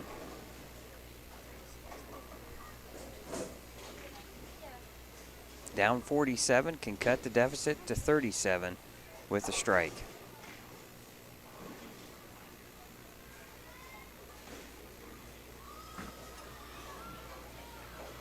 Good shot. Yeah. He's been solid, He has. Chad. He's hit his pockets every shot. And the only thing he's left is 10 pins. If he hasn't struck.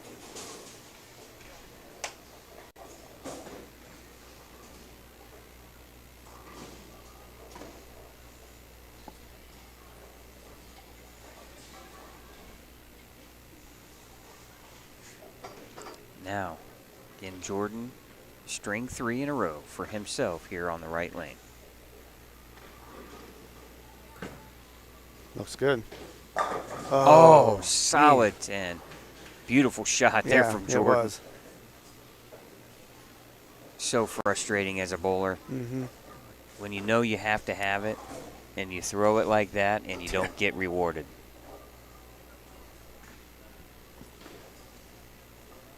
So tough. All right, all you can do is just make the spare here. Gotta make it.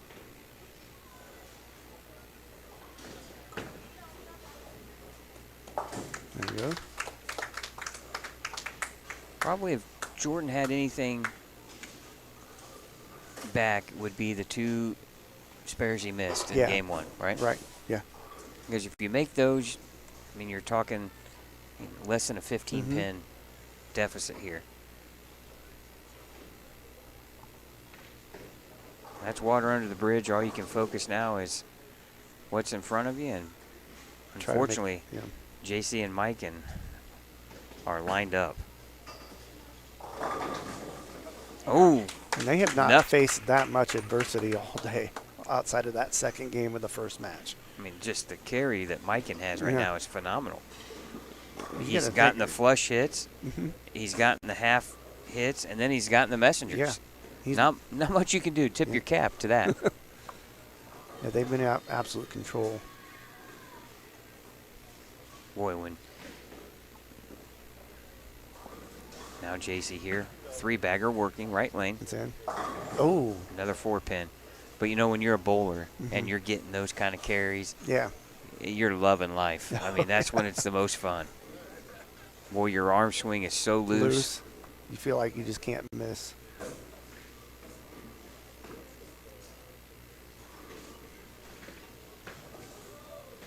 That needs to hook. Okay.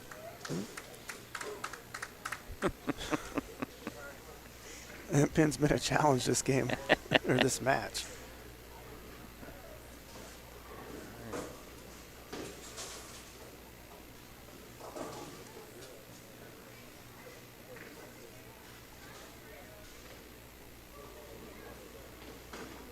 Now Christian here, left lane, needs a strike. Yes.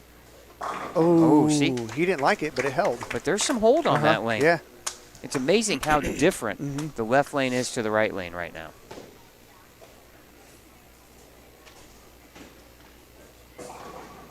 And it's really because of the style of bowlers that's been on those lanes. You know, Miken's been on it all day, or all these matches.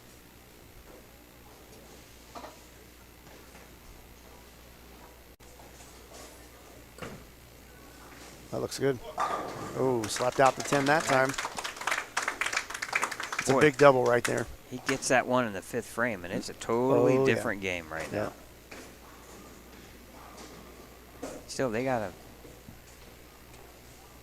max score of 259. Unfortunately, their opponents are on the same max score pace.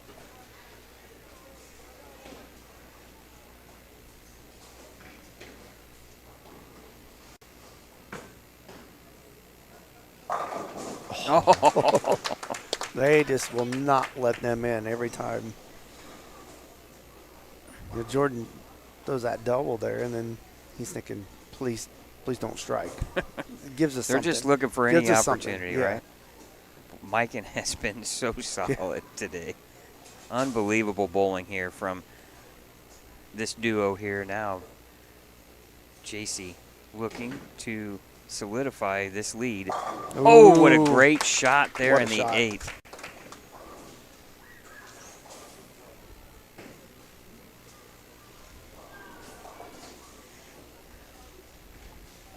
Still not over yet. Must strike here in the 8th and 9th frames for the team of Christian and Jordan. Christian up first, left lane. Oh, what a trip of the 4 there. I thought he got just a hair soft with the speed on that. At this point, they need some help, especially if Jordan strikes here.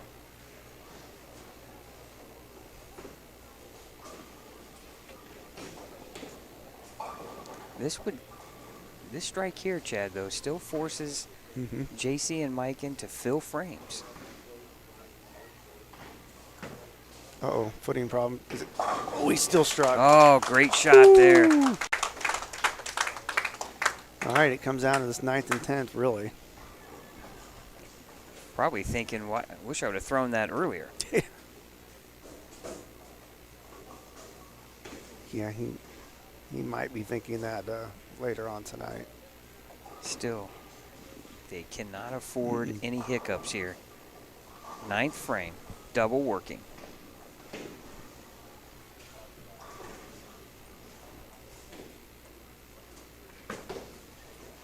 He caught a lot of that one. Yeah, he did. Oh, did he nice catch a lot shot. of that one? That was so good off the hand there. Well, I think a mark here would lock it up.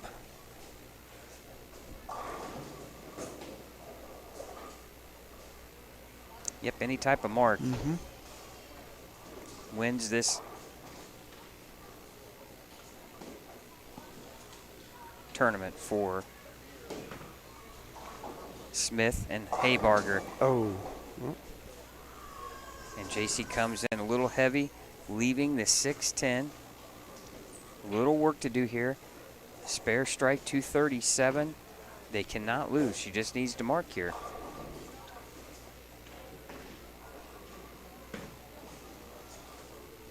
Ladies and gentlemen, there's your winner. There's your winner. Solid finish all day for the team of Smith and Habegger. They will win the Storm Baker doubles, running the step ladder here. In dominating fashion. I mean, like I said a little bit ago, the only adversity they had was that second game of the first match where it got kind of close. 227, 237 for a 464 total. And think about it, they go 424, 491, 464. Yeah, they just... Great shot there from Christian. And they built a really good game this game. It was just all, it's going to boil down to that first game, just, you know, Jordan not being able to get lined up right away, and he missed. Overall, they have nothing to be disappointed about. They bowled good all day.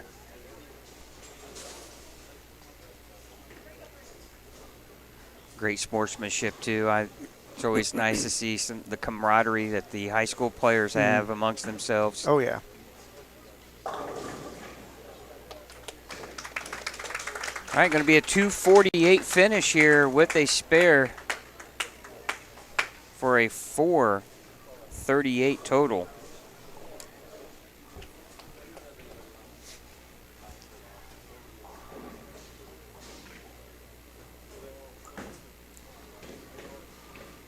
But your winners of the 2023 Storm Baker doubles are J.C. Smith and Miken Habegger.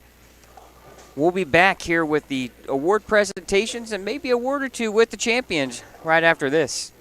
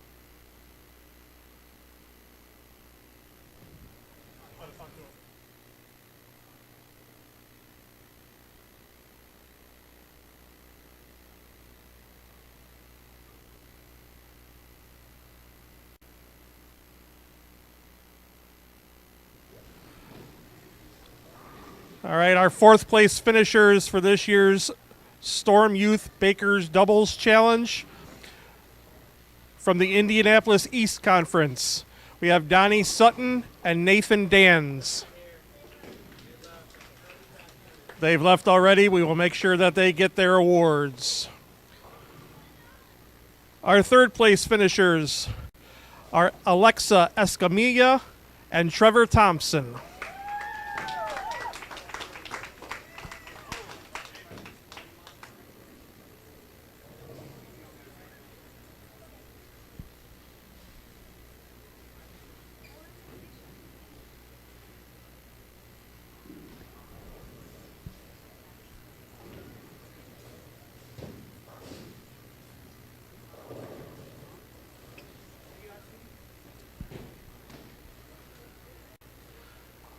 Our runner-ups for this year from the Indianapolis South Conference, Jordan Bowerly and Christian Luna.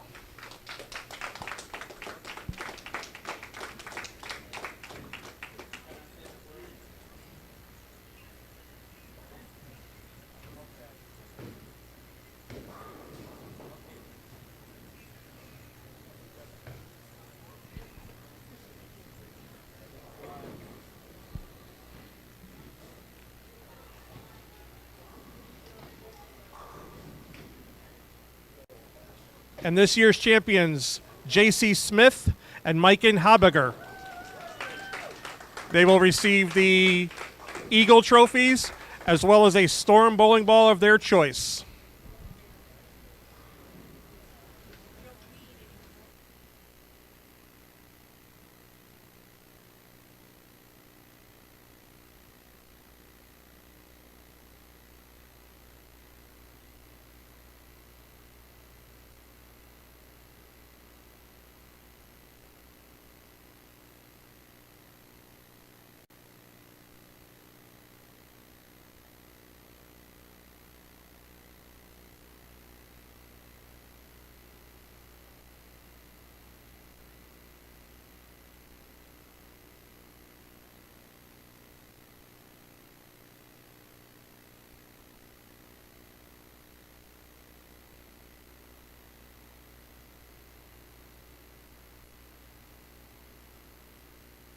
All right, down with our champions here, Maiken and JC. You guys run the step ladder. Unbelievable bowling. Both of you were lined up. First, I want to know who decided what lanes you're going to bowl on, and then the strategy of who starts and who finishes. Maiken, you want to go first? It was more JC's dad. I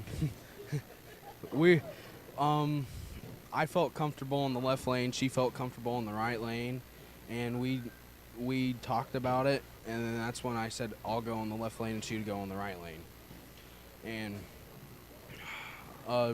we were usually just going off of I'd bowl the second frame. So when we started, that's how we just went. So she would go first and I'd go second, and then it carried on. Well, JC, you were really lined up there. The 4-pin was a little stubborn there for a while, but boy, when you needed to throw strikes, you were solid all day long. Yeah. I was just like trying to be consistent with my mark. I am not always consistent, but just trying to make sure that I am consistent on my line. And then when needed, a spare is always used. So. Well, you guys bowled great. You had a little bit of right and left, it looked like, on lane 3. That really kind of got you going, and you seemed very comfortable. The arm swing was really loose. Yeah, I felt really comfortable after the first match. Well, I have one question. Who decided on you two being partners? Okay, last year, our parents set it up. So, and then we just continued the pass because we finished 6th last year, and this year, obviously, we won. So I'm just kind of glad that I chose him, and I'm glad we stuck with being partners this year. All right, well, congratulations to you both. Our winners, once again, Mike Habiger and J.C. Smith, your champions of the Storm Baker Doubles here from Mike Aulby's Arrowhead Bowl. We'll see you for more bowling and high school bowling. Maybe we'll see these two in the state finals here in February on Savage Bowling TV. So long, everyone.